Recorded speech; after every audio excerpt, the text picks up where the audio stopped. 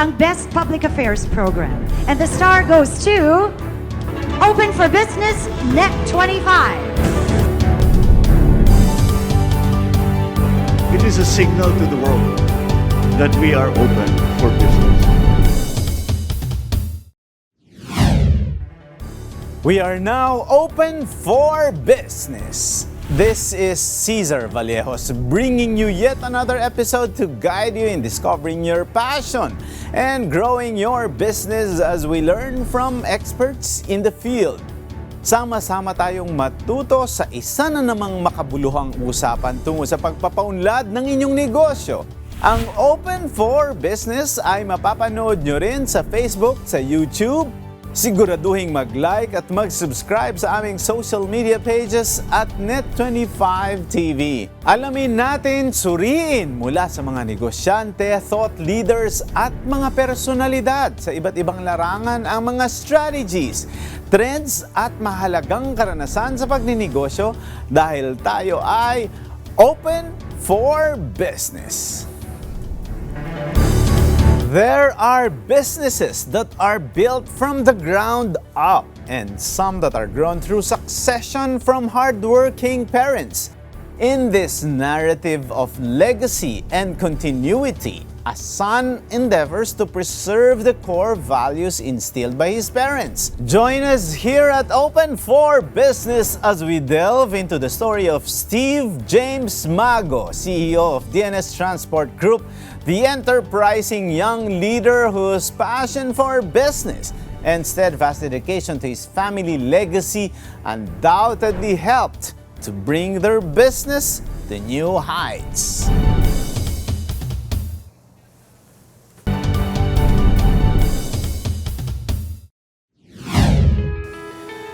Driving the decades-old family business is one of his top priorities, taking the helm of DNS Transport Group as its CEO and getting his hands involved in other multiple businesses of the family. Steve James Mago shares with us the values of growing their enterprise as well as preserving the legacy and values of his family. Welcome to Open for Business. How are you, Steve? I'm very good, CRV. How are you? I'm fine, thank you, but you are very elusive. Siguro mga ilang buwan at taon din yata kaming nag-set ng interview na ito. Oo nga, nako. Alam mo naman, matagal na rin akong gustong mag-guesting sa show mo and I'm very happy na finally I'm here in your show. One interesting thing about you, Steve, is that you are definitely, aside from being elusive, you are also a private person.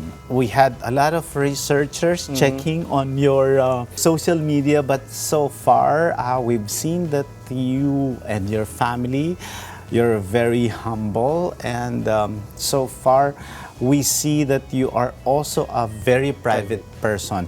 Is it because you are really concerned on your family business that you don't have time, with show business? Of course, but we see Steve from time to time in Kada Umaga because of Miss Pia Guanyo Mago. Well, as being private, I could say yes. Nakikita nyo naman ako when may support pag may mga show si Pia, may mga hosting job si Pia, especially sa Net25 concerts. So I'm there.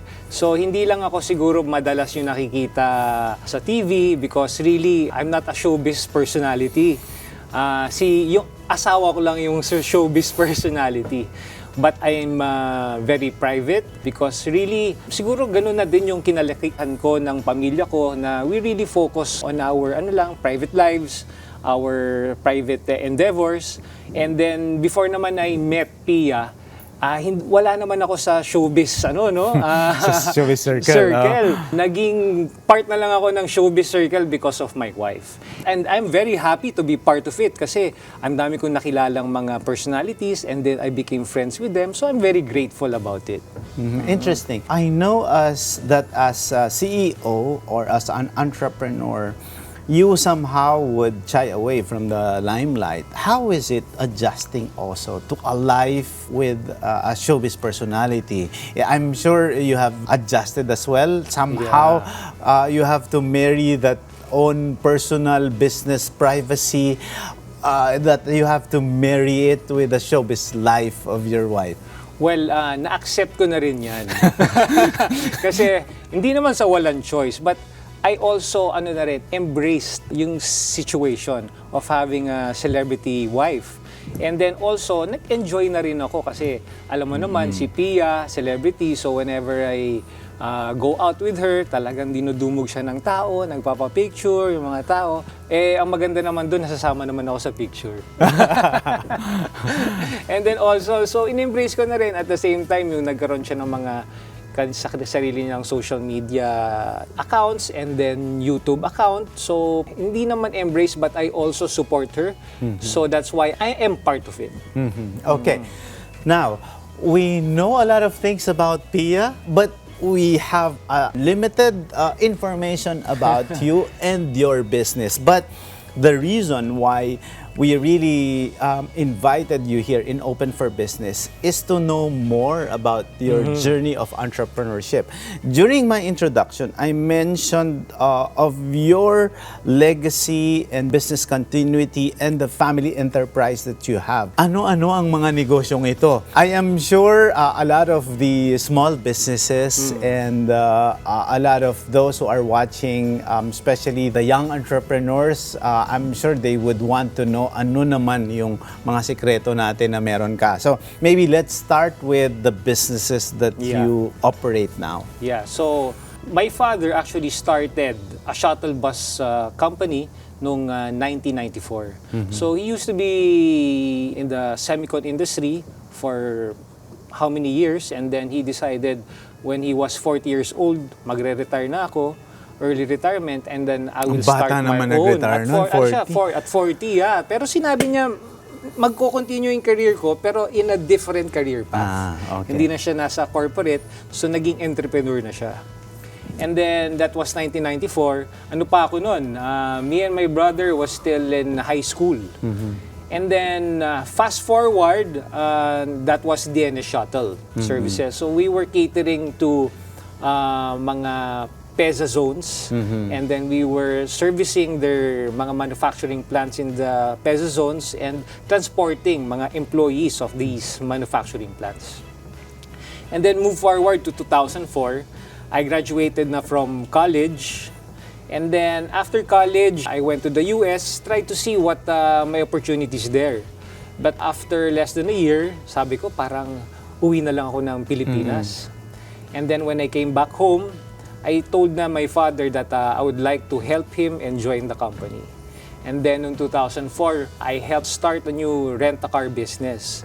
So that was Delta Rent-a-Car. We started Delta Rent-a-Car in 2004. And then I started with just a couple of fleet, mga CRV, mga Civics and Honda Accords, mga 4 na units. And then biglang nadagdagan ng another 6, naging 10 units. So I was managing that. And then, yung mga customers ko nun, puro mga corporate. So, I was doing B2B businesses. Yung rent-a-car ko, hindi siya yung may tumatawag na hindi kilala, tapos mag-rent, hindi. So, we are doing B2B businesses. So, these are institutions talaga, companies. Yeah, companies talaga. And maybe, the passengers would be expats, it could be employees. That's why I saw that, that niche, kasi my father has this shuttle customers na mayroong mga foreign expats. And then they were needing mga vehicles nila and drivers. So nakita ko yung opportunity, nakita ko yung niche na yun. So I took advantage and gave that services to my father's mga customers as well sa semicon and other manufacturing industries. Pero during that time ba, Steve, are there a lot of players during that time? Because you said you found a niche. So how do you decide on that finding of a niche wherein you would say, ito wala pa to? Well, nag-umpisa yan, yung opportunity really, I saw na yung mga customers ng father ko was already asking for mga chauffeured services.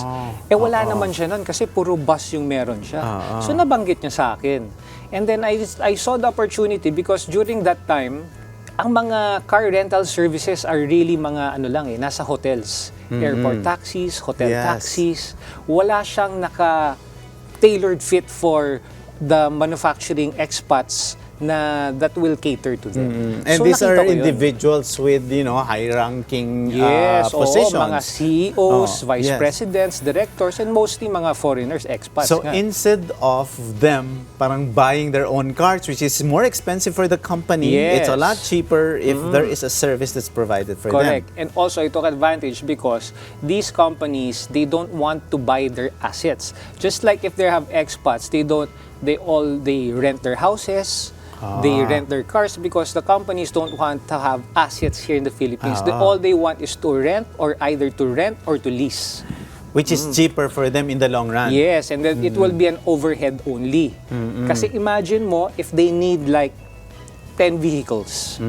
O, di ba? O that's already at during that time, mga expedition yung mga requirements sila. So that's around 4 to 5 million pesos. So at 10 vehicles, you already need a capital of 50 million pesos. So they saw that opportunity and I saw that opportunity na don't use your capital, pay me monthly depending on we can do it for 3 years or 5 years, so you can pay me monthly instead of them shelling out 50 million right away. They'll be shelling out like 1 million pesos monthly na lang. So instead of them using their capital to another services, they can use that capital for their own business. That's right, that's right. Pero that's a huge investment for you as well because syempre they are choosy in terms of the type of the car or vehicle that they'll be using. Sabi mo nga expedition. So it depends now on that specific market. You serve that market and if they like expeditions or even higher models, you have to provide that That's to right. them. That's right. So one good thing about our business, we establish ourselves with our banking partners. Yes, we started with our own money, my father, and then initially, my father had banking partners that supported and helped the business. And then eventually, around 2004, nilapitan ko rin tong mga bangko na to. And I'm grateful to them na they trusted me during the time because they gave me capital to support the business. A lot of those who are also privileged, diba? They wanted to go abroad, they wanted to go to the US because, sabi nga nila, there's greener pastures there, diba? Mas gusto nila yung nandun sila. At pagbalik dito sa Pilipinas, sometimes they can create their own empire as well. Pero ikaw parang bitin, parang 1 year lang. Ano yung nag-trigger sa'yo para bumalik na dito? Well, ang nag-trigger sa akin nun yung nakita ko, I was actually about to continue my studies there. But, nag-campus tour na ako, parang sabi ko, nako, it's in the suburbs of New York eh. Oh. So sabi ko, I realized, this is not for me. So sabi ko, parang I'm a city person. So sabi ko, hindi ko ata kaya dito for another 4 or 5 years. So I decided, sige. Exactly what place? What suburb? In upstate New York. Going back to your story, so siyempre, andyan na, pinagkatiwalaan ka ng bangko. Sabi mo nun, 4 cars, 6. Ilan na yung fleet ninyo ngayon? Ngayon, between the 4 transport companies, it's just under 1,000 of yung fleet namin, entire fleet. Ang dami nun. Yung sa amin, yung mga ibang negosyante, isa lang masaya na. Isa lang masaya na dahil we know that with the business, with the logistics now, di ba? Especially during the pandemic, talagang ang nakinabang din talaga ay logistics or transport business. You were mentioning that you have a group of subsidiaries or these brands under transport. What's the difference between the transpo, with this shuttle service, with the rent-a-car? How can you differentiate these groups? The DNS Shuttle, ang product ni DNS Shuttle is bus shuttle services. Si Delta Rent-a-Car, ang product niya is car rental services. But from 2004, and then meron pa kaming isa pang MRZ Transpo. We started MRZ Transpo 2008 to cater our customers in Laguna. Kasi ang DNS Shuttle, mostly their customers is in Cavite. And then 2009, we started DNS Clark, which is catering to clients in Pampanga. So we do shuttle services and tourist bus services in Central Luzon. So the three companies, DNS Shuttle, MRZ Transpo, and DNS Clark are all shuttle services, bus shuttle services. Now, ang ano namin, flagship before was DNS Shuttle. But now, the flagship company now is Delta Neo Solutions. Because? Why Delta Neo Solutions? Delta Neo Solutions is before was Delta Rent-A-Car Corporation. I changed the name noong 2014 so that I can't be tagged as a rent-a-car only. Oh, I see. Because during that time, nung 2004, moving forward, nung I was doing rental services, I was also asked by some companies to handle their fleet management. And then eventually, full operating lease. What is fleet management? Fleet management is a company that has their own fleet, but they want to manage it by a third party. Kasi nandyan yung dispatching, nandyan yung drivers, nandyan you handle your maintenance, registration, and insurance. So for them, medyo, it's not in their line of business. So they find a third party, which is me, and then I manage that, and then they pay me a certain fee. So, mas mura ulit yun kapag they have their own people handling the entire system or managing the fleet. Yes. Kumbaga, we are the experts. I am the expert. So, for example, for Net25, you are an expert of producing shows. You're not an expert of managing vehicles, a number of fleets. So, that's why we can rent. Or we can buy. Yes. So, that's one product that Delta New Solutions has. And then the other one is full operating lease. So, for example, a company calls me and they need 100 fleet of cars. So, I can buy that cars and then they can lease it from me. So, lease it for minimum of 3 years, maximum of 5 years, or even 7 years. And then I handle the machine, the registration, the maintenance, and the insurance. So, they pay me monthly. So, mabalik ako dun sa example ko kanina, like for capital. Nowadays, there's companies that they manage hundreds to 500s units in their fleet. Wow. So, instead of them having a capital of 500 million and using it to an overhead expense for them. So, they save that capital and then I use my capital to buy these units and they rent it or lease it from me. So, yung 500 million na shell out nila, magiging 5 million na lang yan monthly spread out. Yes. So they can use their capital to other businesses or to their core business. Exactly. So, and which gives them more savings. That's right. Okay. Wow. That's very interesting. But what is intriguing also, na ganun pala yun. So, even if you're in one sector of the business, you should have to position also one business unit that caters to a specific market or a specific need. That's right.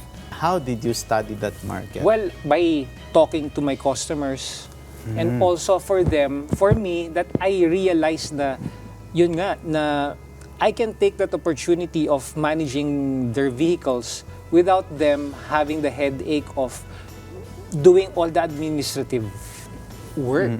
So nakita ko yung opportunity na yun and took advantage. Instead of them getting the headache, pass on the headache to me and pay me na lang that certain amount to service and manage your fleet. And throughout the years, 2004, 2010, ano lang yan, baby steps lang. I started with yung 10 units. And can you imagine, during my rent-a-car days, I also drove for my customers. Really? So very hands-on yun? Oo, kasi especially pag meron akong mga requirement na wala nang akong unit, all are utilized. And then tatawag sa akin yung dispatcher, Sir Steve, wala na kaming masusupport dito. Ako na yung magdadrive nun, pati kotse ko pa. Your customer knows that you are the owner. No. Hindi ka nagpapakilala. Hindi ako nagpapakilala. That's a great learning, ha? Kasi Yeah. syempre, parang just for you to make sure that you deliver and then you Yes. provide service, Yes. instead of saying no, you do it yourself. Yes. Pero madalas bang ganun noon? Oo, kasi during the time, I was just a startup eh. Ilan lang kami. I So, see. ilan lang yung drivers ko. Siyempre, pag may mga nag-day off or biglang suddenly hindi pumasok yung driver. So, yung dispatcher ko na yung nagda-drive. Kung wala yung dispatcher, ako na yung papasok. So, during the time talaga, I was really committed to succeed in the business. Pero Steve, it's good that we are learning this, and this is something that an example of you or people who, especially those who are running family businesses. Ano yung mga experiences mo? Like say, okay, you were driving it yourself. Parang was that also an opportunity for you to get customer feedback? Parang ganyan. So kasi yung iba, if you're the boss or if you're the owner, if there are complaints, you see it on the surface level. Yeah. But once you are inside the operations, you know these small things that somehow, you can find solutions to these challenges. Ano yung insight mo na kapag ikaw na yung nandun sa operations, ikaw na mismo nagda-drive, doon ba technique mo rin yun na nalaman mo na eventually you can, Yeah. when there are relevant complaints, you address them? Oo, kasi sometimes as a chauffeur driver, being unang-una you have to be professional. Hindi ka basta-basta pwede makapagkwentuhan dun sa pasahero mo. But when your passenger starts talking to you, yan. So, pasagot-sagot ka. And eventually, some riders are very quiet. Hindi talaga nakipagkwentuhan. Some are very, makwento. And then pag nagkwento sila, sabihin na nila yung mga experiences nila sa services ng rent-a-car nila. And then sometimes they also say kung ano yung mga complaints sila. So naririnig ko, pero not directly na to know what's anong klaseng service. Kasi syempre, yun nga, mabalik ako doon. As a professional chauffeur driver, you don't want to irritate your passenger. Na sometimes, alam mo mga Pinoy, sometimes, nagkwento na ng buhay nila. Parang somehow, you have to maintain that privacy for your customer. Correct. Tapos meron din akong ibang driver, wise din.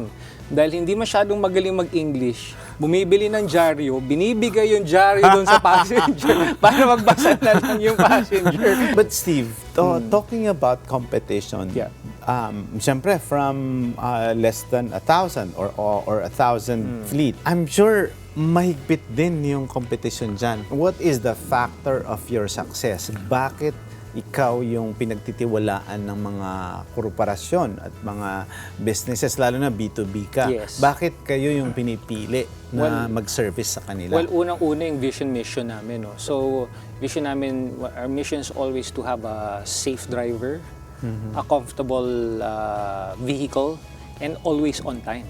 So, because of that, unang-una safety because nasa transportation industry ka. So, unang-una yung safety ng passenger mo ang iniingatan natin. Hindi lang passenger, pati yung driver because syempre may family sila na uuwian at the same time hanap buhay nila yan. Yung comfortable na dapat komportable yung vehicle kasi nila yan hanap buhay nila. So dapat gandahan nila, malinis lagi yung vehicles nila, palaging in tip-top condition, maganda yung preventive maintenance system ng mga vehicles. That's three important things na we really implement. And also we take care of our people. Kasi alam mo naman, managing hundreds of employees, drivers, mechanics, it's a challenge.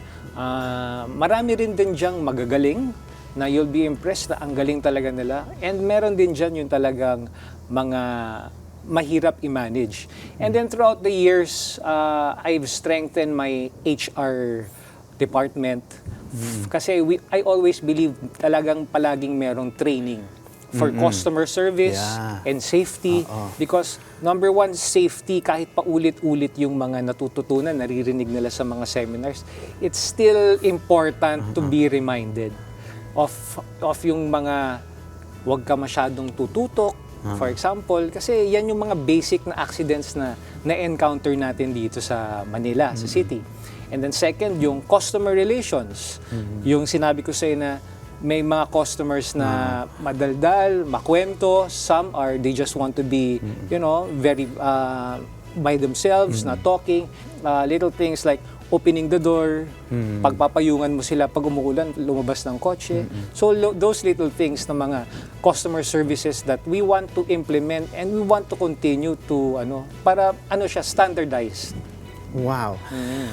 Based on our research, Steve, may mga pumapasok na rin na na mga kalaban hindi lang sa Pilipinas kundi galing sa ibang bansa. That's na right. pondo pa ng ibang bansa. Oh, of course, we encourage that because we want foreign investments here, but somehow that would give you tougher competition. It's more stiff now. How ready is your group to really make sure that you still have the competitive advantage? Well, no, around 2014, when yung mga hail riding apps entered our country, that's when I pivoted my rental business. So I really focused na lang talaga sa contracted services because all of my vehicles are contracted because of the hail. Before, meron akong mga customers na they'll just call me and then if they need the car. But because of them, sinabi ko na hindi na ako mag-rental service. I'll just continue strengthen the fleet management, operating lease segment of my business. And then that's why I changed the name from Delta Rent-A-Car to Delta New Solutions. So yun yung nakita ko na sabi ko, okay, sila, they can pursue that market and I will not compete because I know I cannot compete. And then I saw that opportunity to grow because in the Philippines, that full operating lease and fleet management wasn't a big industry here in our country back then. So I took advantage and I saw the market. There's a market of full operating lease and fleet management. That's why I took advantage of that and really pursued it.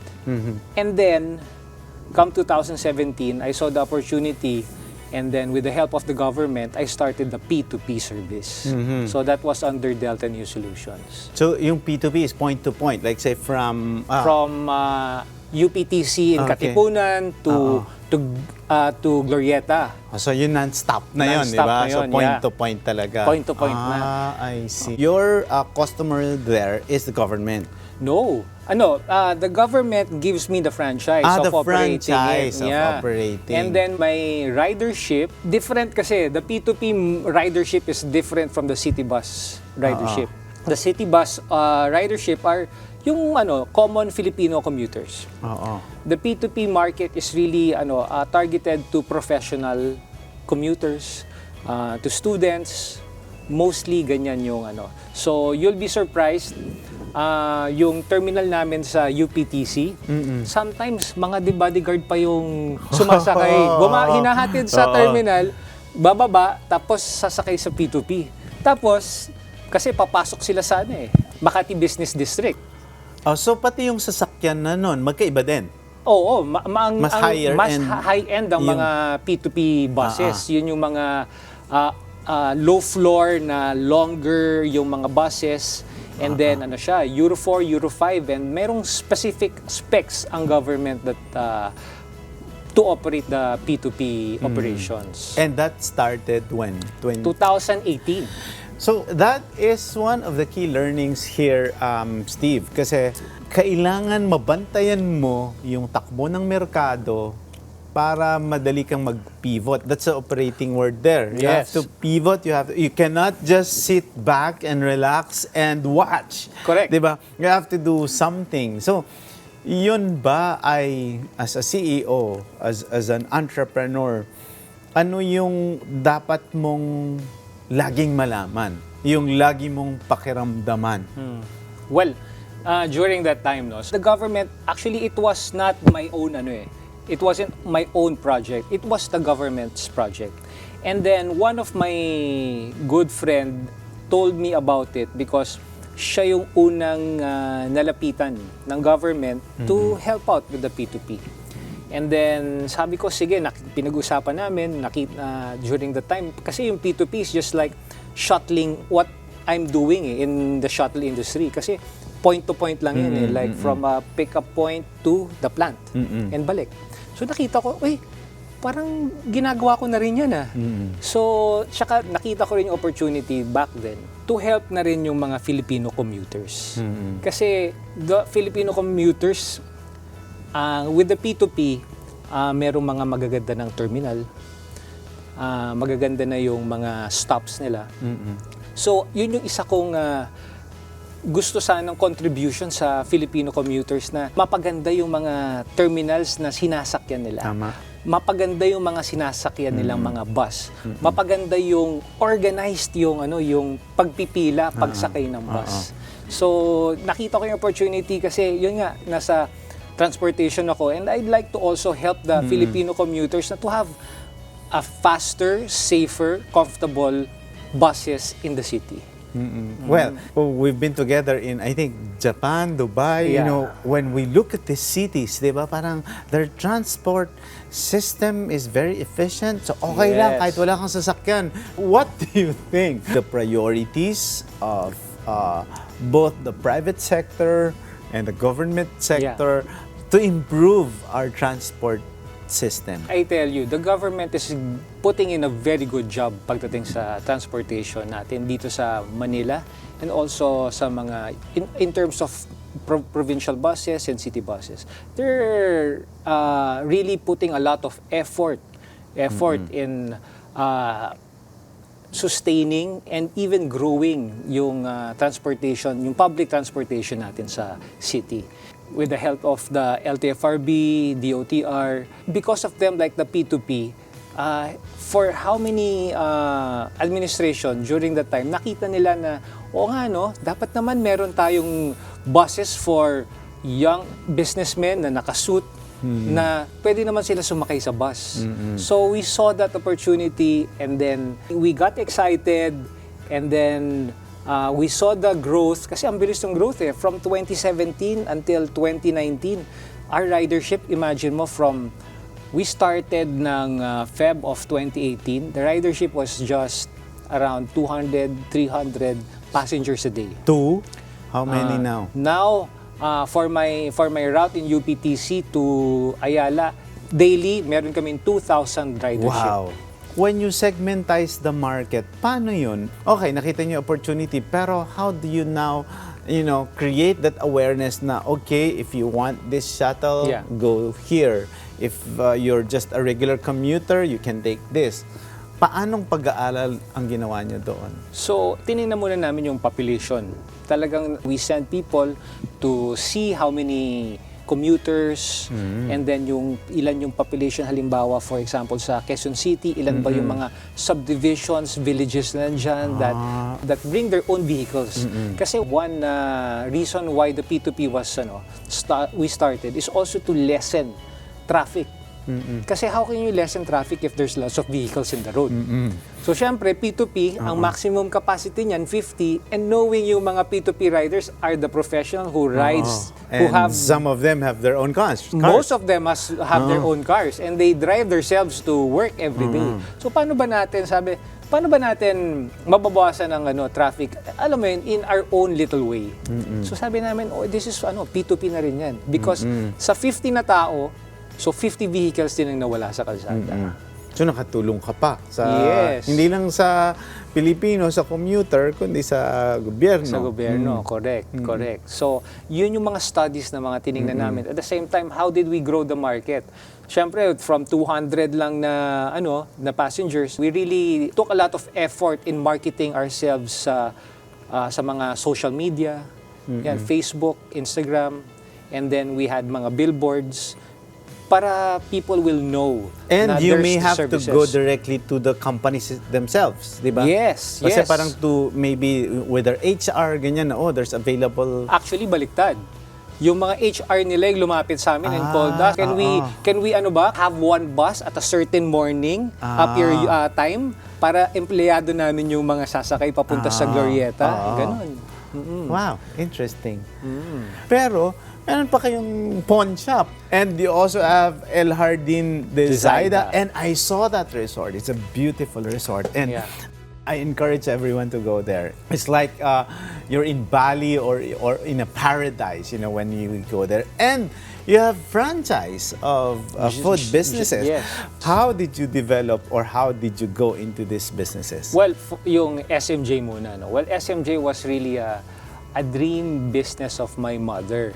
So since the 1980s, when my parents got married and then they already were talking about it, my mother enrolled herself to mga jewelry classes and how to sell.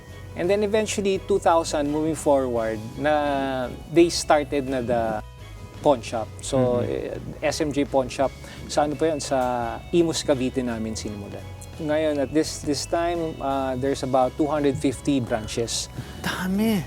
250 branches mostly in Cavite and Batangas and some parts of southern Metro Manila. What about El Jardín? I saw the place and so far it was one of the most memorable moments we had with my family. What was that? Was that really parang yun ba, bahay-bakasyonan nyo lang o talagang ginawa na pang-business din yun na parang, marami dito sa San Juan, Batangas, magtayo tayo dito. Was that it? Or it was really built for something else? No, it was an accident actually. Actually, yung El Jardín de Zaida. It was an accident? Accident na really? business. Why? Okay. It was a house na for the family. Okay. And then my mother kasi and my father throughout the years bought properties since 1980s. They invested there na kasi Abong, San Juan, Batangas, my mother's hometown. Doon siya lumaki. Eventually throughout the years bumili sila ng property pa unti-unti hanggang lumaki, hanggang dumami. And then around 2010 we built a house there for the family. For our for our So one use. structure lang yun? One structure lang yun, yes. And then eventually alin doon? Yung nasa gitna ng malaki na mayroong ano tawag yung natin malaking doon? bahay kubo. Yung bahay kubo. Yes, yun yung first structure. And then my mom and my dad said, parang gusto natin mag-events place. 'Di ba? So they started an events place for weddings, for mga events. And then after that events place, pag may wedding, parang wala namang natutuluyan yung mga groom and bride. Sige. So nag-uwian pa. Oo, nag-uwian pa or mag-rent ng ibang resort near the area. So sabi nila, paggawa tayo ng villas. So napagawa sila ng villas and swimming pool. So eventually, parang nanganak to become a resort. Yung El Jardín de Zaida. So what is El Jardín de Zaida? Yun yung sabi nilang, the garden of Zaida. And Zaida is? My mother. Your mom. Yes. Wow, very interesting. I have met your dad, Mr. Mago, at the first Net25 Golf Cup. Yes. He was there, he was very humble, and he was speaking Ilocano as well because he came from Baguio. Grew up Baguio. in Baguio, yes. Grew up in Baguio. I was born in Baguio. And what do you think is the greatest lesson that you learned from him in running a business? Una is really commitment and perseverance and hard work. So yun yung mga natutunan ko sa father ko na hindi naman pwedeng ibigay sa'yo lahat. You really have to work hard to get what your goals are. So at an early age pa lang, me and my brother was taught na you really have to work hard. Hindi kami spoon-fed eh.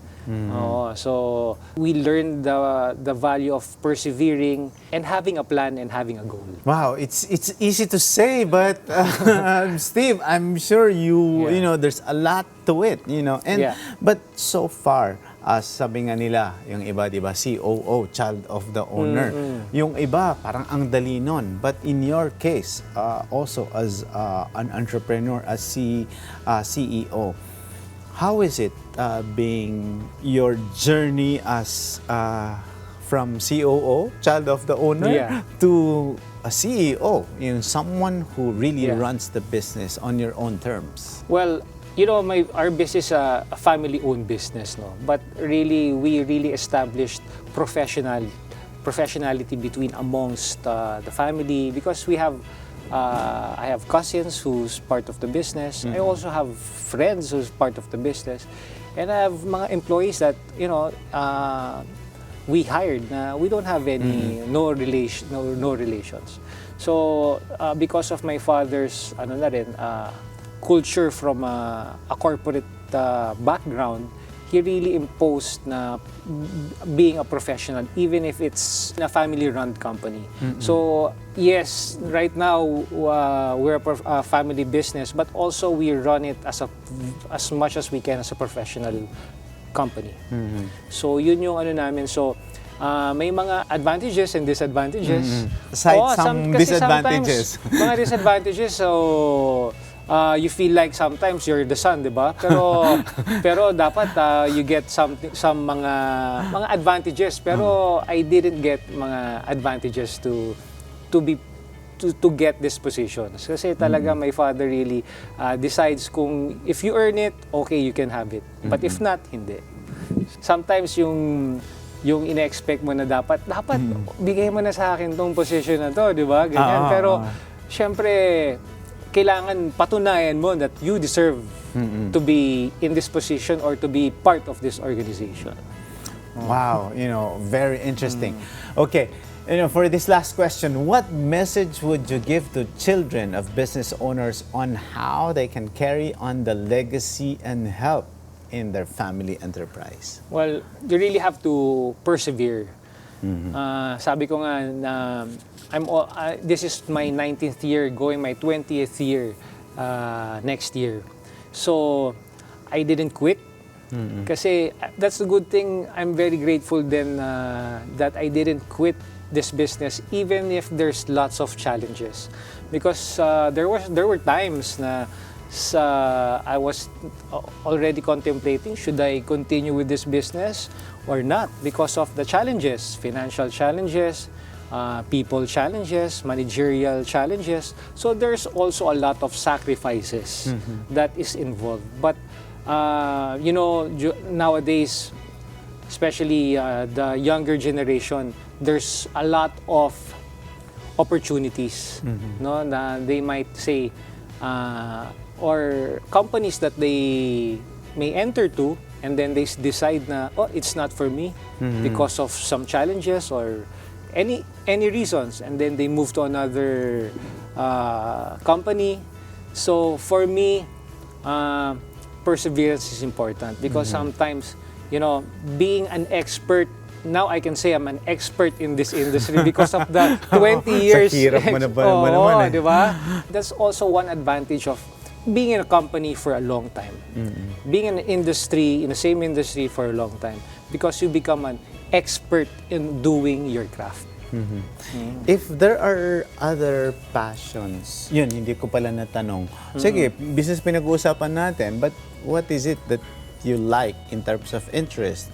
Do you paraglide? Yeah. Do you race? Where do you get your inspiration? Well, now my inspiration really is my family, my wife Pia and my two girls Scarlett and Brooklyn. So they're my inspiration, and I never thought that when I started this business that I'll have a family that to support to. At that time, really it's just supporting myself, supporting my family, supporting my business.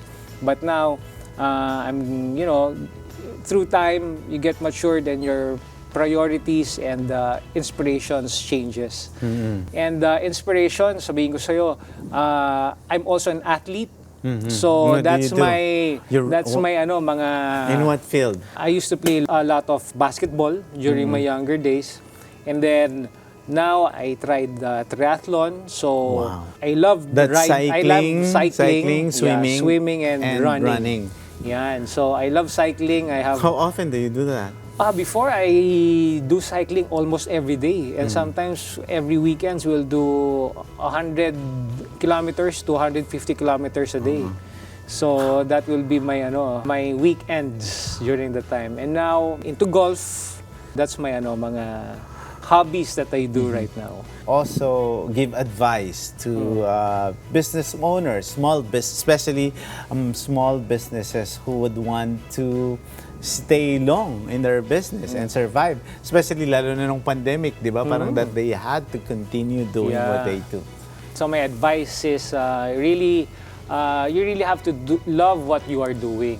Kailangan nyo mahanap saan kayo passionate, kung anong passion ninyo. And also to have discipline and perseverance because, businesses is very hard to do, but there will be challenges that will come.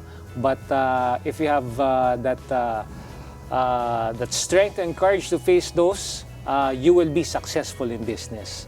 And kami, during the pandemic, we were also grateful to have people that really are loyal and believed in the management to move forward during these challenges. And I believe naman din na it's not about the management as well. It's also our mechanics, our drivers, our staff that helps us to be successful. So, yeah. Wow. This episode of Open for Business, Mr. Steve Mago did not show that he is just the husband of Pia Guanyo Mago, but he is the Steve James Mago, the CEO of DNS Transport Group, and one of the owners of many more businesses. And this has been a very insightful conversation, and we learned a lot. I myself, was able to discover more about you, Steve, the elusive Steve Mago, and this is worth the wait. A lot of your insights and your experience and your expertise have really inspired us here in Open for Business, and I hope that you again will visit us in some other days to share more of your experiences for our viewers, both the enterprise and small businesses. Thank you so much, Steve James Mago. Open for Business. We'll be back. Stay with us.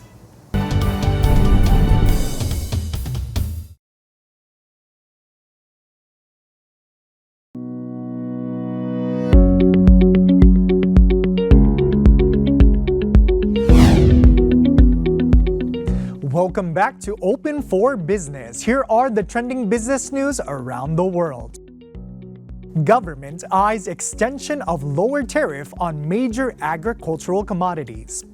The government is considering to extend lower tariffs on major agricultural commodities to help curb inflation and reach target levels as scheduled, said Finance Secretary Benjamin Jokno.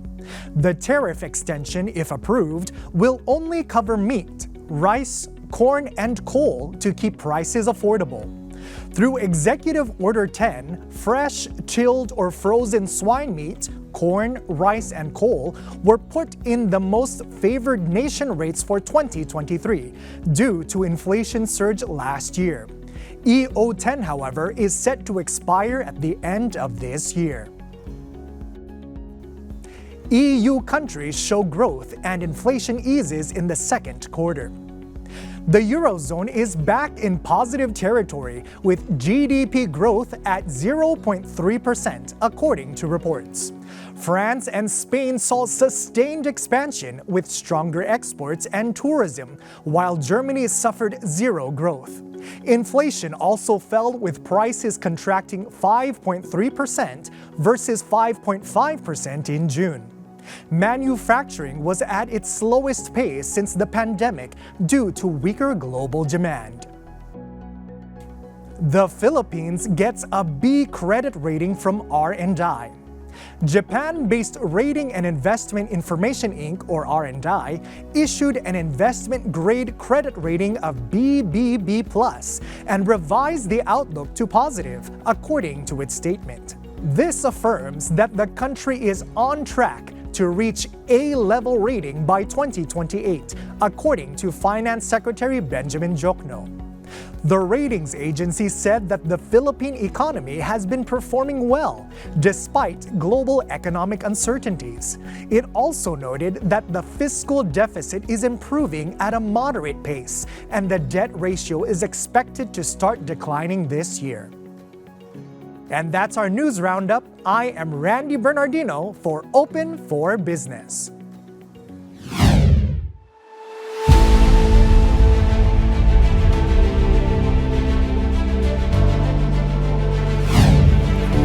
Open for Business is at the helm. China's export figures drop. Is China losing the trust of more international partners, or is it simply feeling the effects of global economic factors? Noong buwan ng Hulyo, naitala ng China ang pinakamalaking pagbaba ng bilang ng in-export nitong produkto. Nasa 14.5% ang ibinaba ng benta ng Chinese products sa foreign markets year-on-year at siya ring ikatlong sunod na buwan ng paghina sa pandaigdigang merkado. Nauna nang naitala ng Chinese Customs Authority ang 17.2% na pagbaba noong Enero hanggang Pebrero 2020 o sa pagsisimula ng pagkalat ng coronavirus doon. Naitala ang pinakamalaking pagbaba sa exports ng China sa Estados Unidos na sinundan ng mga bansa sa ASEAN at Europa.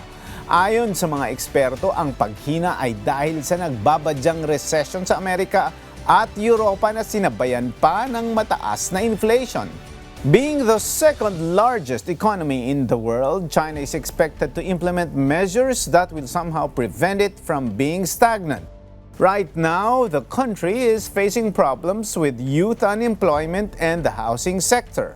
Researchers are saying it will be difficult for China to compete with the US and other economies because of its aging population. A policy that has long been implemented caused a lopsided ratio between elderly and the youth. How will China turn things around? Kaya ba nitong manatili bilang isang higante sa pandaigdigang ekonomiya? Can China stay dominantly open for business?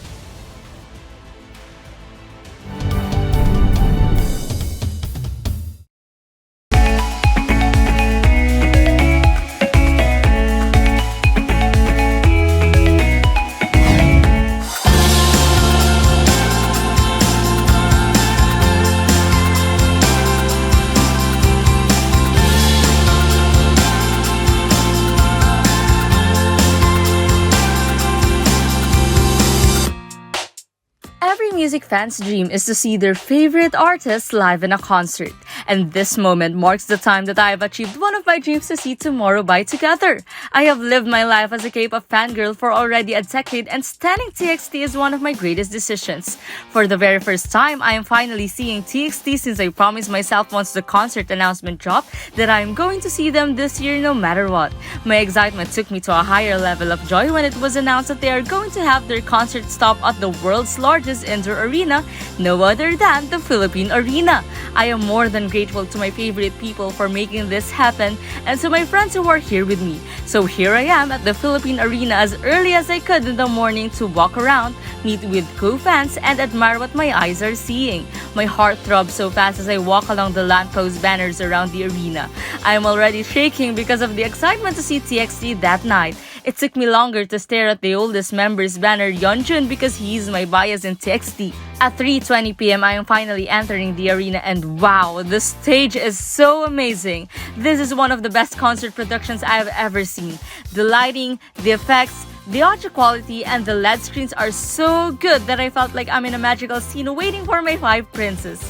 I also tried walking in the aisle of the center view, and wow, the scale of this production is top tier. The second world tour of TXT, Act Sweet Mirage, reflects the group in a unique way due to its wide range of stages. The 5 artists enchant the audience with their original concepts and high-caliber performances. The members showed up in their moss green noble outfits that made them look like a prince on stage. As my name was derived from a princess's name, I think I just met my Prince Yeonjun at that time. The world's largest indoor arena was filled with loud cheers as Filipino fans, or MOAs, welcomed Subin, Yeonjun, Bongyu, Taehyun, and Yuning Kai. TXT opened the concert by performing their opening songs Blue Hour, Can't We Just Leave the Monster Alive, and Drama. At the beginning of the concert, TXT shared their happiness to be back in the Philippines and to perform for a bigger number of fans. TXT also performed their trending hits like Sugar Rush Ride, Good Boy Gone Bad, and their latest digital single, Do It Like That. The concert became even more special because MOAs, the fandom name of TXT, sang Happy Birthday to TXT's maknae or youngest member, Kai, whose birthday is the day after the concert. Kai is grateful to Filipino fans for his birthday fan project. The birthday boy slayed on his solo stage as well as the lift elevated him. For the last stop of Act Sweet Mirage, TXT surprised the Philippine Arena crowd by singing Moa Diary, TXT's special track for its fans.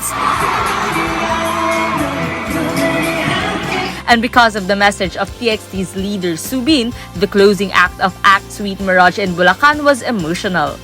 TXT made history by becoming the first fourth-generation K-pop group to perform at the world's largest indoor arena. After performing in the Philippine Arena last Sunday, August 13, the group's Act Sweet Mirage World Tour has come to an end. But they are teasing their Filipino fans of a return, and we will definitely wait for it. I was overflowed with emotions after the concert ended, and I couldn't contain my tears as I thanked Tubatu or TXT, the management of Philippine Arena, and Live Nation Philippines for such a spectacular show. TXT's rise to fame has been undeniable as they continue to top charts. And now, TXT has historically been among the big names in the music industry that performed at the Philippine Arena. In addition, they are the third K-pop act to hold a concert in the world's largest indoor arena.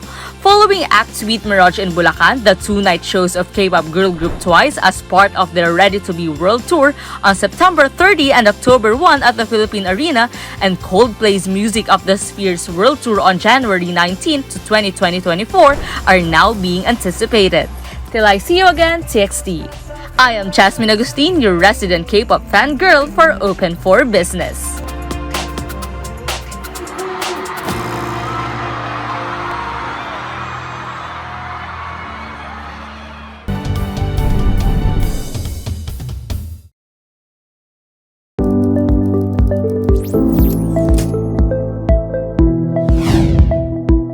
Open for Business is back, and the biz word of the week is fleet management. It is a broad term that encompasses the many actions and processes that must occur in order for a fleet of 5 or more vehicles to run on time, within budget, and at maximum efficiency. Witnessing how his family worked hard, Steve has developed a profound understanding of the business nuances and the values that had shaped the company's success. Now that he's also walking into his father's footsteps, Steve brings a unique blend of time-honored wisdom and fresh perspectives to the table. Armed with a dynamic vision, a future where the family business continues to thrive while staying attuned to the pulse of modern mobility solutions is in the horizon.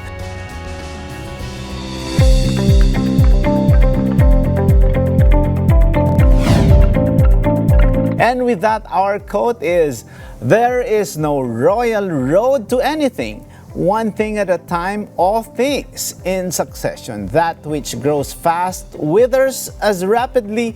That which grows slowly endures." That's from J.G. Holland, an American novelist.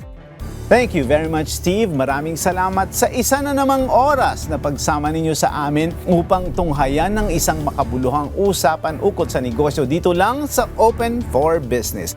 Hanggang sa susunod na linggo, samahan nyo kaming muli dito sa Open for Business. Catch us too on Facebook, on YouTube. Like and subscribe on our social media page at Net25 TV. We will bring you more insights from industry experts, thought leaders, CEOs, and featured SMEs. Together, let us help encourage business development in the Philippines, sharpen your business acumen, feel the pulse, and set the trend for as long as you are informed and open for business. Ito po si Cesar Vallejos. Marami pong salamat.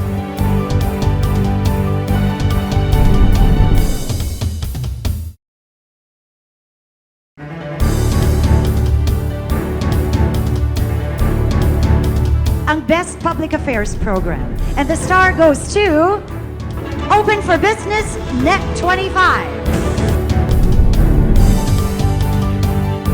It is a signal to the world that we are open for business.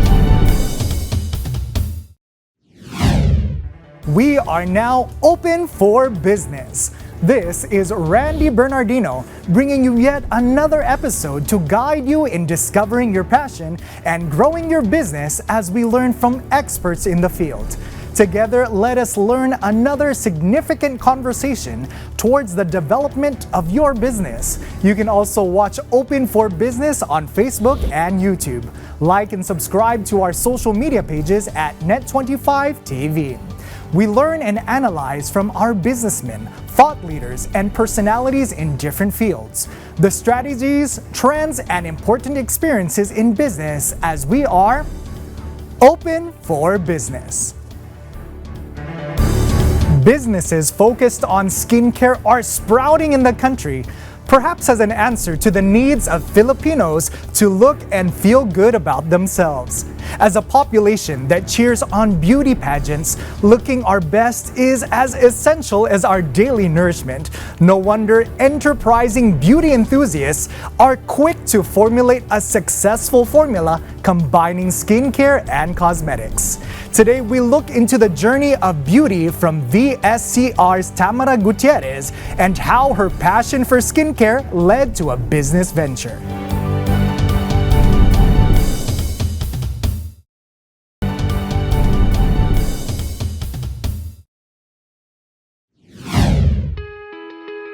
A thriving venture for beauty enthusiasts has joined in the fray of skincare and cosmetics. Today, we have the opportunity to delve into the world of organic skincare and cosmetic products, where passion and commitment to natural beauty converge. At Voluptuous Skincare Renew, or VSCR, true beauty starts with nourishing the skin and embracing one's unique features. Tamara Gutierrez, owner and CEO of VSCR, has captured a bigger need by combining the best of both worlds. Luxurious cosmetic products that enhance your natural beauty while caring for your skin's well-being. Welcome to Open for Business, Ms. Tamara. Hello. Hello. Hi. And joining us is with Ms. Sam Centeno. Thank you so much for joining us for Open for Business. Thank you also. So, of all of the businesses that you could think of, today we're talking about VSCR. Why is it that you entered this line of business with skincare and cosmetics? Actually, it's my passion. Yeah, I love skincare and cosmetics.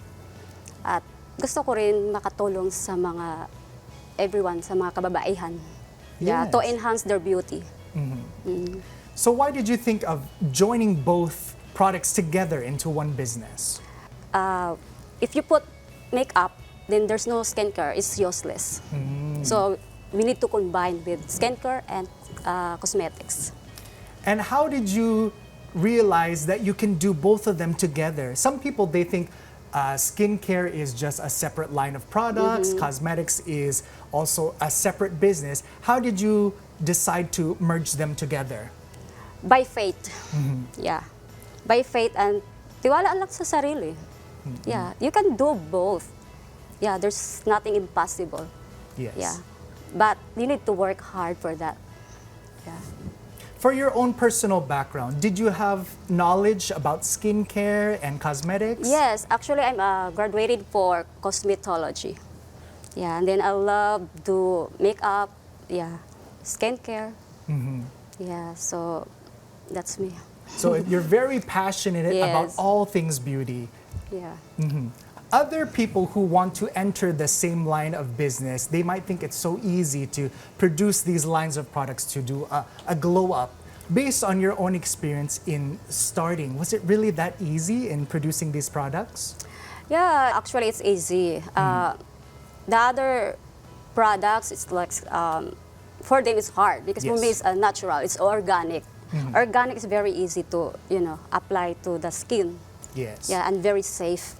Okay. Yeah. For our viewers who may not know the difference, can you tell us more about organic makeup? How is that different from the regular lines of makeup? Organic means like plant-based. Yeah, like gawa sa mga dahon, sa mga plants. Yeah, so the plant-based formulation. Yeah. And how does that affect the skin? Is it really, for me, if I'm gonna use regular makeup versus organic makeup, am I gonna feel the difference on my own skin? Yes, because it's very lightweight compared to other products. That's you put makeup, then you feel like heavy makeup. But these are products. It looks like parang wala. It looks like natural. Yeah. How about for people who might have a lot of allergies? I know there's a lot of, some people, they want to try makeup, but they're have very sensitive skin. How do you address those types of concerns? Try the VSR products because not only the skincare, but VR treatment also. Yeah. Miss Sam, can you tell us about your experience about using the makeup of VSCR? Actually, my skin type is sensitive. So okay. our neighbor, which is her friends also, she's the one who recommended about the product. So sabi niya sa akin, Sam, alam mo, maganda yung product ni Miss Tamara. Actually, it's like, anong brand? Sabi niya, VSR. Alam ko kasi na hindi ako basta-basta makapagamit ng mga strong na products. Kasi yun ang talaga problem sa balat ko kasi manipis na siya eh. And I always use na lang ng aloe vera. And then yung friend ko sabi niya, try mo, wala namang sabi niya, basta mild lang yan. So nag-tried ako. So actually at first I tried the toner. And at first I feel like yung effect niya, ramdam ko na agad. Kasi ganun naman eh, kasi pag once you put something in your skin, so you can feel like strong ba siya or light ba siya. Nung ginamit ko siya, parang ay, hiyang yung mukha ko, hindi siya nagre-redness. Especially I put inside in the ref, di ba? Yeah. So, yun ang masabi ko. After that, nagamit din ako ng serum. Yeah. Nice siya actually. Very light lang siya sa mukha, para lang siyang water, kasi water-based kasi siya. And it's organic kasi siya eh. So until now, I'm using that like almost 2 weeks. I can see and I can feel the difference. So in your own experience, how do you wear the makeup? Is it every day? Is it for special occasions? Tell us more about that. Every day when I woke up to wash my face, and I apply the toner. And after that, I use the serum and the cream. Kasi yung products niya kasi, it comes with sun protection. Minsan, gumagamit ako ng products na wala pa siyang sun skin protection. So parang parang honestly parang useless lang siya. Pero nung nabasa ko yung level niya with SPF, sabi ko, mas okay siya kasi din siya, madali mo lang siyang gamitin, hindi siya, it takes time, and then package na siya eh. So, and then powder na. I use that morning and before I go to bed. Very nice. So, Miss Tamara, Yes. what about for people who maybe don't have a lot of knowledge in makeup? Like, they want to start, but they don't know where to begin. Is it easy for them to learn using your products? Yes, it's easy to learn. Madali lang apply skincare. Then next, cosmetics. Yeah, but you need to choose the good one para mapalagaan yung yung skin mo. Kasi madaming produkto ngayon. Yes. Madaming produkto na napaka-harsh chemicals na. Yeah. So sa VSR, we use water-based. Oh, yeah, okay. that's why napakagaan siyang gamitin sa face. And then absorb fast. Kaya maganda siya. Yes. You know, especially now with skincare, there are so many different trends. I know there's the Korean skincare. Sometimes there's 10 steps, 15 steps, 20 steps. So sometimes people feel a little overwhelmed. How can I start skincare when I don't even know what products to use? So how do you address people with those concerns that how do I know when to start and which products to use? Is this 3 times a day, 5 times a day? What can you tell them for those who are watching? Para sa akin, unang gawin nila, i-try mo na. Huwag mo na i-try sa face kasi Okay. delikado yon. Only dito sa natin. O magpa ka. I-try mo muna. Kung mahapdi, don't use it. Kung parang wala lang, oh, this is a good one for my skin. Oh, yeah. Kasi yung iba, kasi pag nag-try, nilalagay agad sa face. Huwag yun. Oh, kaya madali lang naman talaga ang products, i-apply, pati yung skincare. Pero you need to choose good one. Yes. And then very safe. Kasi manipis ang balat natin eh. Oo. Kaya I can recommend talaga VSR is the best for example, taping. Malamig sa face. Especially the foundation. Foundation. Kasi yung iba kasi mainit sa face. Oo. Pero yung VSR, maganda siya, malamig. Oo po. Di ka papawisan. Oh, okay, Sa mga, that's good. sa mga spotlight. Oo, Yes. maganda talaga siya. So now with your line of products, who is your market that you're catering your products to? Before, I just focusing to corporate. Yeah, so I have a lot of clients corporate. But now, nilabas ko na sa public. Yeah, establish ko na sa public na everyone can buy my products. I have one client from banks. She always go to diving. Yes. So when she tried my products, like I love this collagen serum, it's plump to my skin. Go, wow, I'm so amazed that, like, okay, thank you very much for the compliments of my products. But then when she tried other products, she said, I like this also. So okay, all the products in VSR are very good. Yeah. Now that your products are open to the entire public, is there a specific age group that you cater to? Is it only the young ones, the working woman? Who is your target market in terms of age, demographic? Who are the people that you're marketing towards? Actually, the VSR products, they're men or women.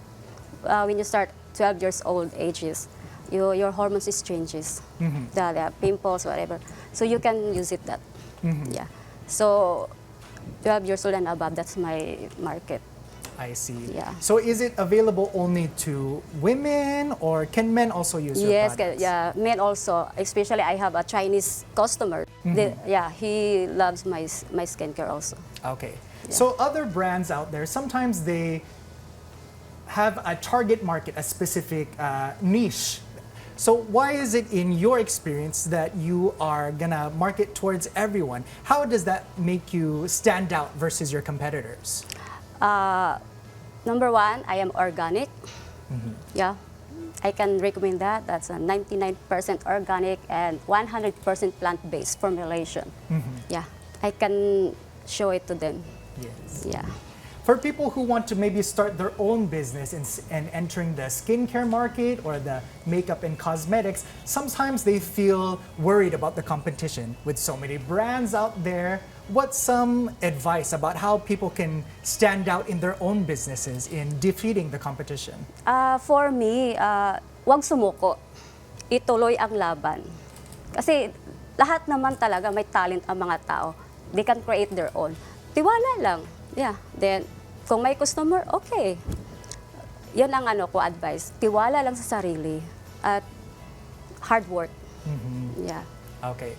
Another thing that is very trendy lately are the makeup trends. Sometimes, I know there was a time there was the very thick eyebrows or the very thick eyelash mascara. How do you feel about those trends that happen every now and then? Hindi kasi ako maano sa mga ganun eh. Kasi gusto ko natural looks lang eh. Yeah. It's their passion. So, kung anong gusto nila, sundin. Pero, be careful. Be careful to use mga ibang products. Actually, our product is made in the Philippines. So, I love doing business in the Philippines. Yeah. So for people who are watching who want to start their own businesses, why is it important to use a locally made company, local brands? I believe in our kakayahan. Because we are very talented, especially our chemists here in the Philippines. Yeah. Sa mga tao, masasabi ko, support our local brand. That's very important so that they can boost or supporting our economy to help other people. Yes. Yeah. You know, that's what I also noticed. If I can share my own personal experience, locally made products, they understand the skin type of the Filipino. They understand the weather, the humidity that we experience. So that's why when I tried company makeup or skincare of other countries, Yeah. it's like para hindi bagay sa akin. It's like my skin is not accepting it. Was that also your experience? Yes, because actually, we are Asian skin. So we need to use Asian products. Because one time I used also a very expensive skincare, yeah, from the other country. When I apply, like very oily. So it's not good because our country is humid. So masasabi ko sa lahat, huwag kayo gumamit ng hindi sa fit sa skin natin. Especially kasi mostly in the other country they use oil based. Kasi 'di ba? Malamig. Kailangan nila 'yun. Sa atin kasi mainit. So we don't need to use moisturizer actually. Oh, Yeah. really? Yes, mainit. I think that's something new that people are here. Some people use moisturizer devotedly. No, mainit. That's why people, they have pimples. Yeah, because they use moisturizer. So if I were them, use water-based, not oil-based, para hindi kayo magkakaroon ng pimples. That's the See? secret. Some people, they might not know that. They might be shocked by hearing that. Lahat ginagawa ko, research ako for 3 months. Anong bagay sa atin dito sa country na skincare? Yeah. So when I found that, I like this. This is 99% organic and 100% plant-based formulation. Okay, pasok to sa akin. Yeah, so gusto ko to. You know, some people, they might just copy the style of other companies, especially the ones who are just starting. They don't know where to begin. This one company is so successful doing like this.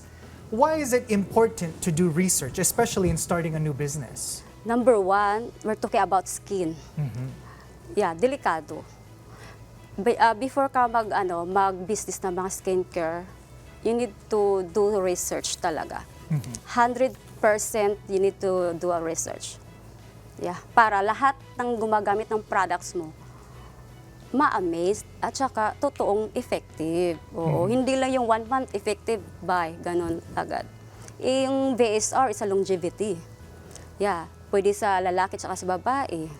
Pwede sa pregnant. Kasi we are water-based. Yeah, lahat sobrang safe ang products ko. Now, with your business, are you also open to having resellers selling your products? What about that? Yes, actually I opened that after 1 year. Yeah, so I have, I think, 17 resellers. Yeah, so I don't have distributor because I don't want, I like reseller. I like helping single mom. Yeah, so that they can do extra income. Yeah, who wants to join my team, they can join. So Yeah. what is your strategy in finding resellers? I know that you have a market for single moms. How do you find these single moms or these people who want to join in your efforts in reselling? Because one time they asked my help, like, there's no diaper, there's no milk. They were like, okay, I want to help you, but you need to be a reseller for me first. This is a good platform for me to help single mom. What has been the most effective way in getting resellers? Mga benefits. Okay. Yeah. Example like, may cash bonus, something ganon. I O, di ba gusto see. nila yan? So letting them know oo. about the incentives. Yes. Oo. Then free, free groceries. Gustong-gusto nila yun. Kaya yun ang ko. So on top of the regular commissions, you also have these other incentives that you're giving them. Yes. And how effective has that been in getting more people to resell your products? Nagpupursige sila. Kasi syempre, hindi naman maliit ang binibigay ko sa mga incentive. Oh, okay. Kaya, kailangan mo talaga maglaro ng kung anong gusto ng mga reseller. Oo. Na pag malaki yung incentive, ano sila, kikilos sila ng kikilos. Yes. Actually, it's kahit walang incentive, actually, malaki ng kita nila eh. In my company, 40% eh. Ang kita sa company, 60% in reseller eh. Oh, Yun ang okay. yun ang mission ko talaga. Mhm. Na makakatulong sa kanila. Hindi lang sa sa akin hindi lang para sa bulsa ko. Para sa lahat, para wala na maghirap. Kaya 60% sa kanila, 40% sa akin.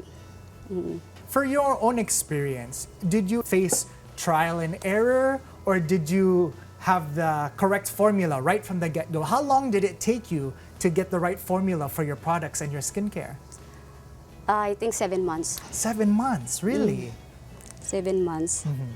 Can you tell us more about that sometimes when you face that formula and mistakes and you want to give up, how did you encourage yourself to keep going? Actually, the problem is yung wala ka ng tulog. Oh, really? Yeah, oo. Pero laban pa rin. Parang sabi ko, kaya ko to. Because I have a talent for skincare ko, laban lang to. Kaya to, makukuha ko din to. So yeah, I did it. Like, I like this kind of formula. It's very mild and gentle. Yeah, the ingredients, because I don't want to use strong chemicals. Another challenge that a lot of small businesses face is finding the right supplier for their products. Especially now during the pandemic, there's so many obstacles with the supply chain. How do you find the right suppliers for your products? Oh, nagsisearch din ako. Yeah, nagsisearch din ako. I think, actually, siya yung pinakauna kong ni-research kung saan ako magpapagawa ng production. Yes. So, ang dami. Actually, ang dami sa Luzon. Oo, pero, okay. Pero gusto ko yung talaga, yung malinis. Then pasok sa sa ISO. Yung gano'n, yung nila. Ayun, din matagal na sa industry. So yun, na-research ko actually. During the pandemic, did you face any obstacles of supply chain? You know how when we had the lockdown, the ECQ, did that present a hindrance or problem in your business? No, actually, I started my business 2021. Yeah, during pandemic. Yes. Can you Yeah. tell us more about that when things were in lockdown? How did you deliver your products? How did you get a supplier? Unang-una, binabahay-bahay ko. Oh, Sa kapitbahay. Sa mga kapitbahay. Example, my birthday party. yes. I bring my products. And then bago sila manok, sabi ko, uy, meron akong skincare, baka gusto mo. Kasi lagi nila ako inaano, uy, ang ganda ng skin mo, gano'n, gano'n. Ako, uy, meron akong totoo, may ka na, company ka, oo. Ngayon ko na nilabas sa inyo kasi syempre may lockdown tayo, hindi ko pwede So yun, nagustuhan na, ay sis, ang ganda ng mo, para akong para akong nagpa-botox yung products ko. Okay, very good. Another thing that people want to know is when they want to start in this industry, what has been more profitable, especially for you? Is it the skincare products or the makeup and cosmetics? For me, both. Really? Okay. Yeah. So we've heard the testimonial of Miss Sam. What about other people who have used your products? Maybe any men or who are young or old, do they also use your products? Yes. And what do they think about them? Actually, I have my friends. He's a Chinese and he's 65 years old. Really? Yeah, and then he said like, oh, Mari, ang ganda ng skin ko ngayon, Mari. Oh, nawala na yung mga wrinkles ko. Gano'n kasi siya eh. Sabi niya, parang bumata ako ng 10, Mari mga ganun.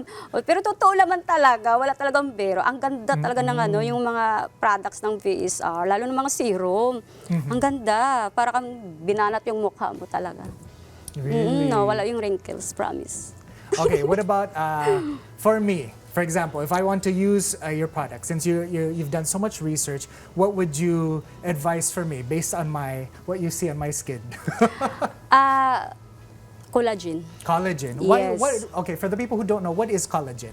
Nung bata tayo, meron tayong collagen sa katawan. Oo, pag nag 25 years old tayo patas, wala na. So, kailangan mag-apply tayo ng skincare. Especially yung people like, nasa mga celebrity. nasa field lagi.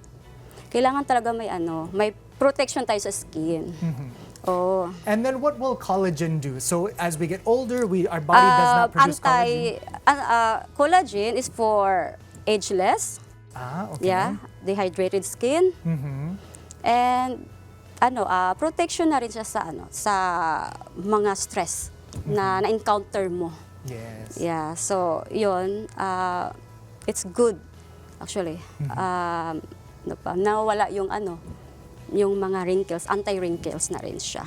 Okay, I'm starting to get a lot of wrinkles, so I think I need some collagen. Miss Sam, what are some of your favorite products that you're using?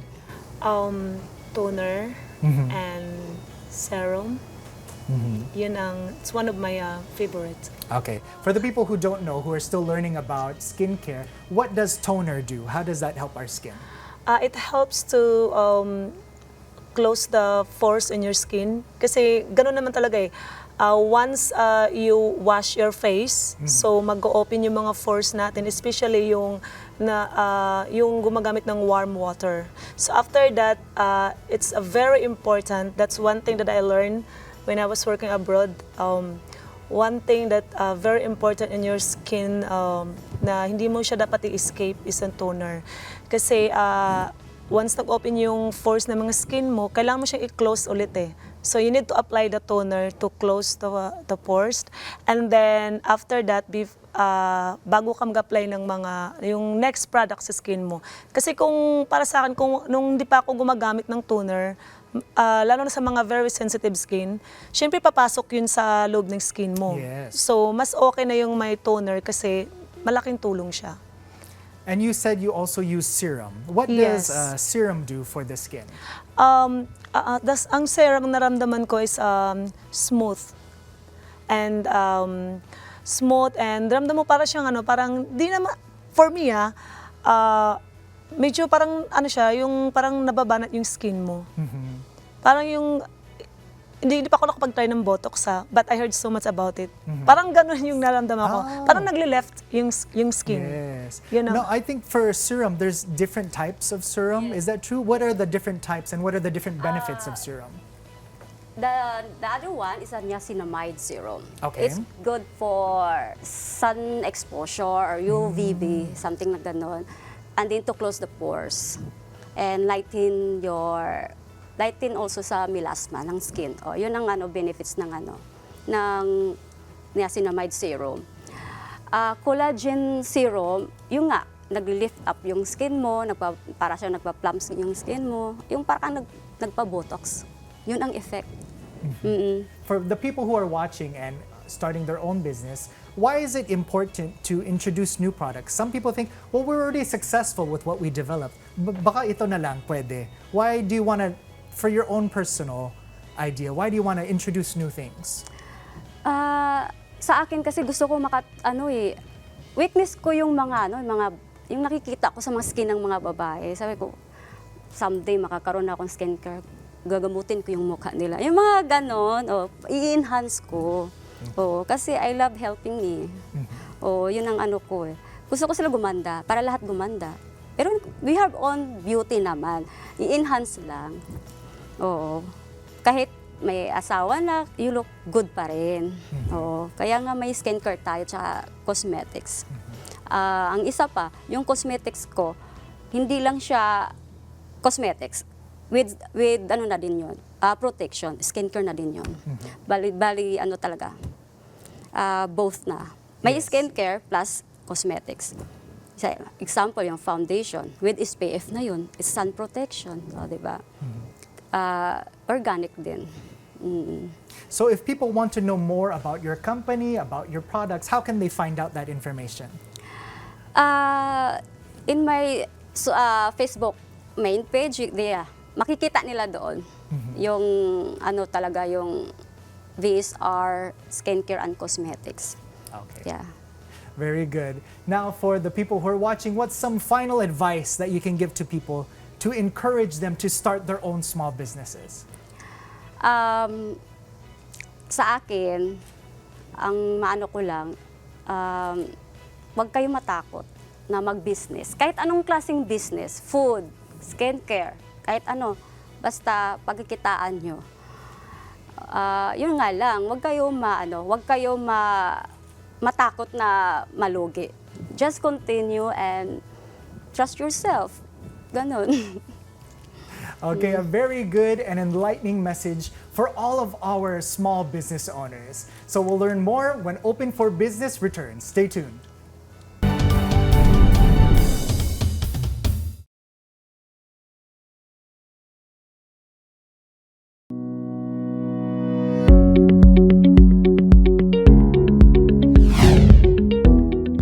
Welcome back to Open for Business. Here are the trending business news around the world.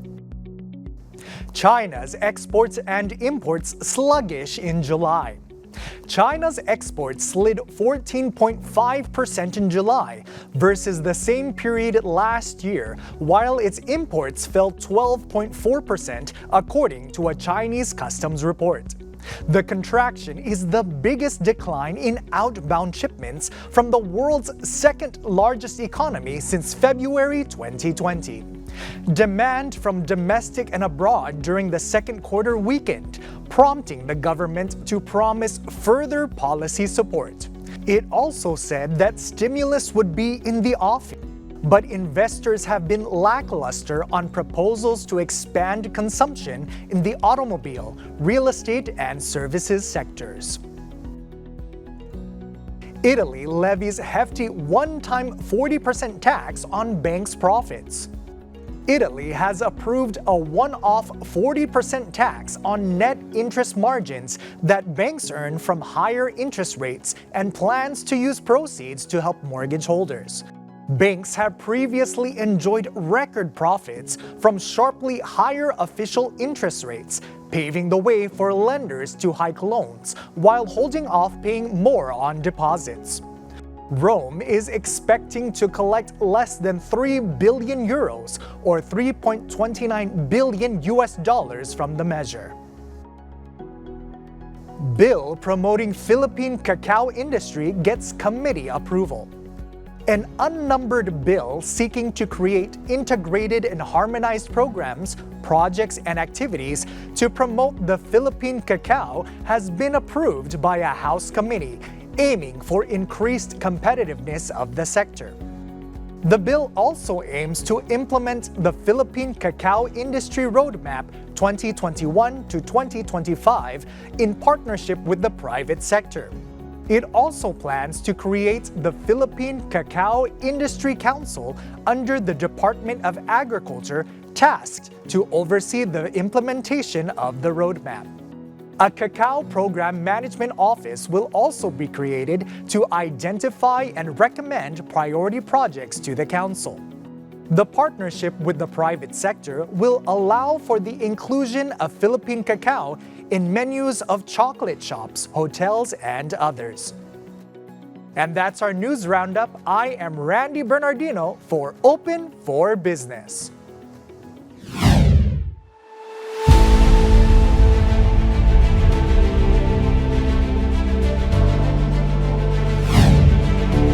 Open for Business is at the helm. Cyber resilience of SMEs, defined as the ability to resist, respond, and recover from cyber threats while ensuring the continuity of operations. Cyber resilience has become a vital tool for businesses regardless of size and sector.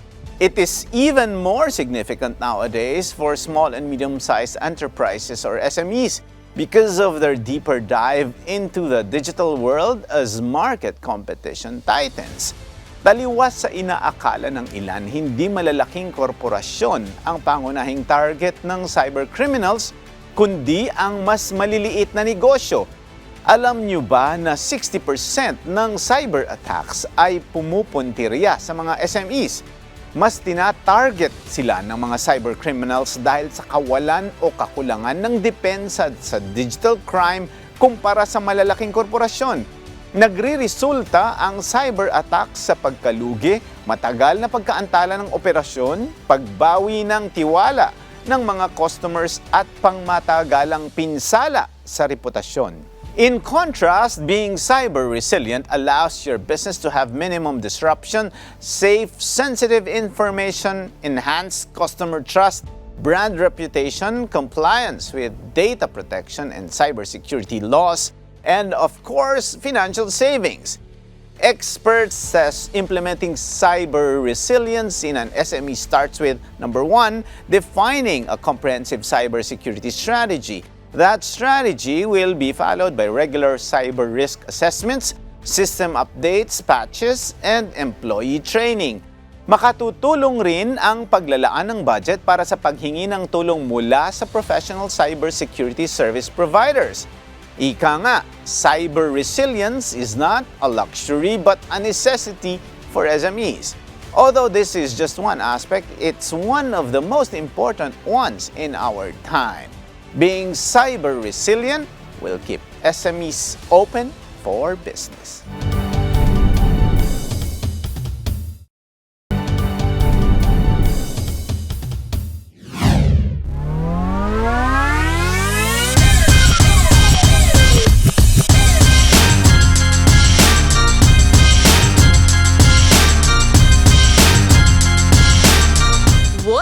Place to host one of the most important events in sports than perhaps the biggest basketball-loving country in the world, the Philippines.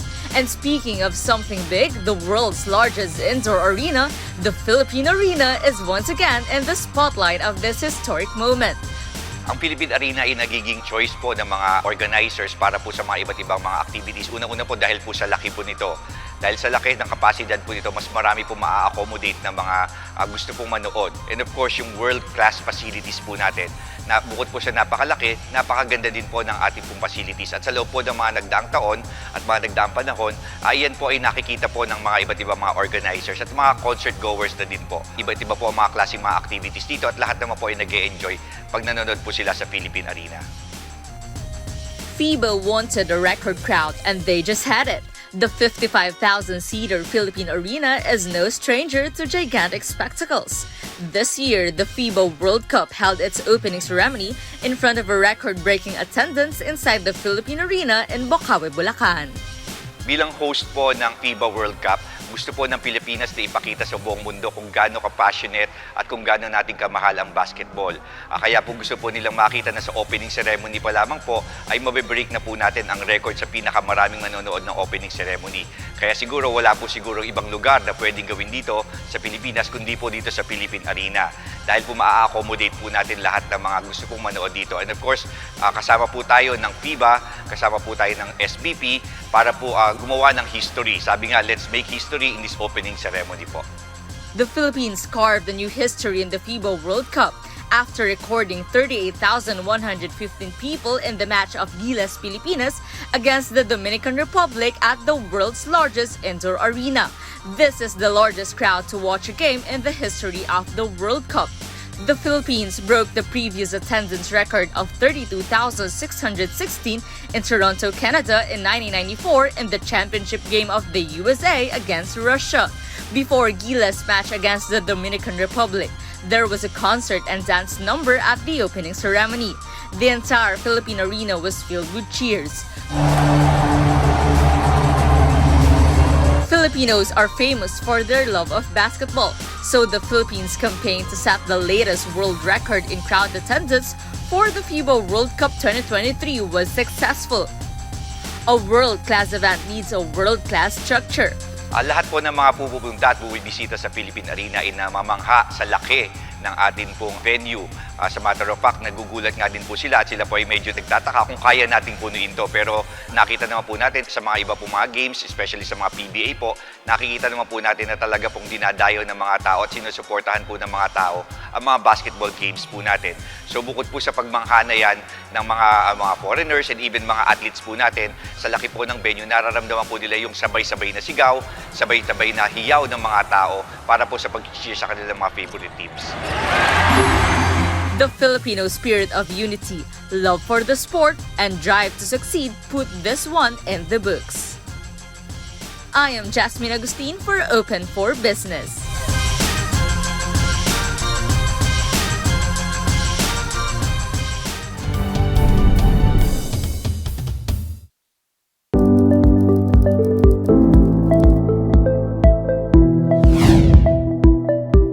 Welcome back to Open for Business. Our buzzword of the week is slugging. Slugging is a catchy term that means slathering your face with petroleum jelly as the last step of your evening skincare routine.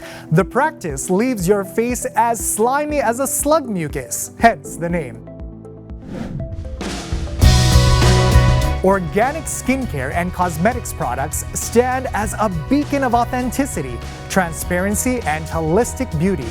The business vision extends beyond profit as it aims to empower individuals to embrace their individuality and radiate confidence through products that celebrate natural beauty. While it may be an enterprise to some, this business venture has been a window into a world where skincare and cosmetics are not just commodities, but are a harmonious blend of science, nature, and self-expression.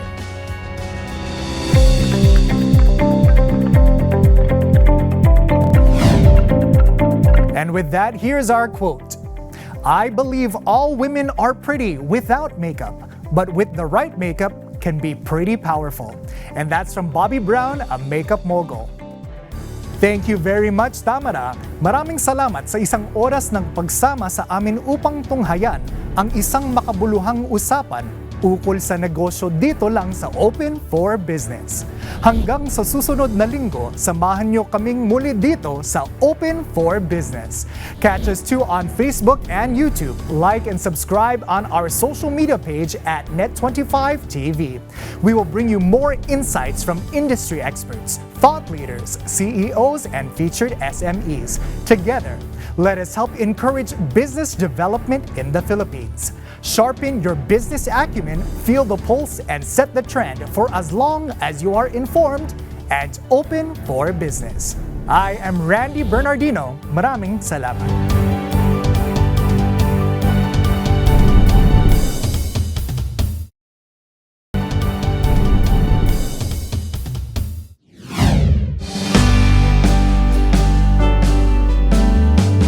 Artists could no longer hide their excitement with Monday First screening during its special screening held on Monday, August 21 at the EVM Convention Center in Quezon City.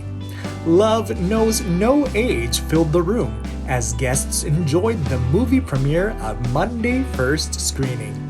Umpisa pa lang entertaining na siya. Hindi lang sa pambata, all ages.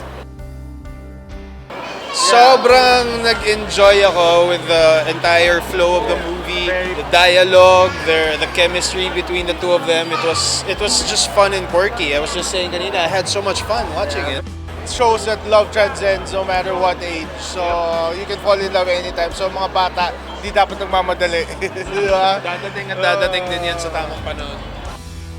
Enjoy na enjoy ako sa movie. Na-deliver nila yung gustong sabihin ng pelikula. It's a movie na wala ka nang hahanapin pa. What a movie. It's crazy beautiful from the start. And then, ang ganda ng twist, heavy drama sa bandang huli. And beautifully scripted. Ang ganda ng screenplay. Relate much. It's real talk talaga. Panoorin po ninyo. It's super, super nice. Heartwarming. Very, very well directed and acted movie. Thank you, Net25.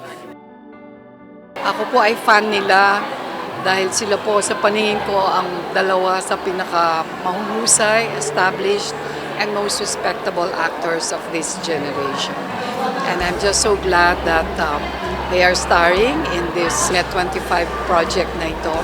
Talaga pong tama sa puso itong pelikulang ito, lalong-lalo na sa puso nating mga seniors. The red carpet premiere was attended by senior citizens, members of the press, and celebrities, including Net25 stars. The movie resonates not just with senior citizens, but with younger generations as well, offering valuable lessons, according to lead actor Ricky Davao. Monday First screening is about second chances. And I think lahat tayo deserve natin ng second chances. And ito is a love story about seniors. Hindi ibig sabihin hindi ma-enjoy ito ng mga teenagers. Tawag ko nga dito is a roller coaster ride of emotions. Kikiligin ka dito, maiiyak, magagalit. Pero ang ano nito is hope. very positive. Lahat tayo may chance ang sumaya sa buhay. Sana magkaroon ng chance, no, ang movie na ito, and so that we can make more movies like this. You know, I think, hindi lang naman ito yung first, pero sana masundan pa ng marami pa. Kasi maraming storya talaga ang tungkol sa mga senior citizens. Supporting the cinema distribution of the film, Regal Entertainment Inc.'s CEO Rosel Monteverde expressed happiness about its partnership with Net25 Films. Yes, I'm happy for this partnership. First time namin. I'm hoping for more partnerships to come. We are the distributor for their, highly acclaimed movie. Itong Monday first screening. So excited for this.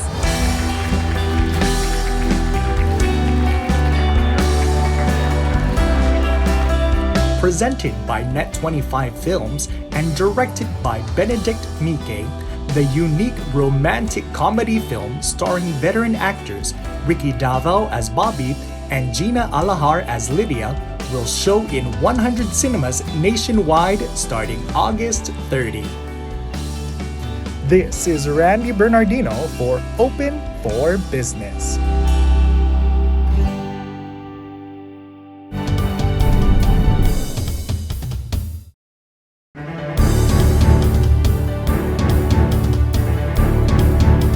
Ang Best Public Affairs Program. And the star goes to Open for Business Net 25. It is a signal to the world that we are open for business. We are now open for business. This is Cesar Vallejos bringing you yet another episode to guide you in discovering your passion and growing your business as we learn from experts in the field. Sama-sama tayong matuto sa isa na namang makabuluhang usapan tungo sa pagpapaunlad ng negosyo. Ang Open for Business, mapapanood nyo rin sa Facebook, sa YouTube. Siguraduhin mag-like at mag-subscribe sa aming social media page at Net25TV. Alamin natin, suriin mula sa mga negosyante, thought leaders at mga personalidad sa iba't ibang larangan ang mga strategies, trends at mahalagang karanasan sa pagninegosyo dahil tayo ay open for business. In these times, having a desirable physical appearance has become widely acceptable. Social media has also helped propel the need to always be flawless and beautiful. Healthy men and women have succumbed to the urge to always look their best by undergoing cosmetic surgery to enhance their beauty. Doc Ezekiel Bing Yumang of Contura Medica gives us the ins and outs of the combined art, science, and business of aesthetic surgery. Stay tuned.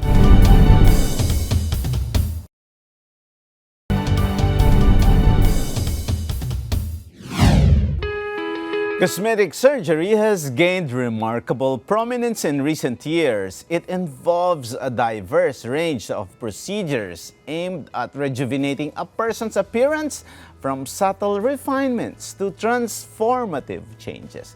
It is where science and art converge to redefine beauty and boost confidence. Skilled surgeons employ advanced techniques and cutting-edge technologies to help individuals achieve their aesthetic goals. From helping moms to regain their prepartum bodies to reshaping facial features and body contours of just about anyone who can afford cosmetic surgery offers a pathway to realizing one's desired image. Join us as we delve into the nuances of this ever-evolving field, exploring its benefits, considerations, and the artistry that underpins the pursuit of beauty and self-assurance. Our special guest today is a man who loves all things beautiful and a fellow for Philippine Society for Cosmetic Surgery, Philippine Academy for Aesthetic Surgery, Philippine Federation for Cosmetic Surgeons, Philippine Academy of Aesthetic Medicine and Age Management. He is the present Vice President of the Philippine Society for Cosmetic Surgery and Chairman of the Cosmetic Surgery Training Program of the Philippine Society for Cosmetic Surgery. Please welcome the President and Medical Director of Contura Medica Cosmetic Surgery and Skincare Clinic, Dr. Ezekiel Bing Yumang. Welcome to Open for Business, Doc Bing. Yan. How are you po? I'm good. Thank you for having me, CRB. Good evening to everyone who's watching. Probably, Doc Bing, this is our first time to interview a cosmetic surgeon. So, ano po ba yung pagkakaiba ng ibang mga surgeons sa cosmetic surgeon? Pagkakaiba is cosmetic surgeon specializes on aesthetic or beautification. No? So, most of our practice deals with enhancement. No? So, for example, comparing it sa, if you're a general surgeon, which is I'm also a general surgeon, general surgeons do surgeries on illnesses. For example, mga appendicitis, they remove the appendix. For cosmetic surgery, we deal with enhancements. No, so physical enhancements. No, for example, nose lift, liposuction, and all of that. No, so that's the main difference. But in order to become a cosmetic surgeon, you have to undergo specialization in any kind of surgical field, kahit anong surgical field. No, so for example, dumaan muna ako ng general surgery, and then ang tawag sa cosmetic surgery, subspecialization. So, nag-subspecialize ako ng cosmetic surgery, and this is my line of practice now. Doc Bing, as far as I can remember, kasi alam mo naman, kabilang tayo sa mga lumang tao. Ako. So, hindi naman uso dati ang cosmetic surgeon, or hindi namin naririnig dati ang cosmetic surgery. When was that time where there is a big demand for cosmetic surgeries?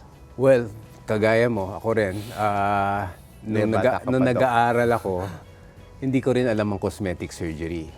Kasi merong plastic surgery, may mga orthopedic surgery, yan ang mga alam ko. No? So, nung later on na lang ng aking pag-aaral ng general surgery, doon ako na-expose sa cosmetic surgery. But for our society, the Philippine Society for Cosmetic Surgery, 50 years na ang existence niya. So 50 years na may nagpa-practice ng at least ng cosmetic surgery here in the Philippines. No? So ganun na siya katagal. Yung pagsikat niya or nag-gain popularity, I would say siguro around 10-15 years, kasabay ng advent ng social media. Kasi mas naging aware ang tao, di ba? No? So dati, kahit matagal na siya, hindi aware yung tao.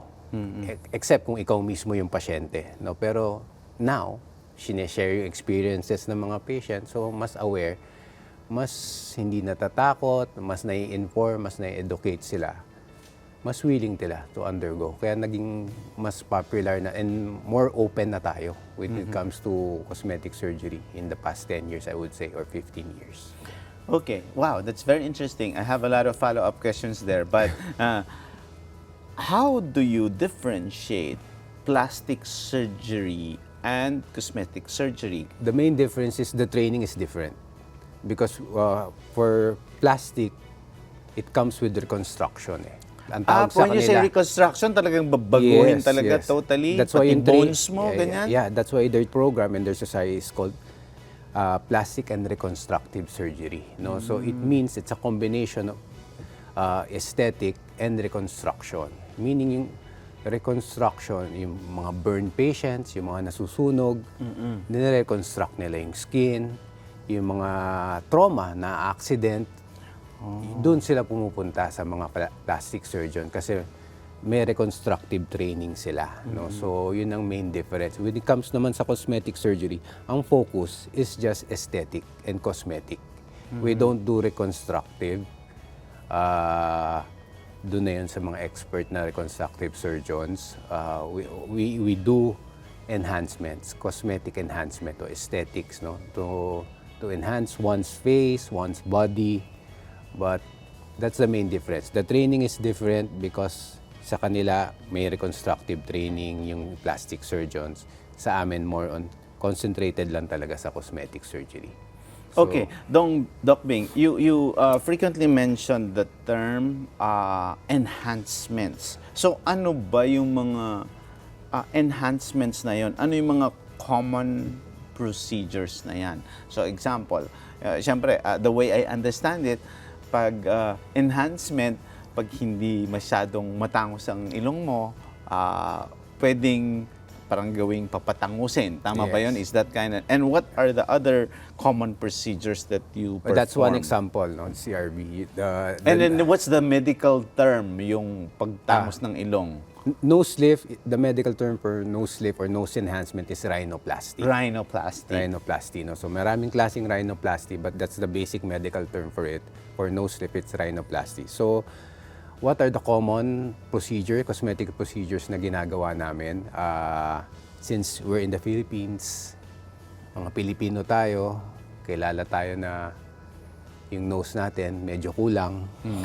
Diba? Kaya malaki. Oo. Sige, sabihin natin, medyo pango. Oo, medyo pango, no? So, that's one of the more common procedures na ginagawa sa clinic ko and in cosmetic surgery clinics in general, no? Rhinoplasty, nose lift, body contouring, liposuction. So when you say body contouring, kung wala kang shape dati, pabalik ka niya sa shape. Yes, Or lalagyan ka ng shape. Yes, pwedeng ibalik ibalik yung shape, or kung gusto mo lang bawasan yung mga unwanted fats mo, pwede kami doon, yung mga liposuction, no? So yan, another one.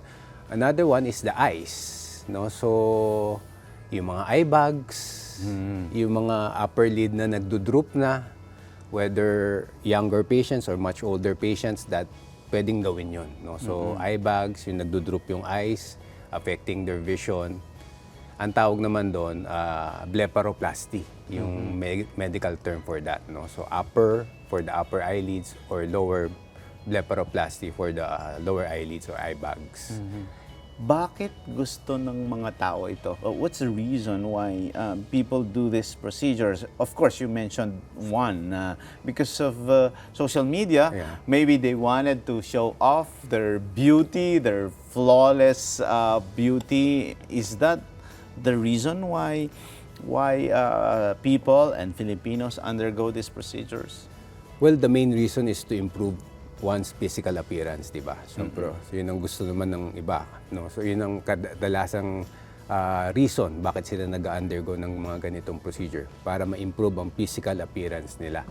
But I firmly believe na it's not just the physical appearance, yung gusto nilang mabago dun sa buhay nila by undergoing these kinds of procedures.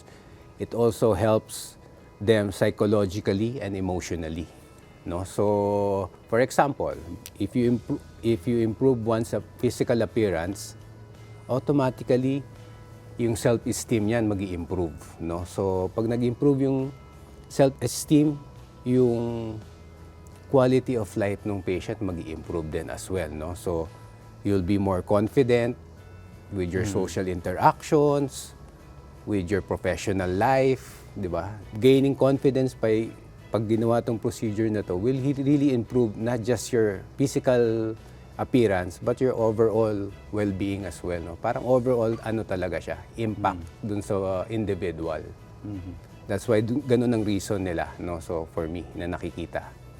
Wow, that's very interesting. I'm sure there's going to be a lot of people watching now who will be calling Open for Business or your office to ask how they can access you. Okay, we know that there are a lot of countries also who are known for this cosmetic surgery and cosmetic surgeons.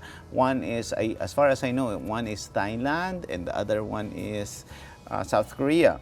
Pero in South Korea, because of their high beauty standards, the rate of aesthetic procedure is high, including yung mga bata, mga teenagers. Do you find it the same here amongst the patients? Is there an ideal age where you can get your procedure? Well, comparing us to South Korea, no, marami tayong influence, no? Di ba? Mga K-pop. So, influence talaga tayo lahat, lalo na yung mga kabataan ngayon dito sa atin. In terms of doing the surgeries, I think mas advanced sila doon in terms of age. Not advanced, mas nauuna sila magpagawa Kasi open na sa kanila yung cosmetic surgery. As young as mga ilang Well, taon? I have heard and I have seen and I have known people, Koreans, na as early as high school or immediately after high school, makeover na sila. I see. No, so typically kasi Koreans, for example, ang ginagawa ang nose. Kasi hindi naman talaga matangos ang nose ng mga Koreans. But ginagawa nga yun as early as yung immediately after high school. Yung mata nila, wala silang slit, walang talukap yung mga mata ng mga Koreans mostly. No? So, ginagawa rin yun. No? So, meron nga akong mga kakilala na it's a gift from the parents na i-makeover yung anak nila as a gift after graduation, no? So, very open talaga sila doon. Saka if you go to Korea, makakita ka sa restaurant, sa malls, na mga nakabandage yung ilong, yung face. Pero proud pa sila. Pero okay lang. Oo, no? wala na sa kanila yon kasi open na lahat sa kanila. So, dito sa Pilipinas, magtatago ng mga ilan? 2 weeks, 3 weeks, ganyan. Dito, tatago muna yung recovery. Lalabas na lang pag maganda na. Mga ilang weeks ba yun yung recovery? It depends sa procedure, no? Kung no sleep, mga 1 or 2 weeks yan, presentable na yan, maharap mo na, no? So, depends. Kaya dito, medyo mas late tayo ng konti na nag-start na mag-undergo ng ganung mga procedures. Pero related to the question, Doc Bing, are there laws na, kasi di ba, like say in any procedure, they will ask you, di ba? Yung parang there's a waiver, mga ganyan. Yes, and yes. what's the appropriate age na nandun ka dapat na if you undergo the procedure? May mga batas ba na kailangan mo i-consider din? Like any other consent, no, di ba? Pag mga below 18, below 21, syempre kailangan pa ng consent ng parents yan, no? So, pero konti lang naman yung mga procedures na sa atin dito na ginagawa at that age, no? Siguro no sleep. Kung talagang gusto na ng individual na gumanda yung nose niya as early as 16, 18 years old, basta may consent ng parents, okay yun, no? So, 21 and above, it's your own decision na. Yeah. Pero in your menu or in your current patients, ano yung average age ng mga nagpapa-enhance? For enhancement, like for example, nose, nasa 20s, pwede na yan, 20s, 20s to 30s, nag-start na sila. Depends on the procedure, CRV. Pag yung sa eyes naman, pag yung sinabi ko sa'yo kanina na blepharoplasty or yung mga eye bags, mga 40s hanggang mga senior citizen na yan na nagpapagawa. Body contouring at any age, at legal age, okay na yan gawin kung talagang kailangan. No? So, yung mga liposuction or breast enhancement. So, aside from that, would you also agree that looking good in social media posts is a contributing factor to the rise in aesthetic procedures in the country? Yes. Social media talaga is giving a big impact on how we go our daily lives, no? So kasama rin doon yung cosmetic surgery saka yung appearance, no? So pag lahat kasi nasa social media, di ba? So lahat makikita mo, no? So ma-encourage ka, pwede pala yun, may educate ka, pwede pala yun sa akin, no? Kung in terms of cosmetic surgery, ganito pala yun, no? So kung nakita mo yun doon, ngayon, itatanong mo ngayon sa professional, like sa akin, pwede ba to sa akin dook? No? So, maganda talaga ang impact ng social media, not just for educating every person when it comes to this kind of surgeries, but in terms of us naman, as practitioners, as professionals, as business owners, marketing-wise, di ba? Ang social media, ang laking tulong talaga, no? So before, you have to place an ad in the magazine, in the newspaper, you have to pay a big chunk of big chunk of money para lang ma-expose ka. Now, with the advent of social media, most of them are free. You have free advertising, free exposures, And mas malaki pa yung coverage mo ngayon ng mga tao na nakakakita sa'yo. So, talaga malaking bagay yung social media in terms of this kind of spreading the community of cosmetic surgery. You said that, Doc Bing, there are also pros and cons. Halimbawa, a lot of people also, when they see that, they are trapped or become victims of surgeons who don't have the license to operate or who are, using substandard materials or I don't know, whatever procedure they do. And there are people, it's morbid, but there are deaths also, that's related to this plastic or cosmetic surgery. So, ano yung red flags dapat na makita ng mga nanonood or nakikita? Kasi di ba, not everything that you see on social media is true. So, if you are the recipient, if you see this on social media, ano yung red flags mo? Paano mo ma-document or ma-verify na totoo ito? At na may, of course, in your case, I've read earlier in your introduction, you have a very stellar career and you're engaged with professional organizations. Ano yung payo mo sa mga tao na parang pag may nakita sila sa social media, what will they do? Well, ganun talaga, no? So, sa social media, makikita mo lahat, no? So, since most of it's free, anyone can post, no? If you're looking for someone to do a procedure on you, of course, makikita mo yan sa social media, no? Mari-research mo. You have to research yung individual mismo, yung clinic mismo, no? So, and especially the individual, no? So, for example, no, bago ako naging cosmetic surgeon, hulaan mo, CRB, ilang years ang inaral ko bago ako naging cosmetic surgeon. Pag doktor, mga ilang taon na kayo? 5? Minimum yata ang 5 or 7 years kayo na nag-aaral muna. Tama. O siguro mga 10 naman. Yeah, 10. I'll give you an example. Sa pinagdaanan ko lang, yung iba-iba kami ng pinagdaanan bago makarating na cosmetic surgeon. So may pre-med yan. 4 years na pre-med. So medtech ako for 4 years.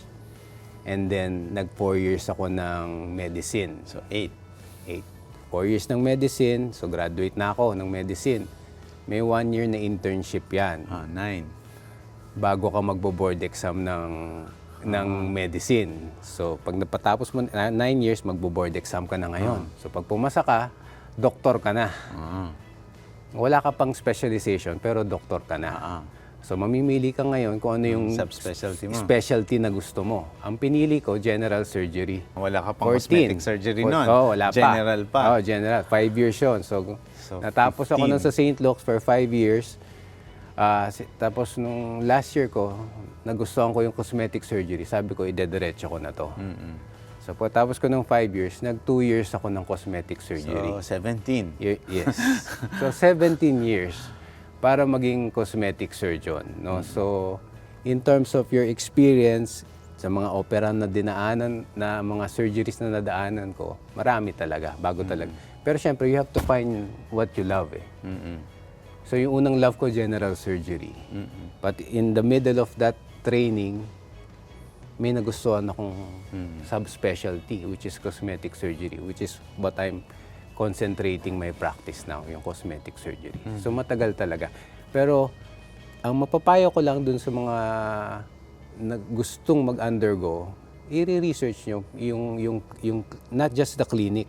Kasi pwede namang maganda yung clinic, pero yung tao na nandun sa loob, hindi legit di ba? No? So maraming ganon. No? So basta pupunta lang kayo dun sa certified na cosmetic surgeon,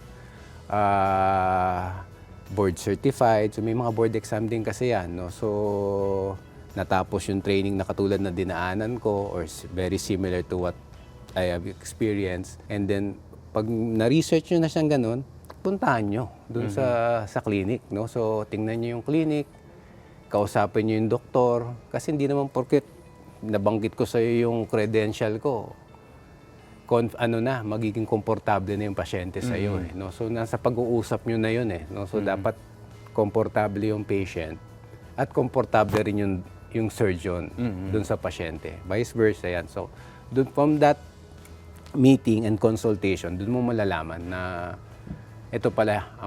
siya pala yung doktor na para sa akin or hindi pala siya yung doktor na para sa akin. Ang maganda lang, marami kang pwedeng pagpilian dun sa aming field, no. So mamili ka nung mas magko-comfortable ka. Wow, that's very interesting, Doc Ping. But there's also, as you mentioned na rin, there's a lot of competition. So is this business, the business of aesthetics, the business of cosmetic surgery, how profitable is it? You are an entrepreneur then because you own the clinic, and of course there's a lot of although siguro ang na-reduce na lang doon yung marketing efforts mo kasi sabi nga natin pag social media you use influencers, and with the very long service or study that you have done, is it worth it? Is it profitable, especially to those who would also want to engage in cosmetic surgery? Una-una kasi you have to love it di ba? So like kung hindi ko mahal yung ginagawa ko ngayon, hindi ko na pagdadaanan yung 17 years na yun panahon ng buhay ko para makarating dito sa aking estado ngayon, no? So, you have to love what you do. Like in any other business or any other profession.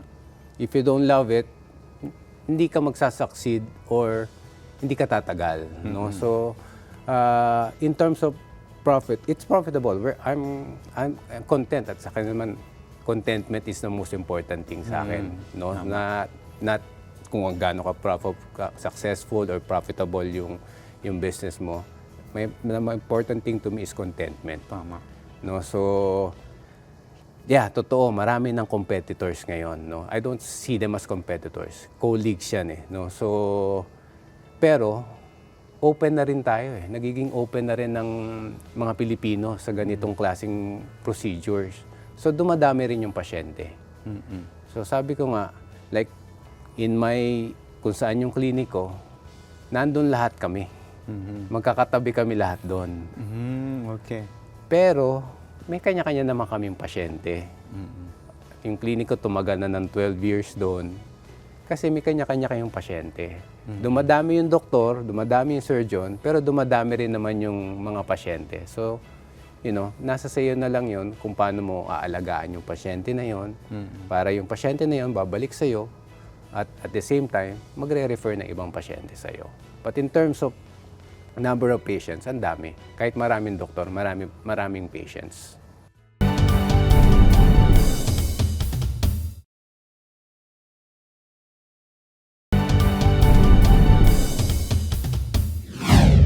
What's your competitive advantage? How do you somehow market it so that people also would prefer you over your colleagues?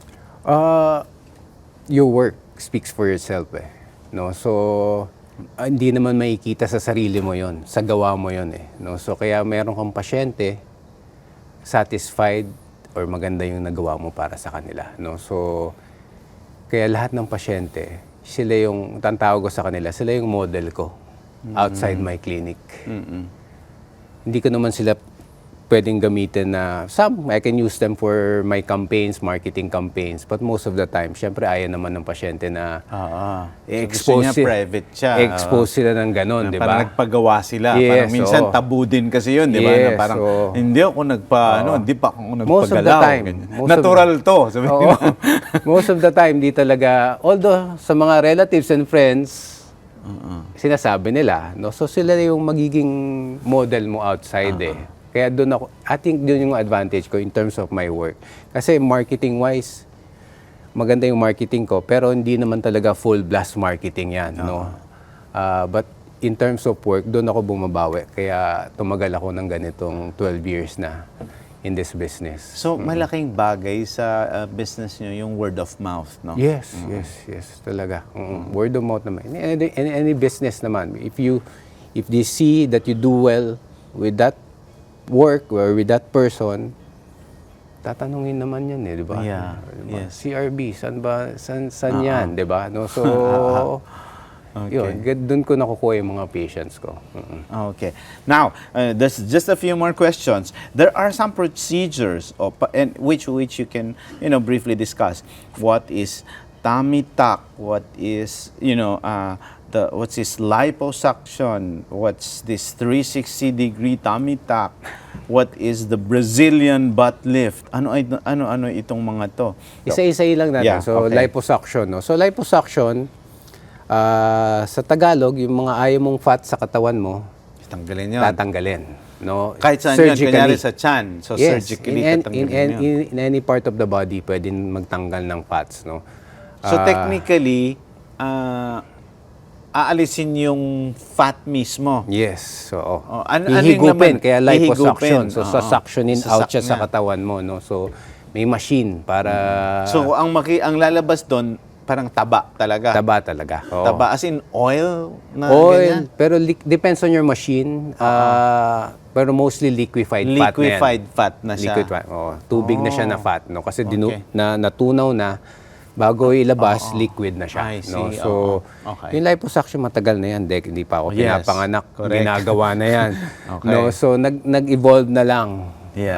May mga machines na ngayon that the surgeon can use in order to mapabilis yung procedure, mapabilis yung recovery ng patient. No? So like in my clinic, may machine ako. Yun nga, like sinabi ko sa iyo kanina, tutunawin muna yung fats. So pag tunaw na, saka siya isa-suction out. No? Advantage nun, kapag may machine ka, like, hindi katulad ng mga dati pang walang machine, maliit lang yung sugat sa katawan ng tao. Kasi nga liquid na yung lalabas. Yeah. Hindi katulad dati, buo-buo. So kailangan mas malaking sugat. So ngayon, maliit na lang siya. Kahit hindi mo tie-in, sa ganun siya kaliit, magsasara siya. Okay. So that's the advantage. So that's liposuction. So liposuction, most of the time in the tummy area, yung arm area, yung tinatawag na 360 liposuction, yung buong likod, pati yung harap, kaya 360, front and back, lalipo siya.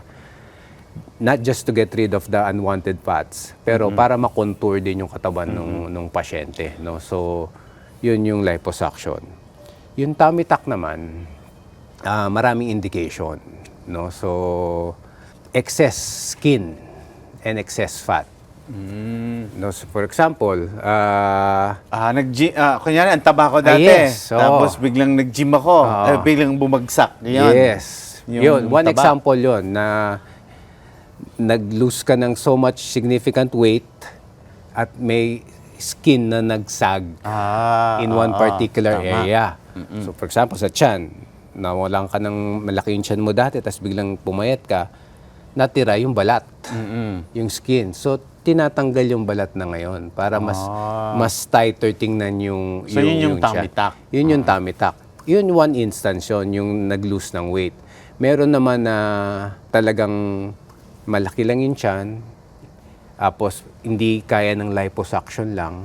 Pag nilipo mo, pwedeng combination, lipo and tummy tuck, nilipo mo, na wala nga yung fat, maglulose naman yung konting skin. Oo. So, susundan mo na ngayon ng tummy tuck yun. So para parang mawala. depende sa pasyente, kombinasyon yun Yes. ng liposuction tsaka And, tummy tuck. yeah, oo. Pwedeng combination yon. So, lalipo mo muna. Kasi may mga ibang pasyente, Dok, okay lang. Kahit walang masyadong... Kasi the tummy tuck will give you the best contour talaga. Yung liposuction can get rid of the unwanted fats. Pero yung contour, makakontour mo rin, pero not as much as tummy tuck. Kasi tummy tuck, you contour the muscles as well.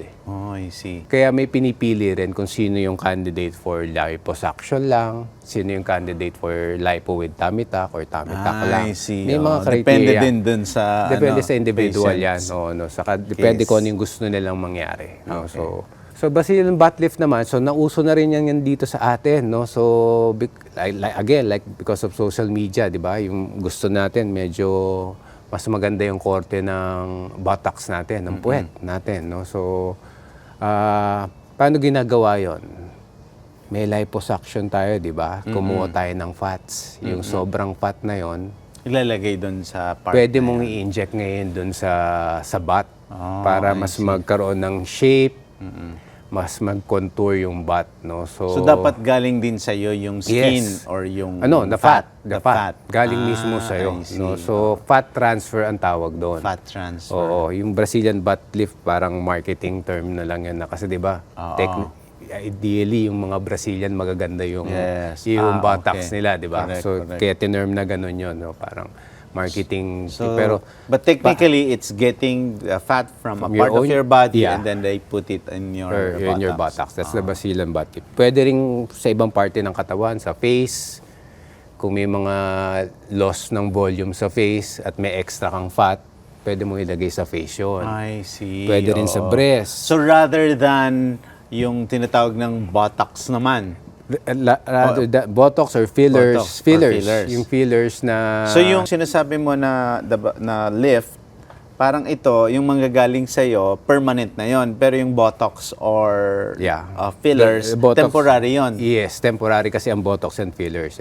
The Botox targets the muscles para mawala yung mga lines, wrinkles. Yung fillers, volume. It adds volume and lifting also dun sa face, for example. But those two are temporary. No, 6 months, 1 year, tutunawin ng katawan mo, wala na siya sa system mo. Unlike yung fat, ang advantage, kung marami kang fat, hindi pwede mong ulit-ulitin. Mas economical siya. Tapos pag so parang nagre-recycle ka. Yes. Reuse and recycle. Pag nabuhay yung fat doon, let's say in-inject sa face mo yung fat o in-inject sa buttocks mo at nabuhay yun doon, permanent na yun doon. So, pag nag-lose ka ng weight, pwede rin siya mag-lose ng weight kasi fat yun eh. Pag nag-gain ka ng weight, pwede rin siya mag-gain ng fats. No? So, yun ang advantage ng fat.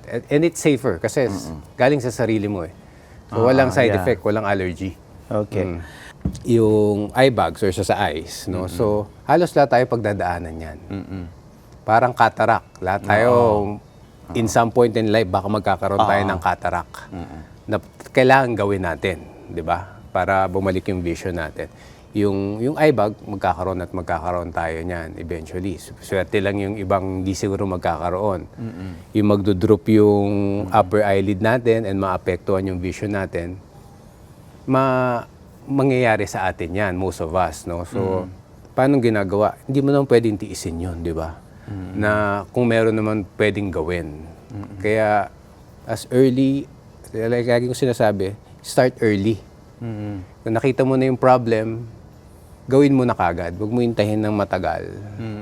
Na nasa 60s ka na, 70s ka na, saka mo papagawa. Mas less yung time mo na enjoy yung benefits ng procedure na yun. That's right. Pero Doc Ming, ang na-notice din namin, there are a lot of people now who want to defy aging din, di ba? Parang dati, ang pogi nila, ang ganda nila. Pero at a certain point in time, parang we want to defy aging, di ba?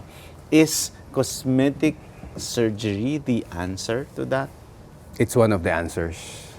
Ang dami kasing innovations ngayon, no? Not just surgically, meron din mga non-surgical procedures na it will improve or it will patatagalin yung aging process, no? So, kaya nga, like sinabi ko sa iyo kanina, you can start as early as possible para talagang gradual yung aging mo. No, so ang daming non-invasive procedures ngayon. Every year, meron yung bagong lumalabas na machine. Kung takot ka sa surgery, doon ka lang muna sa mga machines, doon ka lang muna sa mga less invasive procedures. Pwede mo yung pagdaanan. No? Pero kung talagang you're a candidate for the surgery, doon ka sa surgery. And then afterwards, may maintain mo siya ng mga non-invasive procedure. Liposuction, di ba? So, kung natanggal na yung fat mo, hindi naman ibig sabihin yan forever na wala, hindi na yung mag-grow, di ba? No? So, may chance pa rin yan, lalo na kung magpapabaya ka sa diet mo, hindi ka mag-exercise, pwedeng bumalik yun. So, nasa sayo na yun to motivate yourself to maintain it that way, and then pwede rin konting tulong ng mga machines and those less invasive procedures para ma-maintain mo siya.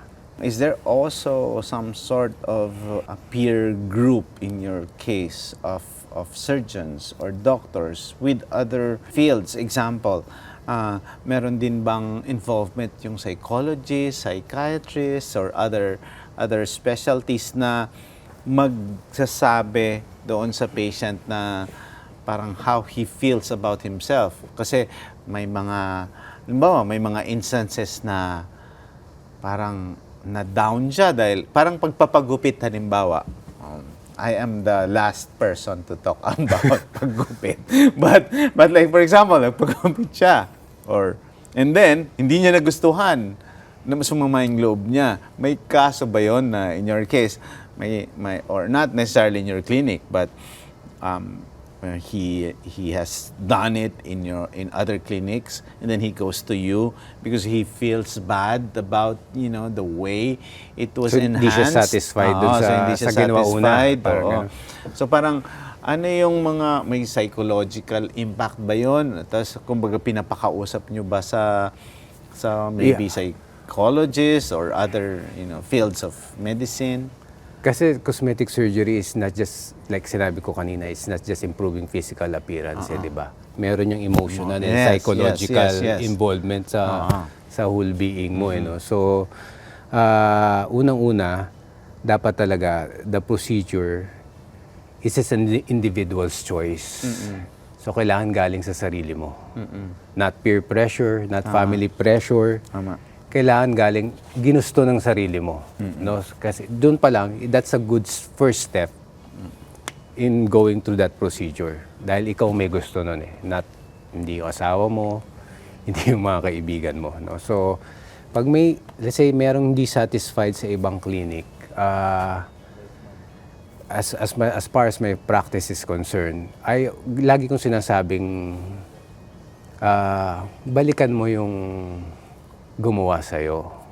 Kasi siya yung nakakaalam, siya yung unang gumawa sa'yo. Makagawa kayo ng paraan para maayos yung concern mo. No? So, laging yun ang aking first Hindi ko kinukuha, tara, halika na. Hindi ako gano'n na, halika na, gagawin ko na yan, ayusin ko na yan.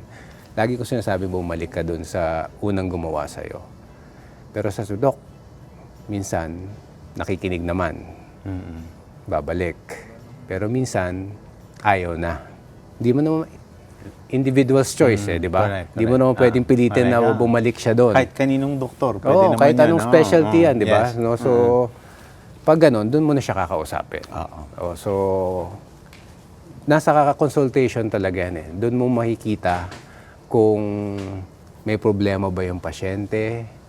So, doon mo natatawagin yung ibang mga colleagues mo in other specialization for help, no? Kung psychologically sa tingin mo may problema tong patient na to. I see. Hindi ma-satisfied, kahit anong gawin, palipat-lipat ng doktor. So doon pa lang nalalaman mo na. So pwedeng doon mo na masabihin sa kanya na baka kailangan natin ng iba pang specialista para at least to fix yung what's your concern talaga, not just yung appearance, no, lahat. Kasi iba eh. You're dealing with normal patients supposedly here, physically. Correct. Kasi hindi to sakit eh. Oo. 'Di ba? No, so pupunta sa iyo normal, naglalakad, 'di ba? No, so kasi mas mahirap kasi pag may nagawa kang iba na hindi happy, kita kagad. Yes. 'Di ba? Unlike surgery, na stroke yung pasyente. Di ba, tuwan-tuwa ang pasyente pag naka-recover. Pero 50% ng nasa sa loob nila, pwedeng wala, hindi maka-recover. That's right. Which is magiging tanggap nung pamilya or nung pasyente mismo. Pero dito hindi. Kasi normal yan at gusto pang mas gumanda. Di ba? Mas mahirap. So, kailangan talaga, patient assessment talaga siya. Hindi pwedeng, meron kasi na-addict eh. Tama. Si RB, may na-addict sa procedure eh. Tama. No, so, it's your job as a professional to say na hindi mo kailangan yan. Tama. No, hindi pwedeng gawa lang ng gawa. That's right. Dok, gawin mo to. Hindi. It's your job na sabihin mo, hindi mo kailangan yan. O hindi pwede sa'yo yan. Hindi bagay sa'yo yan. Ganun ako. Wow, okay. This has been really short, and we hope to to see your clinic in the future, and we hope to see more of you and also learn more about this business. But for my last question, what's in store in the cosmetic surgery industry, and ano pa yung mga nakikita mong innovations in the future? Give you one example of, kasi like I said earlier, every year there's plenty innovations, no, in terms of this practice, no. That's why every year we attend seminars, conventions, both locally and abroad, to educate ourselves what's the newest trend, no. correct. So every day yan, may continued medical education tayo, no. So hindi pwedeng hindi kasi may iwan ka. So baka mas may alam pa yung patient kaysa sa'yo. Tama. Dahil Tsaka nasa nagre-research yan. Yeah, nasa social Google media yun. lahat yan. So kailangan aware ka lahat. Kahit hindi mo siya gagawin, alam at mo. least aware ka Yeah. na merong ganon, no. So every year meron kaming local and international seminars and conventions na ina-attendan. One example is brief example lang is hair transplant. I also do hair transplant.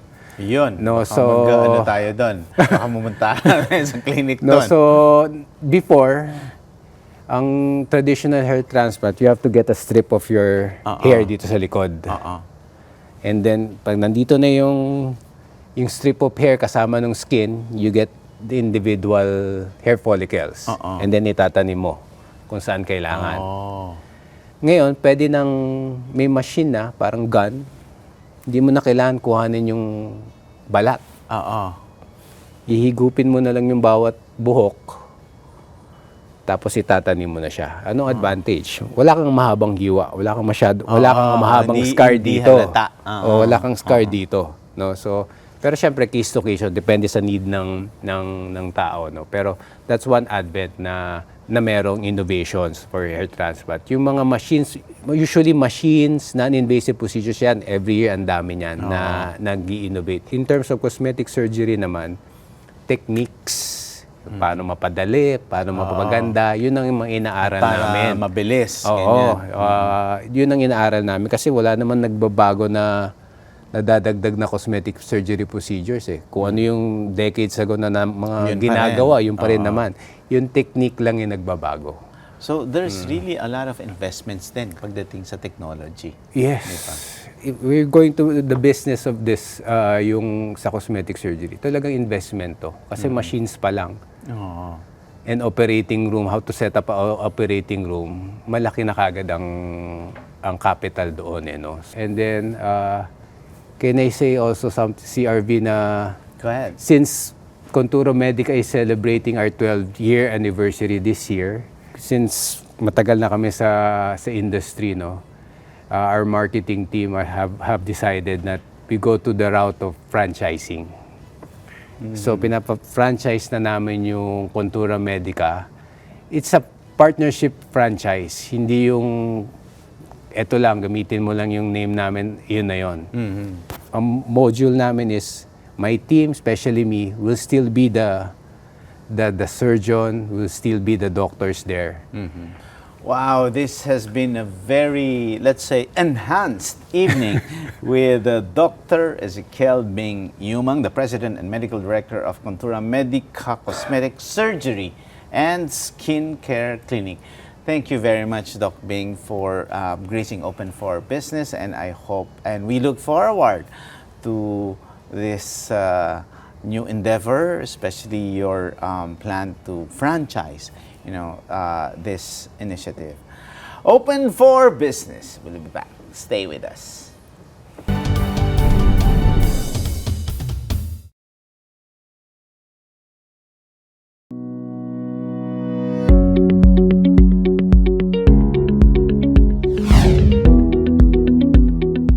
Welcome back to Open for Business. Here are the trending business news around the world.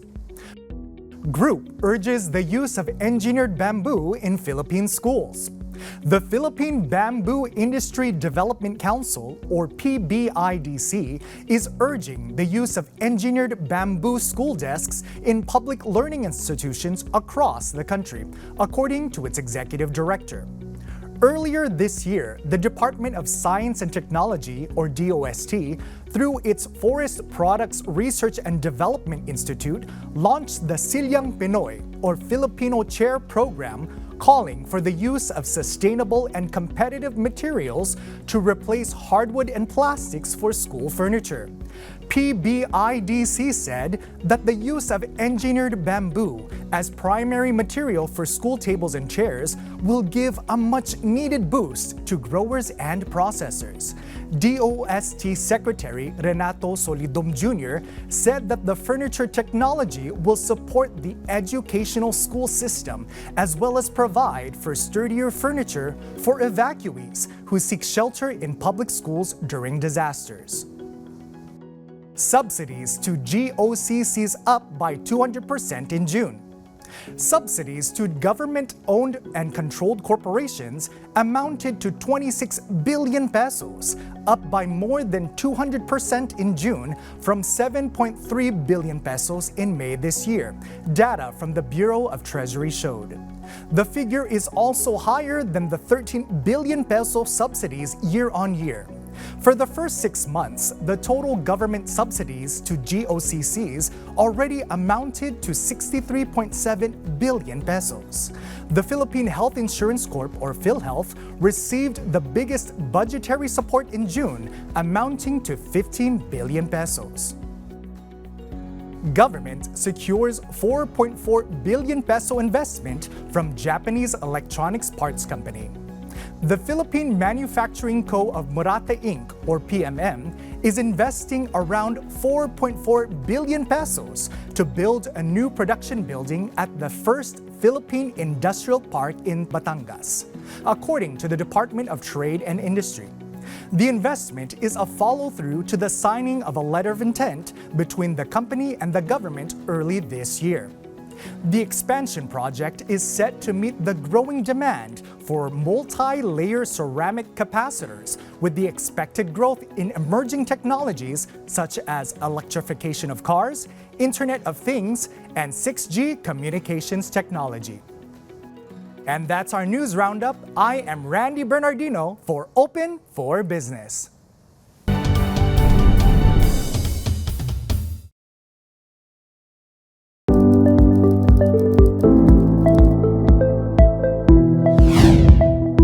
Open for Business is back, and our buzzword of the week is body contouring or body sculpting. It is a medical or surgical procedure that aims to reshape an area of the body. Cosmetic surgery, especially at Contura Medica, goes far beyond superficial changes. It's a testament to the power of self-expression, confidence, and personal transformation. While cosmetic surgery can undoubtedly enhance physical appearance, it also has the potential to uplift spirits and foster positive self-perception. Remember, the decision to undergo any cosmetic procedure is deeply personal and should be made after thorough research, consultation with qualified professionals like Doc Bing and his team, and careful consideration of both the benefits and potential risks.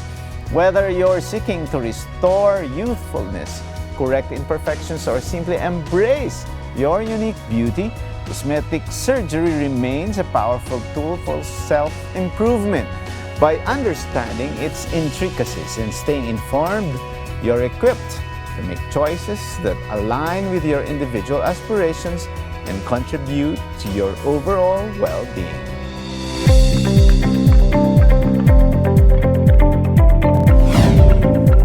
And with that, our quote of the week is, "A thing of beauty is a joy forever. Its loveliness increases. It will never pass into nothingness." That's according to the English poet John Keats. Thank you very much, Doc Bing.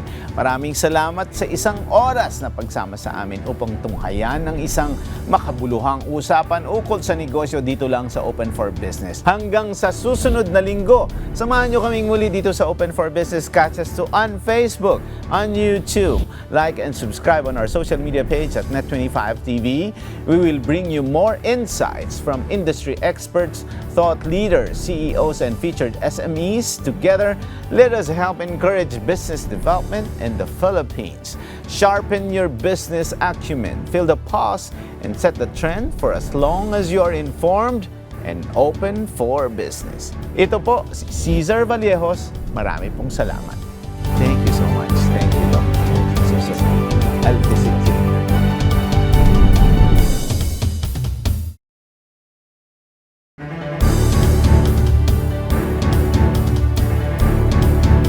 Ang Best Public Affairs Program.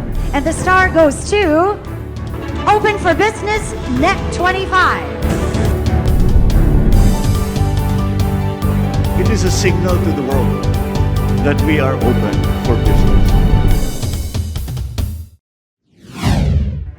We are now open for business. This is Cesar Vallejos bringing you yet another episode to guide you in discovering your passion and growing your business as we learn from experts in the field. Sama-sama tayong matuto sa isa na namang makabuluhang usapan tungo sa pagpapaunlad ng inyong negosyo. Ang Open for Business ay mapapanood nyo rin sa Facebook, YouTube. Siguraduhin mag-like at mag-subscribe sa aming social media page at Net25 TV. Alamin natin, suriin mula sa mga negosyante, thought leaders at mga personalidad sa iba't ibang larangan ang mga strategies, trends at mahalagang karanasan sa pagninegosyo dahil tayo ay open for business. Wouldn't it be great to see our homegrown brands make waves in the global stage, similar to the diaspora? Join us on a journey that transcends boundaries and explores the endless potential of global expansion, guided by the insights and wisdom of Cheryl Ramos Quintana, founding president of ORAISPA and chairperson of the Philippine Franchise Association, as she shares with us her expertise on entrepreneurial journey beyond Philippine shores.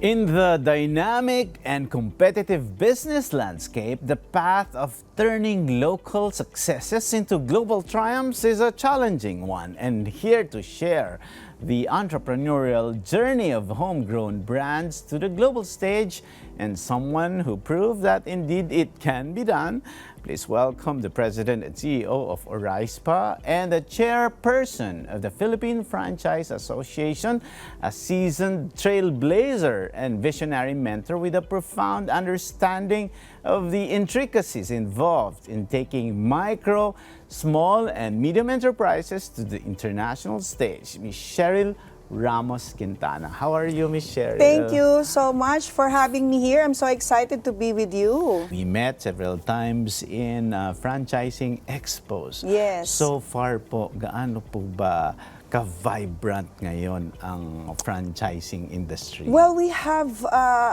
as you know, across the industries, there are a lot of problems that we encounter. The economy was down. But of course, Filipinos are always adaptable, diba, when it comes to crisis. So we have also a lot of successful stories during the pandemic. In fact, the Franchise Expo na pinuntahan ninyo last year in October, you've seen how vibrant, the exhibitors were. We even had almost half of the entire exhibitors were new. And also, ito yung mga pandemic babies, no? During the pandemic, nagsimula yung businesses nila, and we welcome them all to join the Franchise Asia Expo. After the pandemic, it was the first time we had the first face-to-face after the pandemic times, yung 2 years na wala. So, yeah, we're all excited. And this year, we're holding the Expo again in October, the Franchise Asia Philippines Expo. It's going to be at SMX again. And of course, we welcome to have you to be part of the expo as well. And in fact, we're welcoming 800 exhibitors this time. Wow. So, pinuno namin yon SMX first floor and second floor. And then also, that coincides with the Philippines hosting. So, Philippine Franchise Association is hosting the World Franchise Council and the Asia Pacific Franchise Confederation meetings in October, that same week. So I mentioned in my earlier, in my introduction that there's a lot of global brands, of course, but we seldom hear homegrown brands going to the global stage. international, yes. So, what are your insights? Well, that has been my lifelong advocacy. In fact, I have my book actually I published during the pandemic. Talaga nasakto pa siya. So everybody was telling me, Shea, why did you have to launch a book during the height of the lockdowns? It was in June 2020 that I launched the Yes, the Filipino Brand Can book. But it proved to be also very timely because a lot of people, especially entrepreneurs, are down and they feel like, how are we going to get out of this crisis? So there has to be an inspiration, a motivation. So I actually talked to the CEOs of brands who were able to bring their brands globally. So a lot of them already started that advocacy as well for their own brands many years ago. So when I started my own brand, this is my 23rd year as an entrepreneur. I used to be a manufacturer and toll OEM provider for a lot of brands in the market. And I joined the retail and the franchising sector in 2010 and then 2011. I launched my brand Orispa in the same expo that we were together in 2011. Based on your interviews with the CEOs, ano po ba ang sekreto? What are their key drivers of success? Bakit nadala nila ang kanilang mga brands sa global market? Yes, thank you for that. Because talagang very exciting. The reason I also shared my own journey, for having that thinking or thought na, why do we need to bring these brands globally? Dito pa lang, ang dami na nating consumer, 'di ba? Market, malaki na sa Philippines. But this can actually be a driver nga for growth, as you said, and also be a bearer of the culture, of the Filipino heritage, of the Filipino culture that we have so much to offer to the world. So our brands can be carriers, 'di ba? And so when I talk to the CEOs, what are the success indicators for them? Unang-una is that they should have a Filipino following. There should be a brand equity in the Philippines. When I was starting, I saw a lot of exporters and their products are not available in the Philippines. Diba sad? You go to the expo, the international expo, and you cannot buy the products because it's all exclusive to the principal, to the foreign market. So, no longer that way, and it's you have to have a brand equity, a following of the Filipinos and the Filipino community. As you said nga, the diaspora of the Filipinos overseas has to know your brand. Second, of course, when it comes to operations, back end, you have to be prepared. Because like I always use the metaphor, the pond and the ocean. The international market is an ocean. So you don't know how many sharks or who's there, what creatures are you going to encounter. So in a pond, when you grow big, you feel like you're the biggest already, right? There's not much challenge. So it's both also a welcome exercise for our homegrown brands to think that they're going to bring their brands globally, even if it's not yet, it's not yet in their immediate target, diba? Even if they want to grow successfully in the Philippines alone in the first 3-5 years, but they have to have that sight of making their brand a Filipino global brand in the future. Why? Because you challenge yourself to grow bigger, you dream big.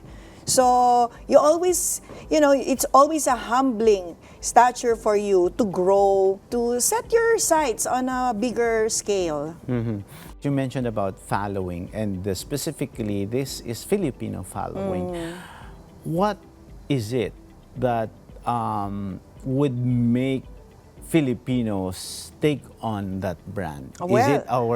Is it our sense of community, our sense of belongingness? You know what I noticed? If we sample products to these big retail chains abroad, foreign retail chains, they are actually asking, what is the brand equity from the local market?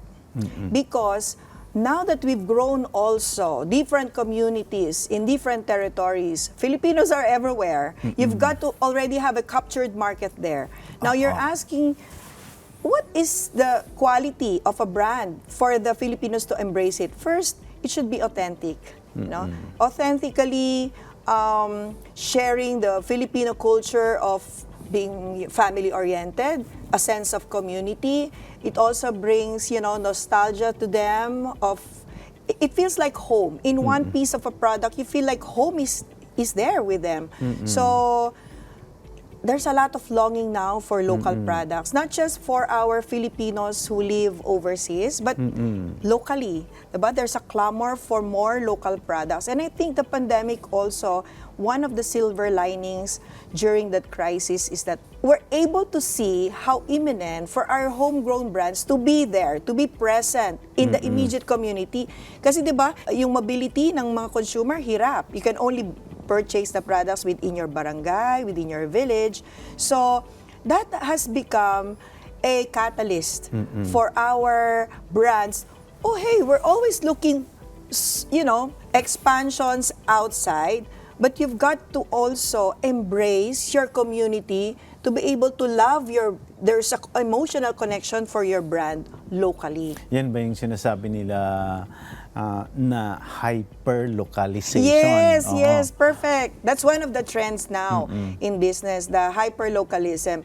Meaning, it's not just buying local, it's not just buying Filipino products, but also within your immediate community. In the franchising sector, a lot were worried about that because before, the idea of franchising is that you've got to go to the mall, you have to go to the city centers to be able to purchase or try or eat the favorite products, right? But now, because of the hyper-localism, that trend in business, the market now looks at the brands that are present in the immediate locality. Sino yung brand na nasa bayan mo, nasa village mo, or nasa barangay mo, di ba? That's why we can see a lot of brands that have been more prolific when it comes to expansions. And that also baka nga it brings more revenues to them. Yes. Especially during the time that the mobility is much more lax, the protocols, the health protocols are not as stricter in the metropolitan cities like Metro Manila. So you have stores that are more open, let's say in Iloilo, in Cebu, in Davao, than in your Metro Manila stores because of the health protocols are stricter, for example. So, or you now see brands that are catering now to even the countryside, rural areas, the metropolitan centers in the provinces. So, it's exciting actually because you now see that the brands bring their products, bring their brands closer to the market. The trend before, the market goes to the city centers to purchase the product. So baliktad na siya ngayon, it's reverse. So hyperlocalism is in fact also very patronizing for local brands because if you are a foreign company, for example, and you've just set footing in the Philippines, you tend to go to the mega centers, right? So before you're able to localize or before you're able to adapt to the countryside, medyo matagal. Unlike homegrown brands, for example, especially now we have, people who do home resellership, home-based resellership, or there are distribution areas in the countryside.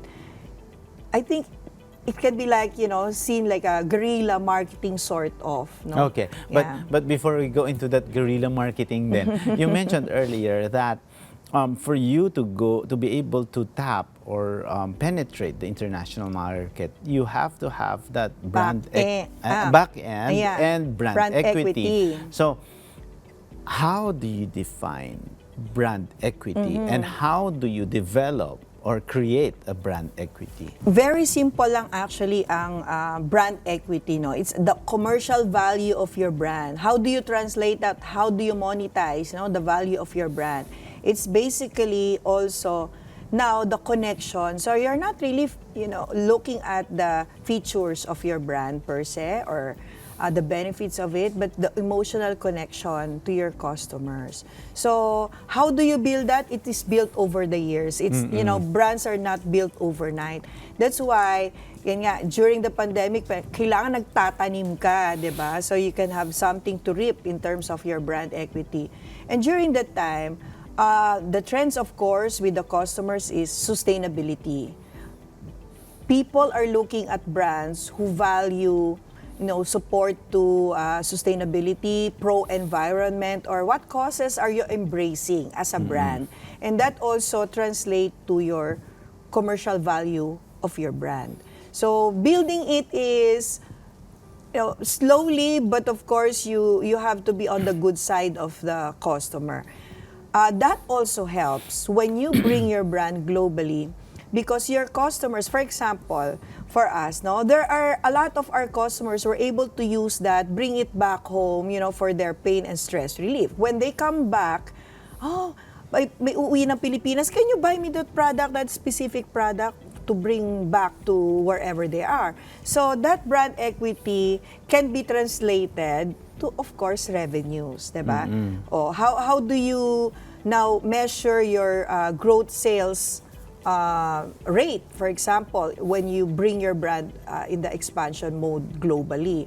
At the end of the day, it's still revenue that spells your success, diba? Yeah, as you explain it, so brand equity is like, everything in it na, from your commercial value, emotional connection, maybe how your customers feel about the brand. Ganon ba What yun? your brand represents also. So, but is it authentically, community-oriented, family-oriented? Does it espouse, being pro-environment, for example? All the values should be incorporated in the brand. But how do you measure brand equity? May measurement ba yan in terms of...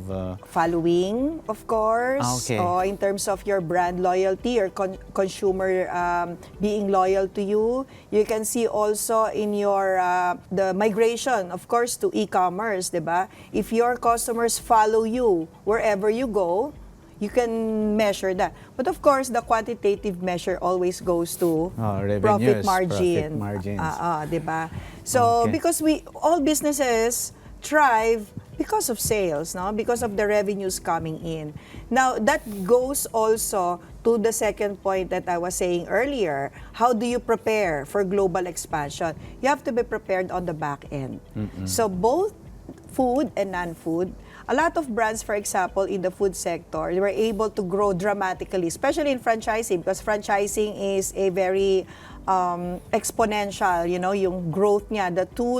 The business model also creates a leveraging platform of the market. Kasi you can grow dramatically through franchising. Some brands fail in terms of, at the height of expansions, they can no longer support the stores, the number of franchises they are welcoming in. So that's why I'm saying you have to be prepared back end, meaning your operational systems are in place, your training is in place, your support to your franchisees are in place, for example. Now, when it comes to financial KPIs, for example, you have to be prepared in terms of capitalization when you bring your brand overseas. So, parang sinimplihan ko lang, no? There are just two, brand equity and back end. But it's a lot of work. Yes, but in that case, only few Filipino brands make it there, because with these two things that you mentioned, this actually needs a lot of considerations, both marketing, financial, and as you mentioned, if you're not ready to take it up, you will lose in the end. Because the bottom line, of course, would be your profits. But in the other spectrum, we also see a lot of small businesses making it in the international market via social media.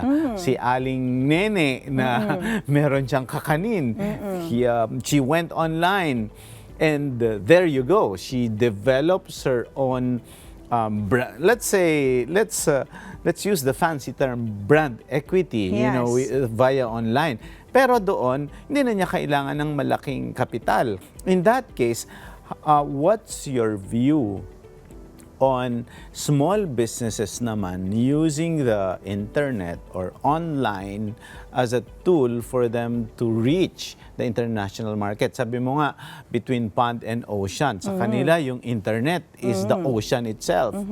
And here they are, without necessarily using the franchise model, they develop their own. Okay lang din ba yun? And what's your take on that? Yes, actually, whatever contributes to our basket of Filipino brand equity as a whole, collectively, is really good for us. Now, you're correct. We have, because of the Internet of Things, we see now a lot of brands who are able, or products, even Filipino products, that are able to capture or bring their brands available offshore, diba? In different territories through the internet. They ship it out easily. They can be reached already by customers abroad. And even balikbayans also come here, buy wholesale, and then they try to distribute it among their friends. It is very good for us in terms of the collective growth of the Filipino brand.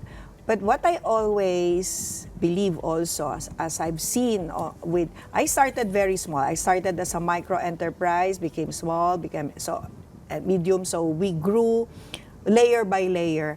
And I've seen that there are overnight successes. Now that's good, but you have to make sure that you can last long term.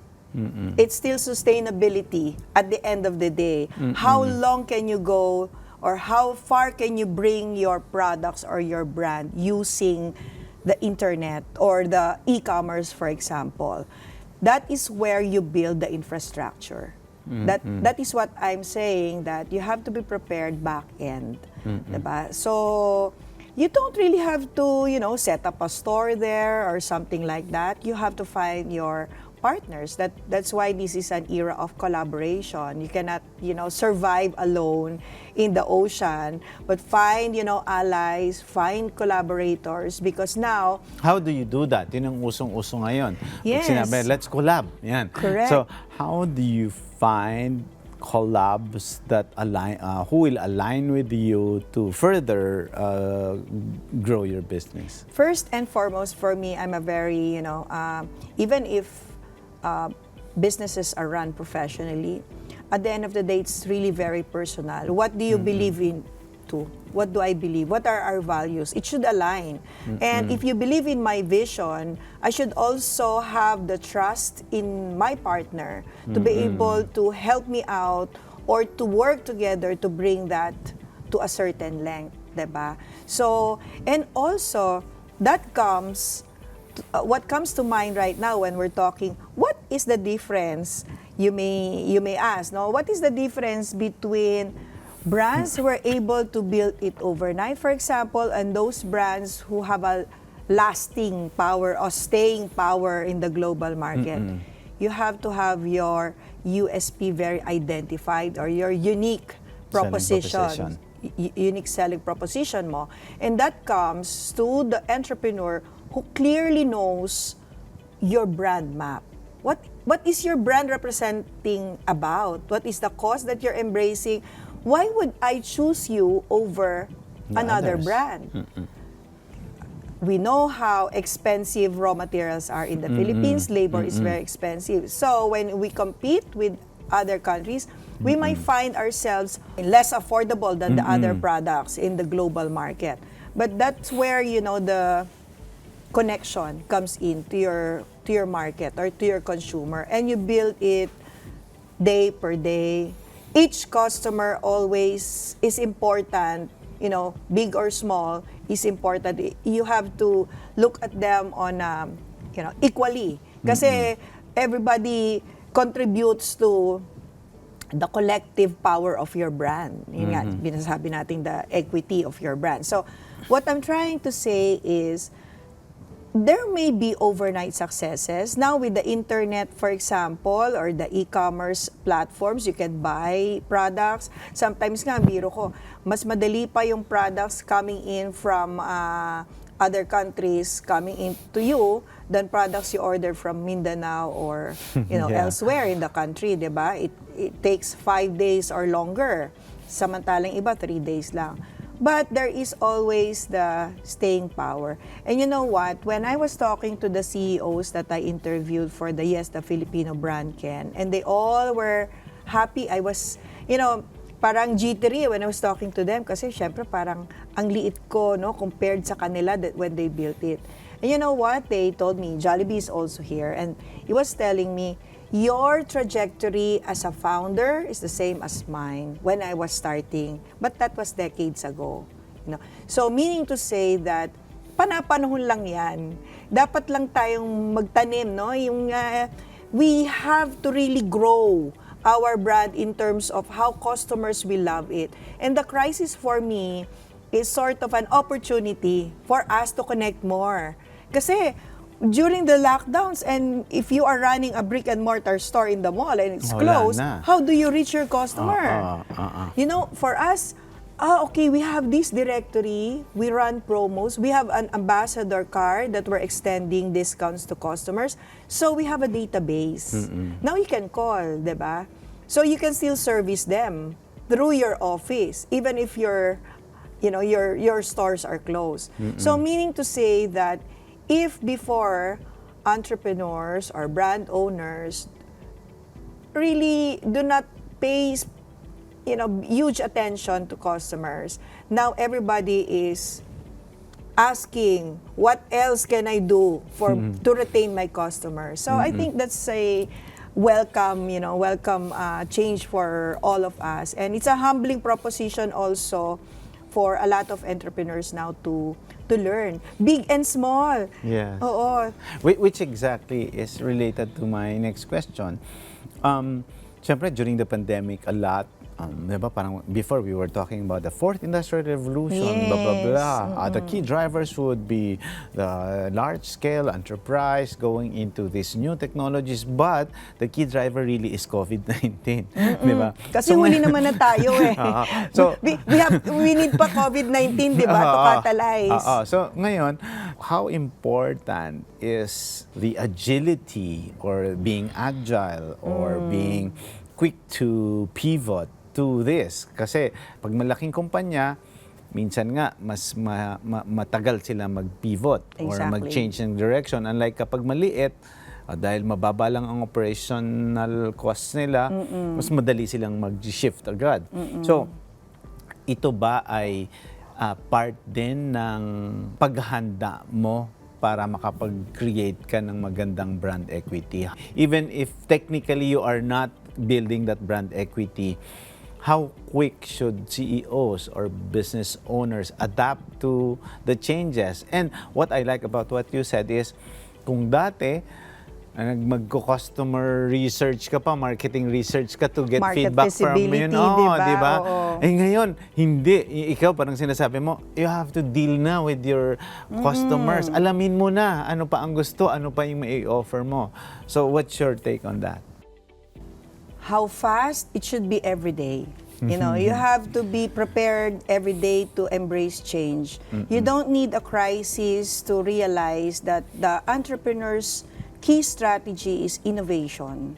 So it's not just adaptability to change and doing nothing about it, but really innovating from the crisis that you're facing. And in the Philippines, entrepreneurs face challenges on a daily basis. From, compliances and all. We face challenges on a daily basis. To natural disasters. Diba? So, I think you should be prepared enough on a daily basis. Pero ngayon kasi, di ba, parang when you go into the international market, malaking ocean na yun, di ba? Yeah, So, sa mga gustong magnegosyo or may mga businesses na gustong dalhin sa international market, napag-aralan mo rin ba paano yung messaging nila? O dapat pag international market ka na, ito na. CRV, when I was starting, And we used to be indirect exporter, because I'm a manufacturer. I'm not doing retail or franchising before Arise pa. And what I have seen are Filipino entrepreneurs, on general, especially suppliers, always look forward to bringing their brands overseas. Parang it's the measure of success. The indicator of success is bringing your brands to the shelves in the US or the other markets. Now, what is missing is yung sinasabi nga natin na, kilala ba yan ng mga Pilipino, yung products mo? Have you built your following locally? Even if you see that your revenues or sales outside the Philippines is dollars, no? Here, pesos. Yung sinasabi natin, wag mong mamaliitin yung benta mo in the local market. Kasi it helps you also build your following overseas. Now, it also prepares you, di ba? Because while you are building it here, you also have to be prepared on the back end, no? Kaya ba ng supply mo? Kung ikaw ay food, may commissary ka ba? Is it state-of-the-art to be able to support, no, your expansions overseas? Do you have enough people to train your new entrants, di ba, to the team? Now, what I'd like for people to actually remember, especially MSMEs, no, our MSMEs entrepreneurs, is that when you are able now to have a following here, don't expect that when you bring your brand in the global market, it will readily be embraced. That's just a factor. Filipino community overseas is a good community to start. But for you to be able to be a global brand or a known brand, parang for your brand to resonate to the international market, anong gagawin mo? You have to be mainstream, part of the mainstream market. How do you do that? How do you do that? Of course, you have to know what that particular market is looking for. So that's where actually we've seen a lot of brands, especially franchise brands, they tweak it to a point that's still faithful or aligned with their brand values, but they tweak it based on the local market. So yung tinatawag nating localization of a brand, to be able to adapt to a particular market. Kasi there are cultural nuances in the territories that you're going to bring your brand. You don't expect them that how Filipinos embrace your brand is the same thing that they will embrace your brand as well. What I'm getting here, Miss Cheryl, is parang maganda yung sinasabi mo na parang yung bawat Pilipino ginagawa mong brand ambassador. Yes. Diba? Pero kahit na brand ambassador siya, kailangan mag-resonate din siya. No, hindi lang yun. Kasi like for example, assuming, di ba parang we have a lot of parang we export our talents. Di ba? Yung in-export natin na talents, halimbawa sa Hong Kong at magkaiba sa talent na nasa Thailand. Di ba? Kasi, di ba, magkaiba yun. Lalo na sa Singapore or sa Dubai.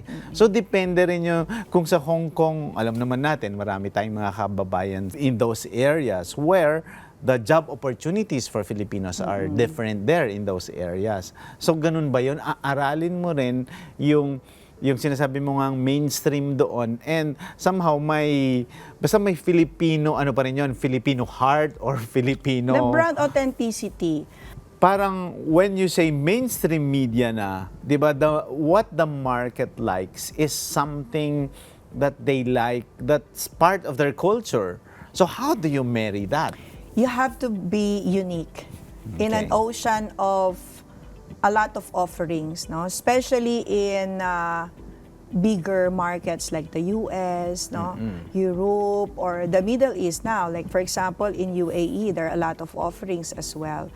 So that's where your authenticity as a Filipino brand comes in. Even if you're not just catering to the Filipinos, your positioning should be mainstream. You're ready for the mainstream market, no? But of course, unlike if it's Filipino food, you have to make a presentation to make it, palatable for different markets. Now, when it comes to it's good that we are able to have a lot of communities, Filipino communities, thriving Filipino communities overseas. As you've mentioned, there are a lot of Filipino diaspora all over the world. I'd like to think that our brands, the Filipino homegrown brands, in fact, is a bearer of the culture. Yeah. So we've seen, our Asian neighbors, for example, there were sa food, CRV, what they tend, for example, to do, like Thai food. You can now buy different ingredients to come up with a particular product or particular dish, and it's made available to the Thai people wherever they go. For Filipinos overseas to be able to make a dish, for example, the sinigang, adobo, whatever, to actually be able to access raw materials authentically to build that dish or cook that dish. So also in terms of going back to what we were talking on, knowing what your customers like, for example, not just the mainstream pa, for our MSMEs, kasi a lot of your viewers are waiting also, what if I'm small business owner and I have a brick and mortar store? I cannot fund a market feasibility study. Well, the internet, if you have a Facebook page or an e-commerce site, they give you insights, what your market profile is, etc., diba, the data. But as simple as manning your store for a day, for example, or a couple of days in a week, malalaman mo. Kasi you will be upfront your customers, diba? Face-to-face with them. You talk to them. Well, that's what I do. Even if before, kasi I used to. But nowadays, when it comes to like new products are coming out, for example, I go to a particular store, man the store, and talk to the customers. How do you know about us? How do you like about the brand? So, do you prefer the old one with this new one? You'll know the answers right away. Of course, it's random. Face-to-face talaga ginagawa. We're very hands-on. So, business owners should be really hands-on. Tama. You have to be hands-on, especially if you're growing. If you're in your years of growing your brand. Of course, for the bigger ones who have already built their brands over the decades, for example, and you already have the second generation, third generation, they probably have their army of, think tanks with them to help them decide, have them critical decisions.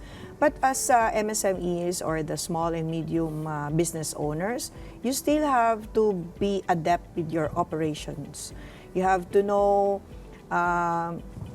what your customers really like about you, which ones should go, for example, in terms of your list of products. Yeah, you have to be, you cannot sit on your laurels and I just feel beautiful now because I'm successful. Yes. Cannot do that. Yes, as I've told you, an entrepreneur's adaptability to change should be every day. Yes, wow. I'm also interested on how the government works with the private sector in the promotion of the brand, because in our conversation, in the promotion of the brand in the international market, because the way our conversation went, parang malaking bagay yung pagiging Pilipino na dadalhin mo siya sa international market. Parang ngayon, ang pinopromote halimbawa ng Korea ay ang kanilang culture. Kaya napunta na sa film, sa music, everything. Yes. Napag-usapan din natin ang pagkain. There's Thai food, there's Japanese food, Thai cuisine, Western cuisine. Parang in one of our shows nga, napag-uusapan din, meron ba talaga tayong Filipino cuisine or Filipino dish? May mga ganon. So, ang laking bagay yung suporta ng government sector para talagang, sige, tutulungan ka talaga na magkaroon ng hindi lang following dito sa Pilipinas, kundi nakapag dinala na natin sa abroad, talagang somehow, unti-unti, makapasok siya sa mainstream. You're correct with that observation, really. When I was doing this book, and I tried to do researches, not just for the Philippines and the Filipino brands, but also I reviewed studies, and I've seen that in Asia, Asian branding, Japan had made it so well. Do you still remember, of course, di na natin inabutan, but our lolos would say, ay, gawang Hapon yan. Meaning to say, hindi naalala maganda. ko naman yan. But now, of course, when you talk about Japanese brand, wow, it's like in a different level. Because they were able to actually focus on how they're going to brand themselves as a country, that they have that credibility. Now we've seen Korean products also thriving. You know why? Because they were able to share their culture through K-pop. You see a lot of K-novelas watched by the Filipinos, and their product placements are there. So at the end of the day, now you ask me, She, how do we do that? How government can help? There has to be that mindset from government and the business sector or the private sector to collectively work on together to build that Filipino brand. Do we have a Filipino brand? Yes, we do have. For me, at the end of the day, there should be public-private partnership, and we should collectively work on together to build and nurture that Filipino brand. Now, how do we do that? It's really on the collective mindset. I always say it takes a whole nation to build a Filipino brand. Whether it be a product on food, service, retail, it takes a whole nation to believe that you and me and everyone else, all the Filipinos, are in the same basket. When one fails, for example, in a campaign, the rest of us goes down the drain. Wow, that's a very good way to end this conversation. I promise you that Miss Cheryl will come back here in Open for Business to continue the discussion, because I only asked 3 questions. The rest have not been asked yet. So thank you very much, Miss Cheryl, and I hope that you can come back here in Open for Business and your ideas will be great. Maybe in the next episode, we'll talk about her book and her other businesses and her other specialties. She shared a lot of insights with Open for Business, and to you small businesses, the business owners, she's giving us a lot of inspiration, but we hope that there's more that you can share. Thank you very much to the President and CEO of Arise Paspas Solutions and the Chairperson of Philippine Franchise Association. Open for Business will be back. Stay with us.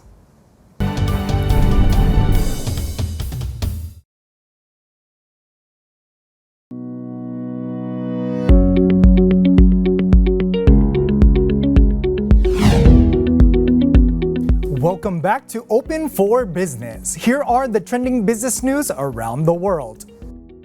EV registration seen to grow 30% annually. Electric vehicle or EV registration is projected to grow 30% annually, according to the Department of Energy, based on preliminary rough data. Patrick Tiaquino, director of the DOE's Energy Utilization Management Bureau, said that the government is looking at about 100,000 EV registrations by 2028. Based on data from the Land Transportation Office, 8,105 motorcycles and tricycles, 1,168 sport and other utility vehicles, 347 cars, 44 buses, and 2 trailer trucks were registered in 2022. Reports from the Electric Vehicle Association of the Philippines showed that 2,536 EV units were sold during the first quarter, higher than the 426 sold in the entirety of 2022. Second quarter building permits dropped 14.9%. Declines in approved building permits and value of construction projects were reported during the second quarter. Only 36,136 approved building permits were issued, falling short by 14.9%, the Philippine Statistics Authority said.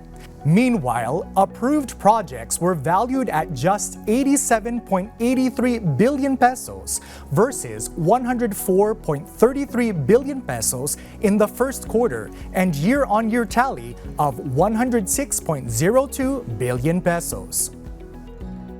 Airline fuel surcharge increased to level 6 in September.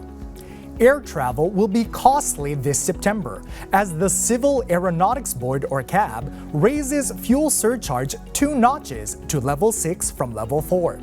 The increase means passengers will have to shoulder a fuel surcharge of between 185 pesos and 665 pesos for domestic flights, and between 610 pesos and 37 centavos and 4,538 pesos and 40 centavos for international flights.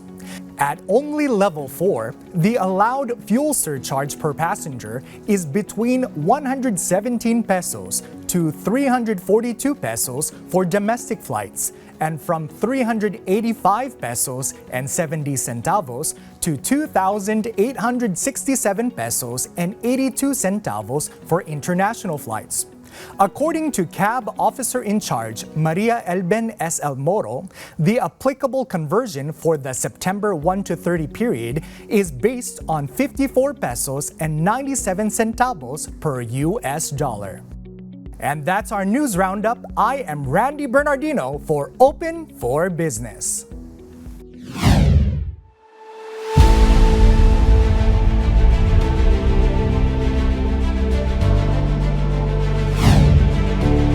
Open for Business is at the helm. The progress in foreign investment pledges the Philippines continues to shine as a go-to destination for foreign investors, as shown by its stronger second quarter performance. According to the Philippine Statistics Authority, investments approved by promotion agencies surged by 27.8% to 59.1 billion pesos from 46.3 billion in 2022. Saklaw ng pledges sa pangalawang quarter ang mga tinanggap at inaprubahan ng Board of Investments o BOI BARM, Clark Development Corporation, Clark International Airport Corporation, Philippine Economic Zone Authority at Subic Bay Metropolitan Authority. Ang bansang pinanggagalingan ng pinakamaraming investment pledges ay Japan, na katumbas ng 20.36 billion o 1/3 ng kabuuan. Sinundan ito ng Singapore 30% at Cayman Islands 20%. The manufacturing sector recorded the largest amount of approved investment at 35.1 billion or 59%.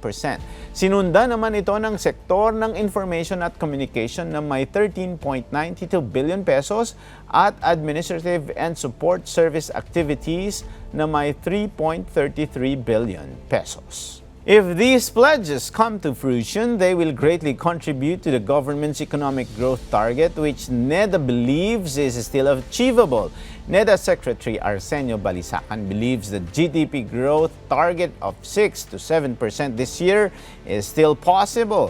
This will also depend on the downtrend in inflation and how state agencies go with catch-up spending. With a few months left in 2023, the Philippines must keep up its good progress so far, driven by President Ferdinand Marcos Jr.'s approach to foreign policy to keep investors interested and open for business.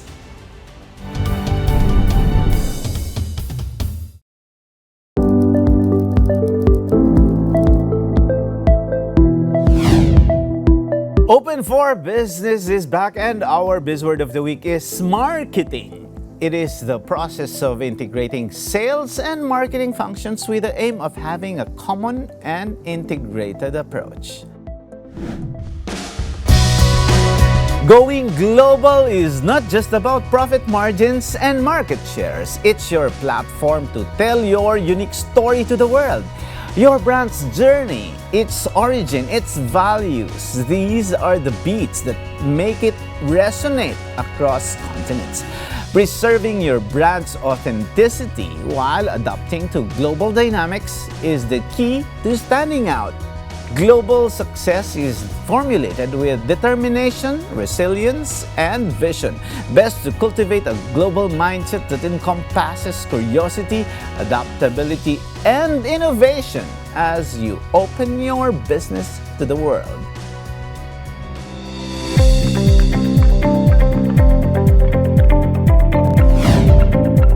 And with that, our quote of the week is, even if you're on the right track, you get run over if you just sit there.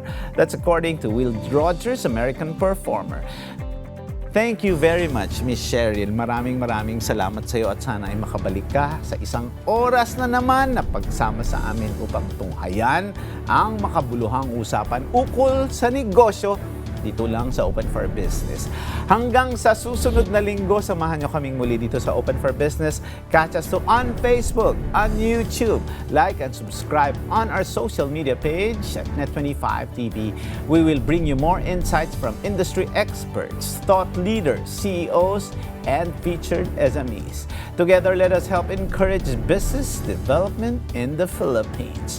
Sharpen your business acumen, fill the pause, and set the trend for as long as you are informed and open for business. Ito po si Cesar Vallejos. Marami pong salamat.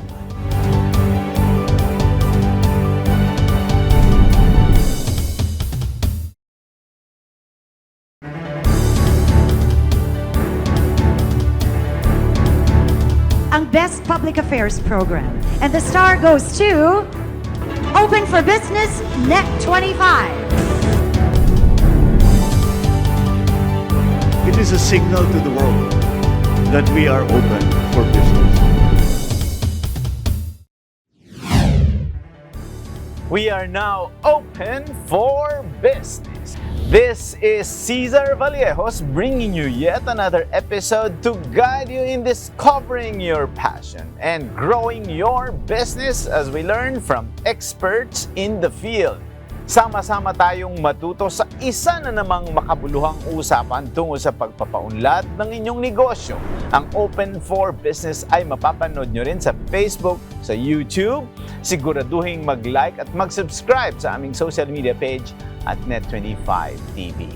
Ating alamin at suriin mula sa mga negosyante, thought leaders at mga personalidad sa iba't ibang larangan ang mga strategies, trends at mahalagang karanasan sa pagninegosyo dahil tayo ay open for business. May mga kasabihan tayong mga Pilipino na kung saan ka nadapa, doon ka rin babangon. Ito ay marahil mapapatunayan sa kwento ng isang dating empleyado na sumubok sa negosyo. Nakarating sa tuktok ng tagumpay, naging bilyonaryo at isang araw nagising na wala na ang lahat ng kanyang pinaghirapan. Christina po shares her story of entrepreneurship and lessons in life that made her strong as steel to build the foundation of her new business. Armed with believing in herself and the endless possibilities that life offers, Shinjiro Wellness Trading Corporation was born, and Christina continues to count her zeros with more meaning.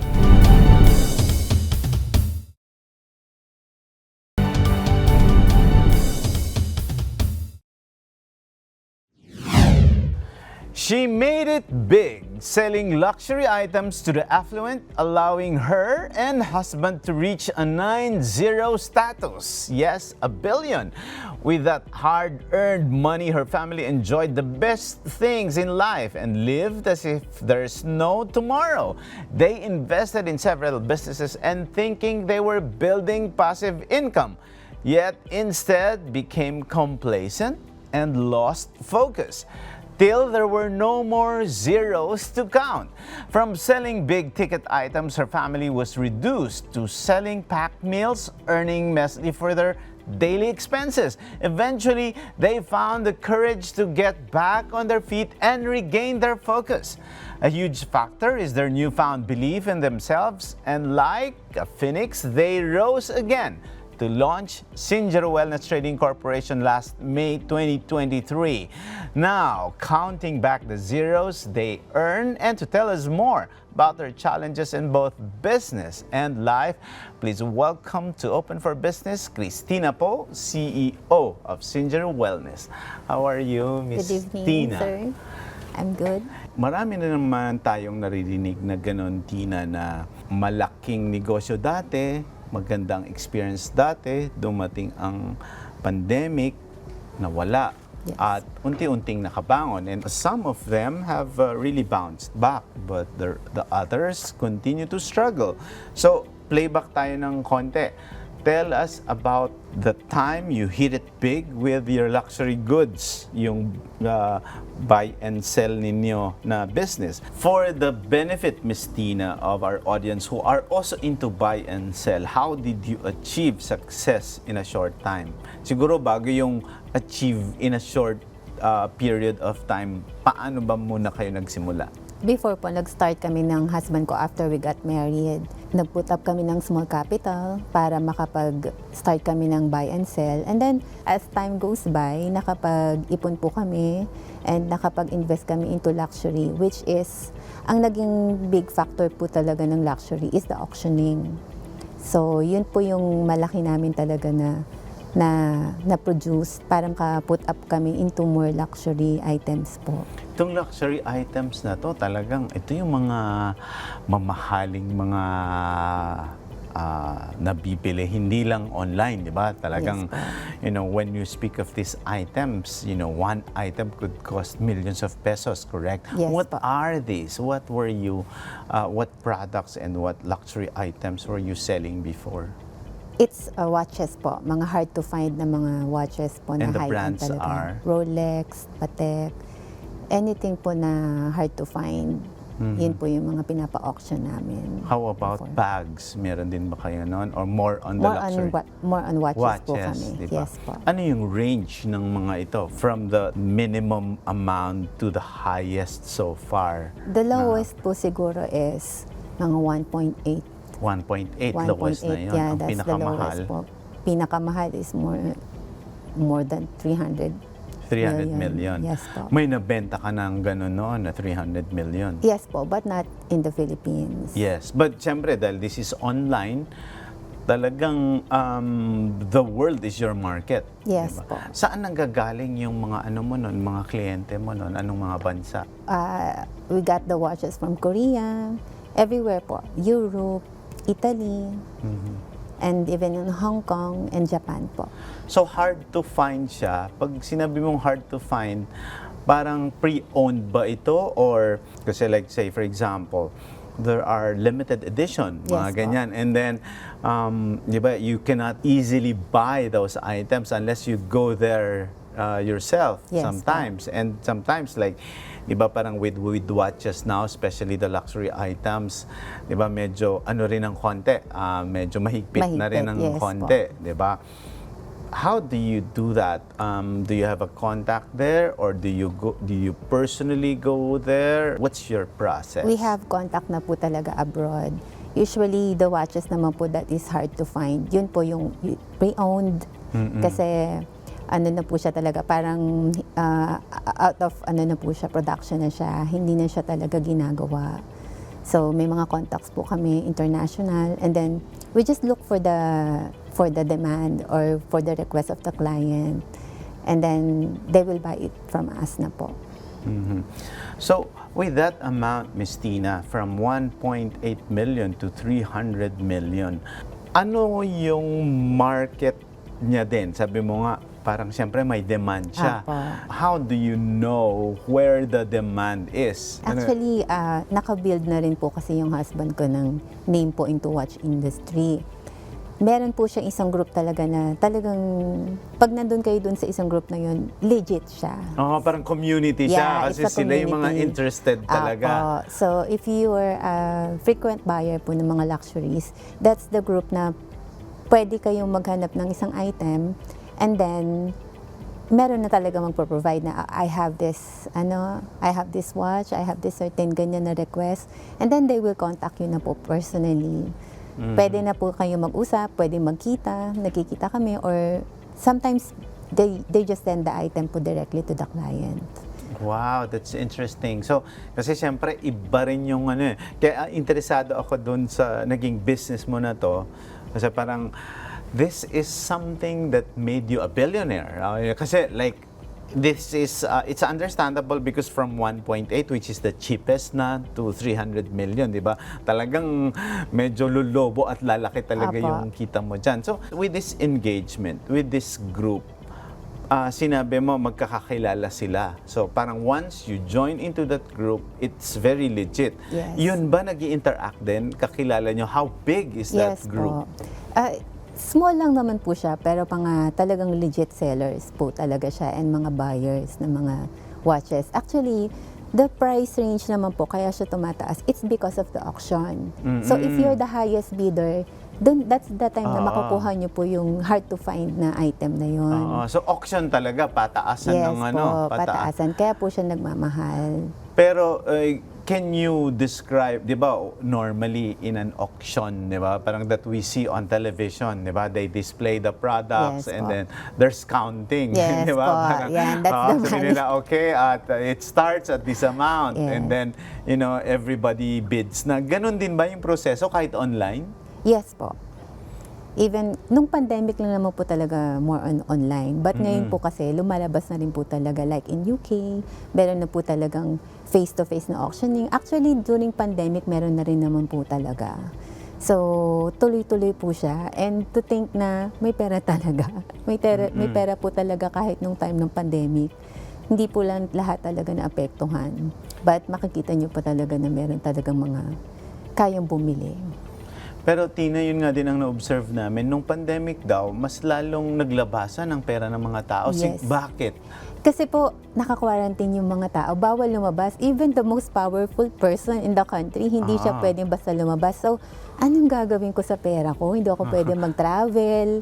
Hindi ako pwedeng mag-shopping. Kasi limited yung movement. Bawal lumabas across the country. So, ang ginagawa po nila, nagbabay sila ng mga luxury. So, noon po talagang time ng pandemic, talagang lumakas yung watch industry. Dahil yung mga mayayaman, bumili po talaga sila. Nag-keep po talaga sila ng mga hard to find na mga luxury items po. So, yun na naging libangan po nila, bumili ng mga luxury. Actually, hindi nga lang relo. Yung iba daw, yate, properties. Opo. Yun ba, with this earnings, siyempre, nasamantala nyo yun. Di ba? Parang nung mataas yung demand. You went naman into the buying and selling of properties. Yes po. Okay. How was that story naman? That's our townhouse build and sell po. So, nag-finance po kami ng mga townhouses and then yun po yung mga namin, mga sinesell namin. But during pandemic, hindi po siya naging ganun kabilis. Mas mabilis yung luxury items, yung watches. Apo. Nung sa time naman po ng luxury, yun po yung mga natabi namin, yun po yung mga mabilis namin na-liquidate. Are people buying these luxury items because they need it from themselves for their own satisfaction also, or they want also to resell it or auction it to earn more money? Ganun ba yung... It depends po. Pwedeng both. Sometimes they just keep it for their own satisfaction and sometimes they sell it pa rin po. Parang to end user. Okay. So puntahan na natin yung turning points mo and challenges. Siyempre, it's hard sa karaniwang negosyante. Ang pagkita ng 1 milyon, mahirap na. Ang pagkita ng bilyon, mas mahirap pa. Di ba? But I'm sure along the way, you experienced a lot of challenges. What were these? It's our partners po. So during that time, akala namin talaga, iniisip namin nung nag-pandemic na, okay, sige, mabubuhay tayo kahit 5 years mag-pandemic kasi meron kaming passive eh. Meron kaming food business, meron kaming salon, and meron kaming resorts.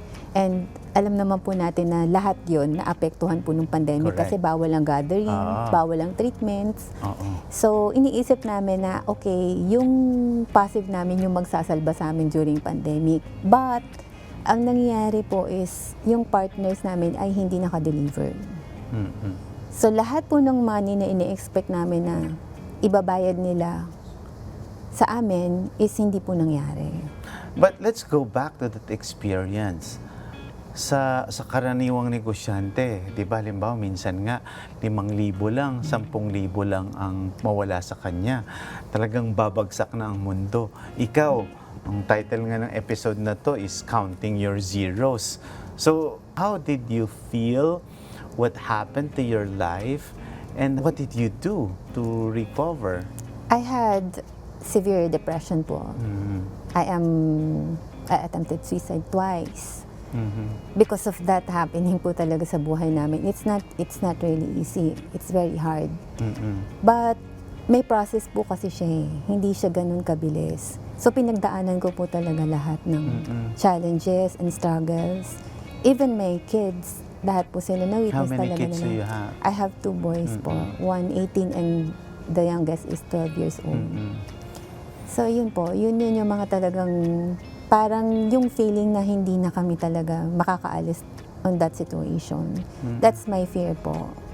Thank you, Tina, for sharing that. It's very courageous and very brave of you to share that to our viewers because you may inspire other people who have lost hope already. But what was running in your mind during that time? My greatest fear po talaga is my kids.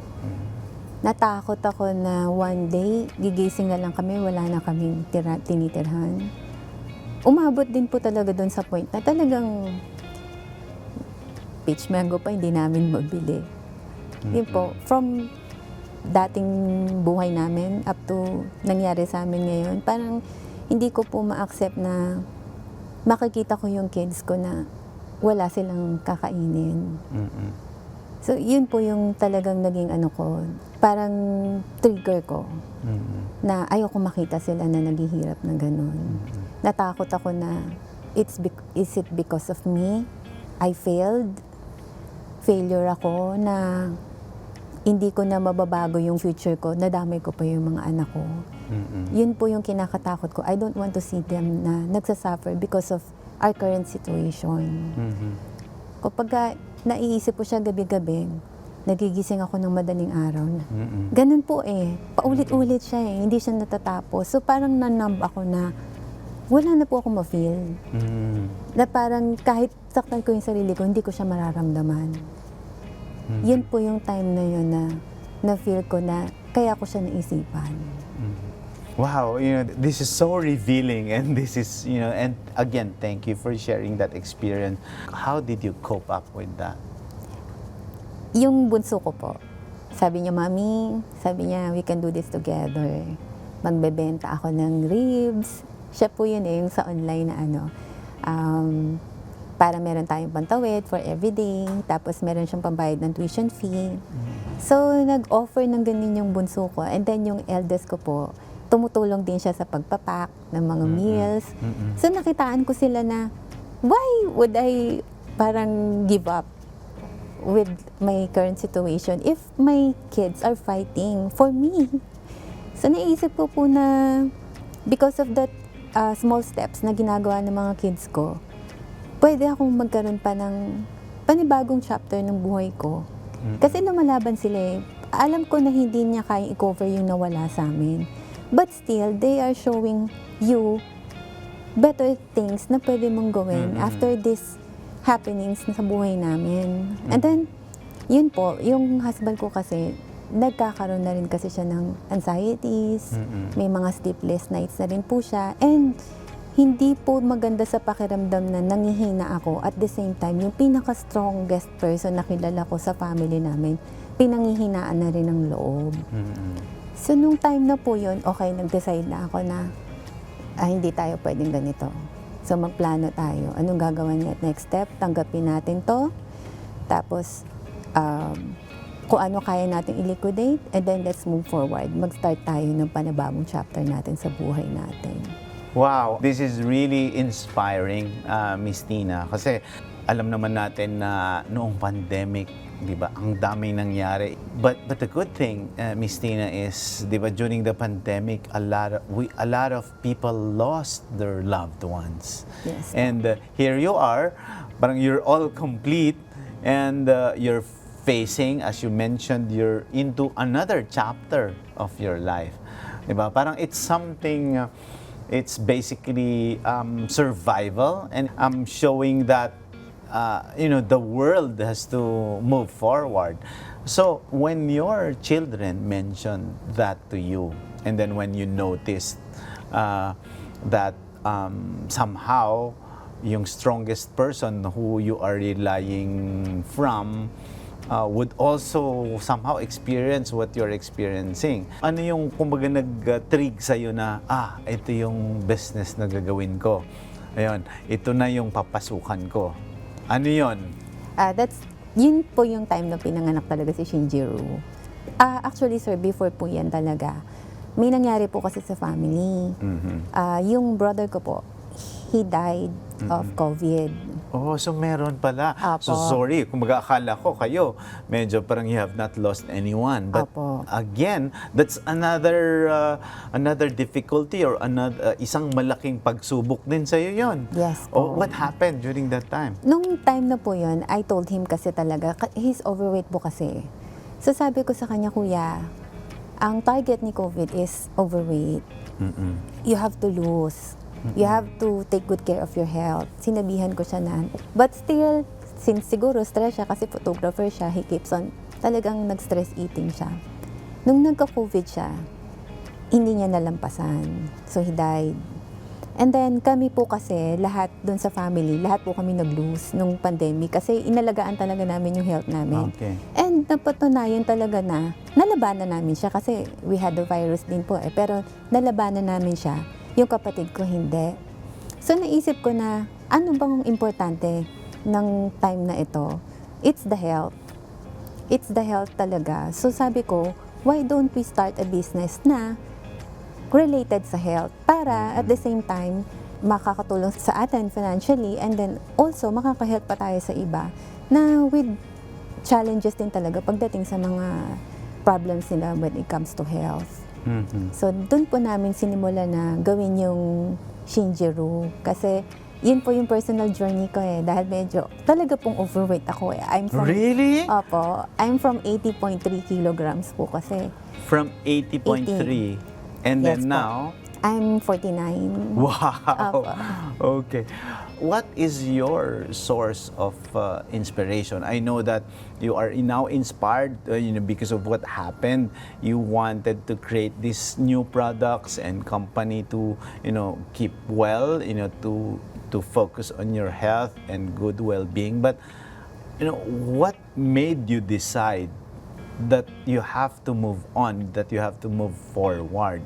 When my story came up po talaga, kasi medyo naging na rin naman ako, parang nakilala na rin po talaga ako because of this Shinjiro. Marami po nag-reach out sa akin. And there's one person po na tumawag sa akin na same ng story ko po na I lost everything, I want to end up my life, I have 2 kids. And then I told her na i-fast forward natin, imaginein natin na itinuloy mo, paano yung mga anak mo, paano yung magiging future nila, na yun yung magiging solution nila to escape problems. So, yun po, natauhan siya and then sinabi niya sa akin na magdi-distributor siya sa akin. Doon po ako nakakuha ng inspiration na I want people to see me na I went through this kind of situation, hardest part of my life, my greatest downfall, pero I want them to see me na I'm fighting at nakakabangon akong uli. Kaya kung makikita niyo po ako parang I'm fine, I'm okay. Kasi I want people to see na after nyo dun sa struggles nyo sa buhay, ganito na rin yung ma-feel nyo. Ganito, malalampasan nyo to because of me. I'm a perfect example na I have difficulties, pero nakabangon akong uli. So, kaya lagi niyo po akong makikita na parang I'm moving forward po talaga. Kung tuloy-tuloy lang. This is also interesting, Miss Tina, in the sense that you inspire others na rin. Not only those who have the same experience or who were also underwent depression, Yes, but po. basically you are giving now livelihood. Yes, If this is distributorship, talagang you are giving them income opportunities, Yes, tama po. ba? Is this open to everyone? Yes po, we're open for distributorship. So, pwede naman po silang mag-message to us directly para po sa inquiries if they want. I was asking earlier, Miss Tina, ano ba yung Shinjiro? Bakit Shinjiro yung pinangalan sa kumpanya mo? Shinjiro po is a Japanese word which means to believe. So, ako po yung naniniwala na pag naniwala ka doon sa isang bagay at in-achieve natin siya, mangyayari siya. Basta maniniwala lang po tayo. Okay, I agree. Sabi nga namin dito, love, faith, and hope. Yan. Yes po. So, okay. Now, Shinjiro Wellness Trading is born with your health supplement products, J Smoothie, Red Lava, and Reverse Glutacenta. Sa pagkakaalam ko, itong mga produktong ito ay tinutukan mo talaga from sourcing, ingredients, formulation, and personally taking the weight loss supplement. Ikwento mo nga yon. How do you do this? You know, where do you source it? And what are the ingredients? We have a friend po who is a doctor, nutritionist. Nakipagtulungan po ako sa kanya to get the actives from Japan. So, our ingredients po and active ingredients are imported from Japan po. So, sinabi ko po na, nag-request ako sa kanya na I want 3 products na focus na isang package siya na for skin which is the J Smoothie po. J Smoothie kasi focuses on skin firming and youthful glow po. Parang nagpapa-firm po siya ng ating skin tapos nakakapagpatibay po ng ating joints and muscles because of the collagen. Okay. It's a fruity milk blend po na drink. Kaya i-enjoyin po talaga siya ng mga 18 and above. Even the senior citizens po, pwede po uminom ng J Smoothie. Okay, so that's J Smoothie. Apo. Okay. And then what about Red Lava? Red Lava naman po, isa Carbo Black Slim. Meron po siyang minerals na parang sinasabi niya sa atin na busog na tayo. So yun po yung nagpapa-block ng carbohydrates ni Red Lava. And then you have the third one, Reverse Glutacenta. Reverse Glutacenta it's reversing our youthful glow po. Ganun din po siya, more on weight loss din po siya and skin rin po, firming and youthful glow also. Well, it shows. Okay. Thank you po. But with all this, alam natin, Miss Tina, na there's a lot of competitors in the market. Diba? Parang even the legitimate doctors, they also have food supplements. Yes. They endorse that. We have a lot of celebrities. What makes this Shinjiro Wellness products different from the others? But ako naman, sa istorya mo pa lang, bibili na ako. Ayan Baka po. mag-distributor na kami ni Tina. Pero I know that makes it really interesting and that grabs my attention. But for other people, why would they take these products and why would they be involved as distributors of the products? Yes po. Sir, yun nga po, tama po kayo na aside from my story, which makes it unique from other brands po, the Carbo Black, the J Smoothie, and the Glutacenta, it's my personal journey po kasi. So lahat po ng nakapagpa-change ng lifestyle ko, nakapagpag-improve po ng health ko, it's all because of my product. So, ang ma-share ko lang po talaga is my personal journey. Ako po talaga yung perfect example po na na-transform po ang one person into a healthy human being. In that case, how long did you wait for your products to be formulated before you took it and before it effect on you? With proper diet po and exercise, it took me only 90 days po. Oh. From 80.3 kilograms down to 70 plus. Tapos po, unti-unti na po siya gradually na bumababa. Ano bang meron to at baka ang mahal-mahal naman nito? Sige, 90 days lang pero baka naman hindi kakayanin ng mga karaniwang Pilipino yan. Or, I apologize, but there could be your distributorship could also be catering to a specific market. Na, di ba? Parang sa ganyan naman, okay, if you want mura, this is the formulation for you. Di ba? But there are times naman you want it quick, or you pay for quality. Di ba? Ganun ba yon sa inyo? Si Shinjiro po, wala pong high-end for high-end and walang for low. Lahat po ng ating active ingredients is same po for everyone. At pinakamaganda po, finormulate po talaga natin siya, lalo na po si Glutacenta, it has 9 actives po. Hindi natin siya tinipid, kaya malaki yung capsules niya.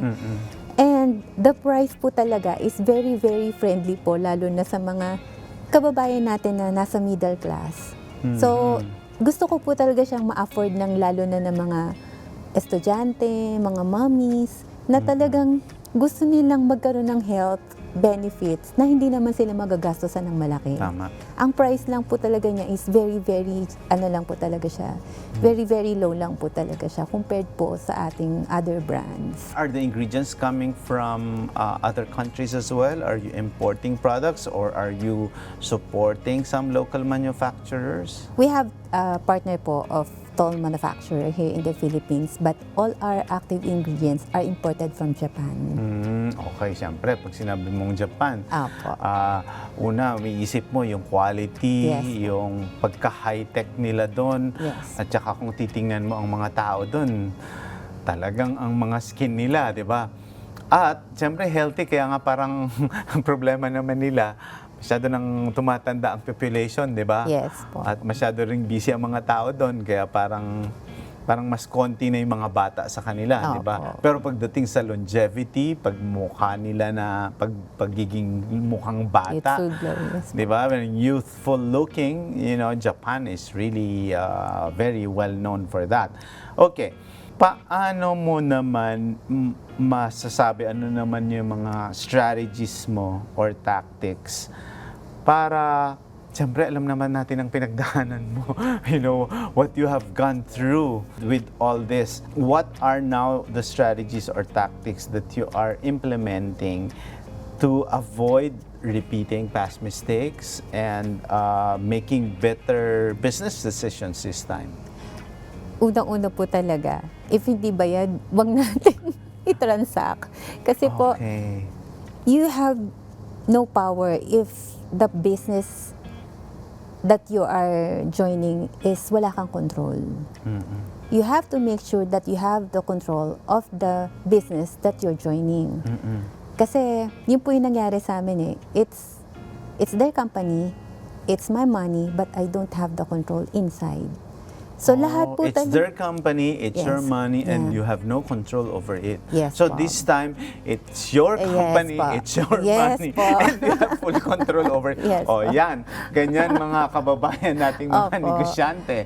It's your company, it's your money, it's your control. It's your control, Okay. yes po. What else? What strategies or tactics pa that, you know, siyempre, ikaw, ano ka na, natuto ka na. Opo, I learned the hard way po talaga. You learned the hard way, you know. Okay, sige, ano pa yung pwede mo ma-share sa ating mga negosyante? Unang-una po, if it's too good to be true, huwag na po natin ituloy. Ano yun? Can you give me examples na parang if it's too good to be for true? For example po, okay, mag-invest ka sa akin, I have this 13% per week or per month. Ako nga po I earned that money for almost 20 plus years of my life. Pero parang sa kanya, ibibigay niya sa akin ng ganun ka-easy lang. Parang dapat mapapaisip din po muna tayo na, okay. So, esep, sabi nga nila. Parang, okay, parang if it's so too good to marami be yun. true. And sometimes parang yung loan text, di Yes, ba? Parang okay, you join this, you will earn this much for a very short period of time. Yes po. No, so dapat pag ganun, that's too good to be true. Yes Ano po. pa yung mga too good to be true?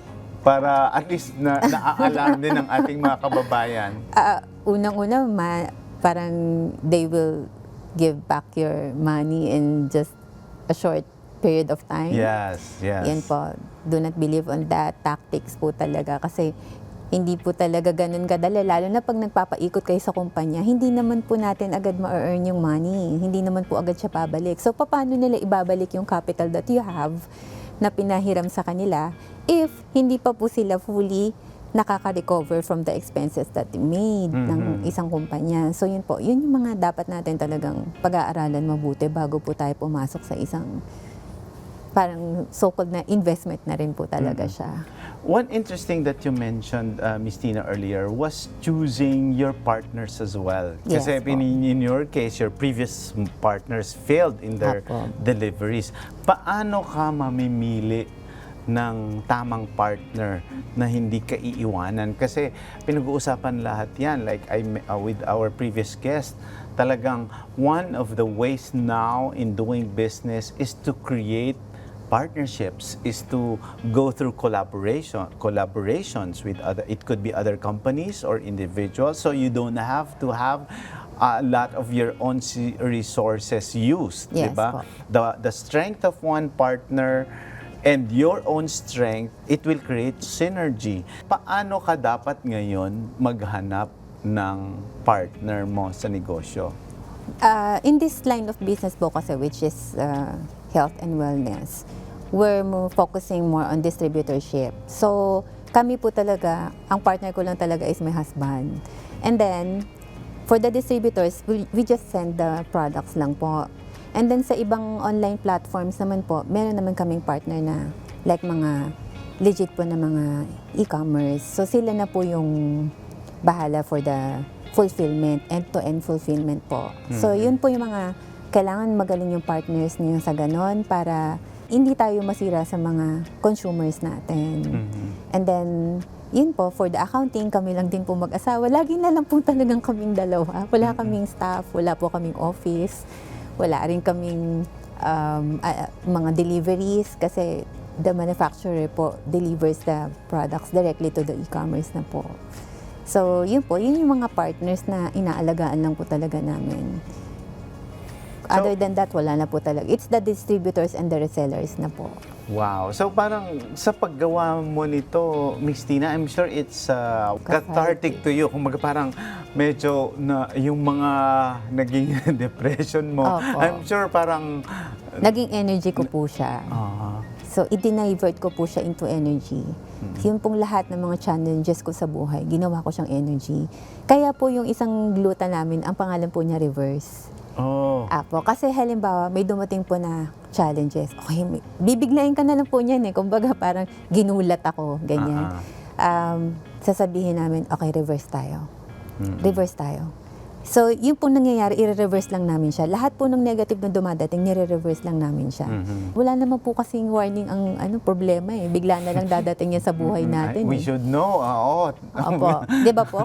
Kahit sa buhay natin, hindi natin alam kung gigising Hindi naman pa. plano ang problema. Opo. So, yun. Basta pag dumating siya, okay, reverse. Reverse. So, I'm a reminder po. Shinjiro is a reminder na kahit ano dumating na pagsubok, i-reverse lang natin yan. Kaya natin yan. Wow. Okay. So, I'm sure with our audience now in Open for Business, a lot of them are already interested how to contact you for distributorship. So, paano ba yan? Bilang distributor, ano ba ang makukuha nila? Ano ba yung mga requirement nila? Pag reseller naman, anong gagawin nila? Okay, Yes. go ahead, Ms. Tina. For the distributorship po, they can contact us directly to our page, Shinjiro. And we have also po our other a Facebook page, which is my personal po, which is Sina po Shinjiro, for the distributorship po. Once we have the distributors na po, sila na po yung kokontak sa mga resellers natin. Ito ay para sa mga distributors and resellers. What if, kunyari, ako, gusto ko lang, wala akong plano na mag-distributor o maging reseller. Ganun din ba? What's the process? I just want to experience your product and be young-looking and worry-free person like you. How would I do that? They can order naman po to our other platforms, through Shopee, Lazada, and TikTok, or Also, website it's available in Lazada, Shopee, and TikTok, and website po ng Shinjiro. Ngayon, ang dami naming nakikita, Miss Tina, na sinabi mo, ang daming social media platforms. Paano ba ang pamamaraan ngayon ng pagbibenta? Oo, di ba? Parang, di ba, nawawala na yung brick and mortar nga, di ba? Lahat na lang online. Ganun pa rin ba sa inyo? Or parang, are you encouraging other people also to go to specific places, or they can do everything online? They can do everything online naman po. Pag direct po yung order nila from Shinjiro, once they can send us a message also po, so that we can send them the link para ma-direct po sila dun sa mga online platforms po na partner ng Shinjiro. And also, wala pa po tayong physical stores. So, siguro po in the future, once we have na, para po sa mga gusto mong walk-in o makabili sa malls, ganyan po. Yun po yung ating inaayos ngayon para magkaroon na tayo ng very accessible po for everyone. Okay, what are your plans for Shinjiro? I know that it was just recently launched, but I'm sure you have more exciting things for Shinjiro. Ang laki po ng ang laki ng ini-imagine ko for Shinjiro. I want us to be known all over the world. So, I want to cross countries. Actually, unti-unti na rin po tayong lumalabas ng bansa. And I want to give more small businesses para po dun sa mga gusto nating mga kababayan na gusto magsimula kahit sa maliit na amount pa lang po, at i-guide po namin sila para unti-unting mapalaki ito. Kumbaga, sabay-sabay namin silang iaakyat pataas. So, ganun po yung plano namin na while Shinjiro is going up, sumasabay din po yung mga tao na nagsimula kasabay namin. Wow, very interesting. You know, this has been a very inspiring conversation with you, and thank you also for revealing your story with courage. You're very brave. But maybe before we finish this interview, siguro bago ka magbigay ng message sa mga negosyante din na maiwasan yung mga nangyari sa'yo, I'm interested to your message to your husband and to your kids. You know, who, as you mentioned, they were the reason why you bounced back. Kung hindi dahil sa anak mo, sa asawa mo, hindi ka matatauhan.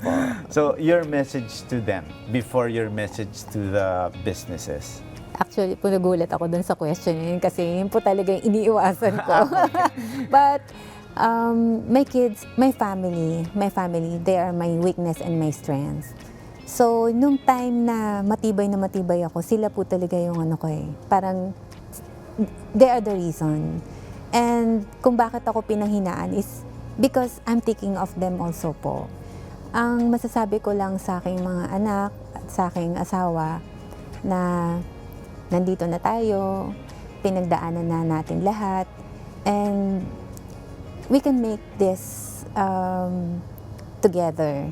Na galing man tayo dun sa pinakamatinding challenges ng buhay natin, unti-unti natin siyang nalalampasan, at someday, pag-uusapan na lang natin siya at magiging isa na lang talaga siyang parang history, parang na lang natin siya, alaala natin siya na hindi natin siya makakalimutan, but still the lesson is still there. So, thank you for not giving up on me, and I hope someday yung mga anak ko, nakita nyo naman yung example na nangyari sa buhay ni Mami tsaka ni Daddy. Alam nyo yun, aware din kayo, pinakita namin yung mga checks sa inyo, huwag kayong mag-i-issue. So, yun po, thank you, at nandyan pa rin kayo sa tabi ko kahit na dumating yung time na muntik na talagang bumitaw si Mami. I love you. Wow. And to the businesses po, Miss Tina, ano naman yung mensahe mo sa kanila na kung sila nawalan ng 5,000, 10,000, ikaw ay bilyon ang nawala sa'yo. Ano ang mapapayo mo sa kanila? Opo, kasi sir, iba-iba po kasi ng level yan. Maaari yung 5,000 po nila talagang Yun lang buhay yung meron nila. sila. Opo. Yun na yung opo, bilyon nila. Opo, Tama. yun ang bilyon nila. So, ang sakit na mararamdaman na parang yung pakiramdam na naloko ka, it's the same na naloko ka ng malaki. Ang maa-advise ko lang po talaga is, ang nangyari na siya eh. Hindi na natin mababawi yung past. So, kung ano yung past na nangyari sa atin, lesson na lang siya. Kung ano yung nangyari sa atin ng nakaraan, nangyari sa atin ngayon, dito tayo humawak sa kung anong meron tayo. It's the present. So dito sa present natin, dito natin itatama yung mali natin from past. At huwag din natin pong iisipin na, what if ganito mangyari sa akin sa future kasi nawala na sa akin tong halaga na to. Nawala sa akin yung pinaghirapan ko. No po. Dito lang tayo so kung anong meron tayo ngayon. Kung naayos natin to ngayon, maaayos yung future natin. Susunod na lang po siya. And don't lose hope. Lagi lang po nating iisipin na yung present situation natin, hindi po yan yung katapusan. Kung nandito tayo sa greatest downfall ng buhay natin, sa lowest point ng buhay natin, there's no other way but to go up. Hindi ito yung ending. Laging meron tayong dahilan kung bakit ito nangyari. Sa una, hindi natin maiintindihan. But sa huli, okay, malinaw na. Ito pala yun. Ito pala yung purpose ko. That's Miss Christina Po, the CEO of Singer Wellness Trading Corporation, open for business. We'll be back. Stay with us.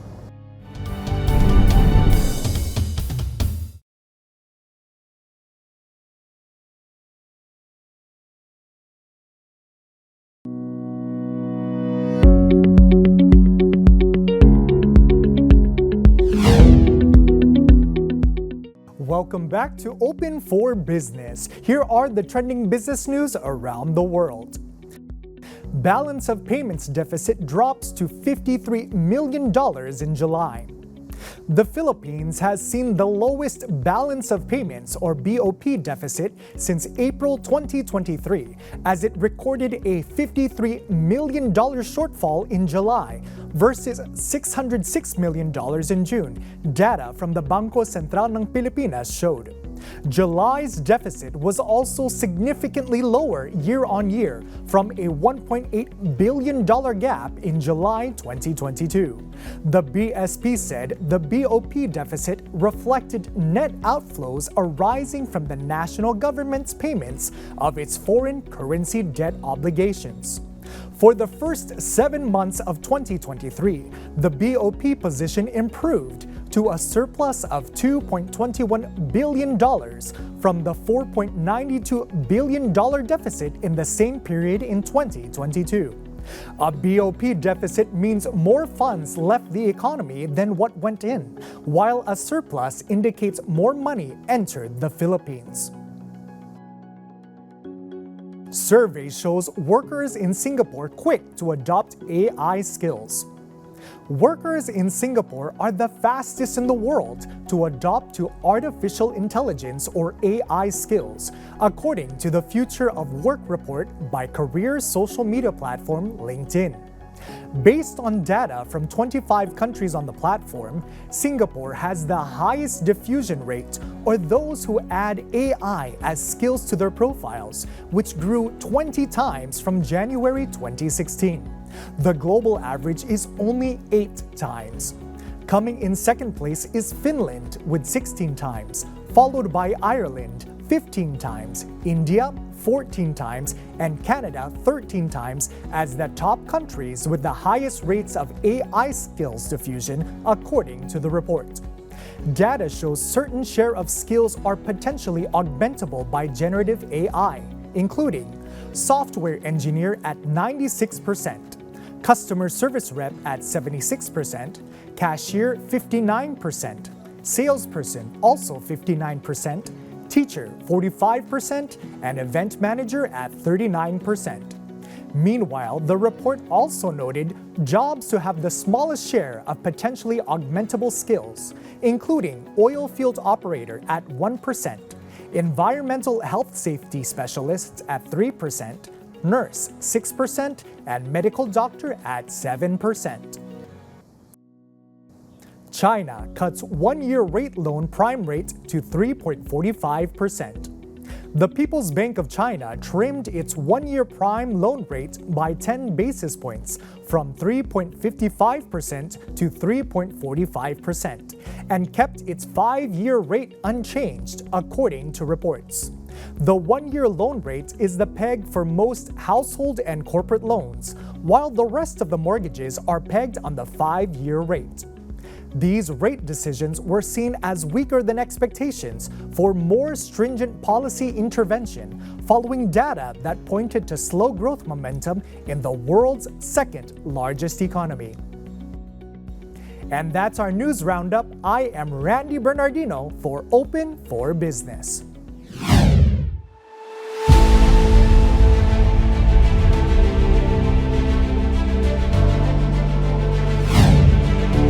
Open for Business is at the helm. Kaway-kaway sa industriya ng kawayan. You heard that right. The Philippines is looking to venture in the so-called bamboo villages business model through the Department of Agriculture. How does this work? In an interview with the government's news agency, Undersecretary Deo Gracias Victor Savellano said the model includes mobilization of land, labor, and capital in rural towns and focusing them on the cultivation and subsequent processing of bamboo. Papalo sa $90 billion ang inaasahang annual revenues sa processed bamboo pagsapit ng 2030. Makatutulong umano ito bilang pandagdag kabuhayan sa mga magsasaka at indigenous people sa ancestral lands habang lumilikha ng foreign exchange para sa bansa. Sa ulat ng Philippine Bamboo Industry Development Council, mayroon ng 1,000 bamboo villages sa Indonesia habang may 100 naman ang Vietnam. Namumuhunan na rin ang Thailand sa naturang business model. Sa ngayon, dinodomina ng China ang international market na may taunang kita na $35 billion mula sa industriya. Another good thing about this project is its contribution to fast-track reforestation of denuded lands under the National Greening Program. The Philippine News Agency reports that in 2022, the local bamboo industry enjoyed 89.2 million pesos in investments and 143 million pesos in domestic sales. Around 11,000 Filipinos are employed in the sector, while more than 5,000 MSMEs were generated out of the industry. The bamboo industry is something that thousands of Filipinos can stand on in the face of unemployment, rising inflation, and commodity prices and other economic disruptions. What Filipinos need is continuity in this space, an assurance that the government will work to keep it open for business.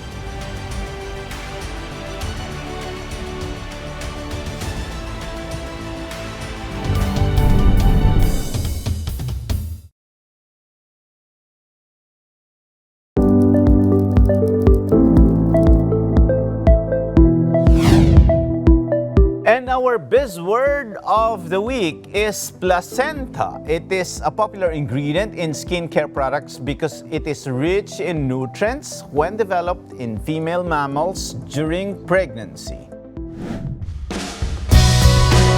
The story of Christina Po and Ginger Wellness is not just about wealth or success. It is about the human capacity to overcome adversity, learn from failures, and emerge stronger than ever. Their path, filled with twists and turns, mirrors the roller coaster ride that entrepreneurship often is. A journey that teaches us as much from the falls as it does from the victories. With the post-wealth of experience honed through trials and tribulations, they bring to the table not just a product, but a promise to deliver products that empower, rejuvenate, and enhance the lives of individuals seeking a better approach to self-care.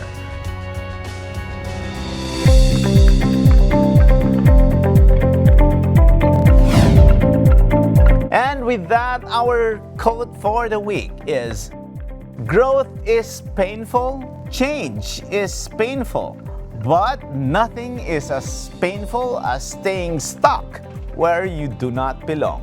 That's from N.R. Narayana Murthy, the co-founder of Infosys. Thank you very much, Tina. Maraming salamat sa isang oras na pagsama sa amin upang tunghayan ng isang makabuluhang usapan ukol sa negosyo dito lang sa Open for Business. Hanggang sa susunod na linggo, samahan nyo kaming muli dito sa Open for Business. Catch us to on Facebook, on YouTube, like and subscribe on our social media page at Net25TV.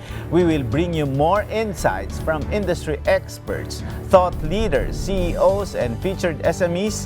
Together, let us help encourage business development in the Philippines. Sharpen your business acumen, feel the pulse, and set the trend for as long as you are informed and open for business. Ito po si Cesar Vallejos. Marami pong salamat.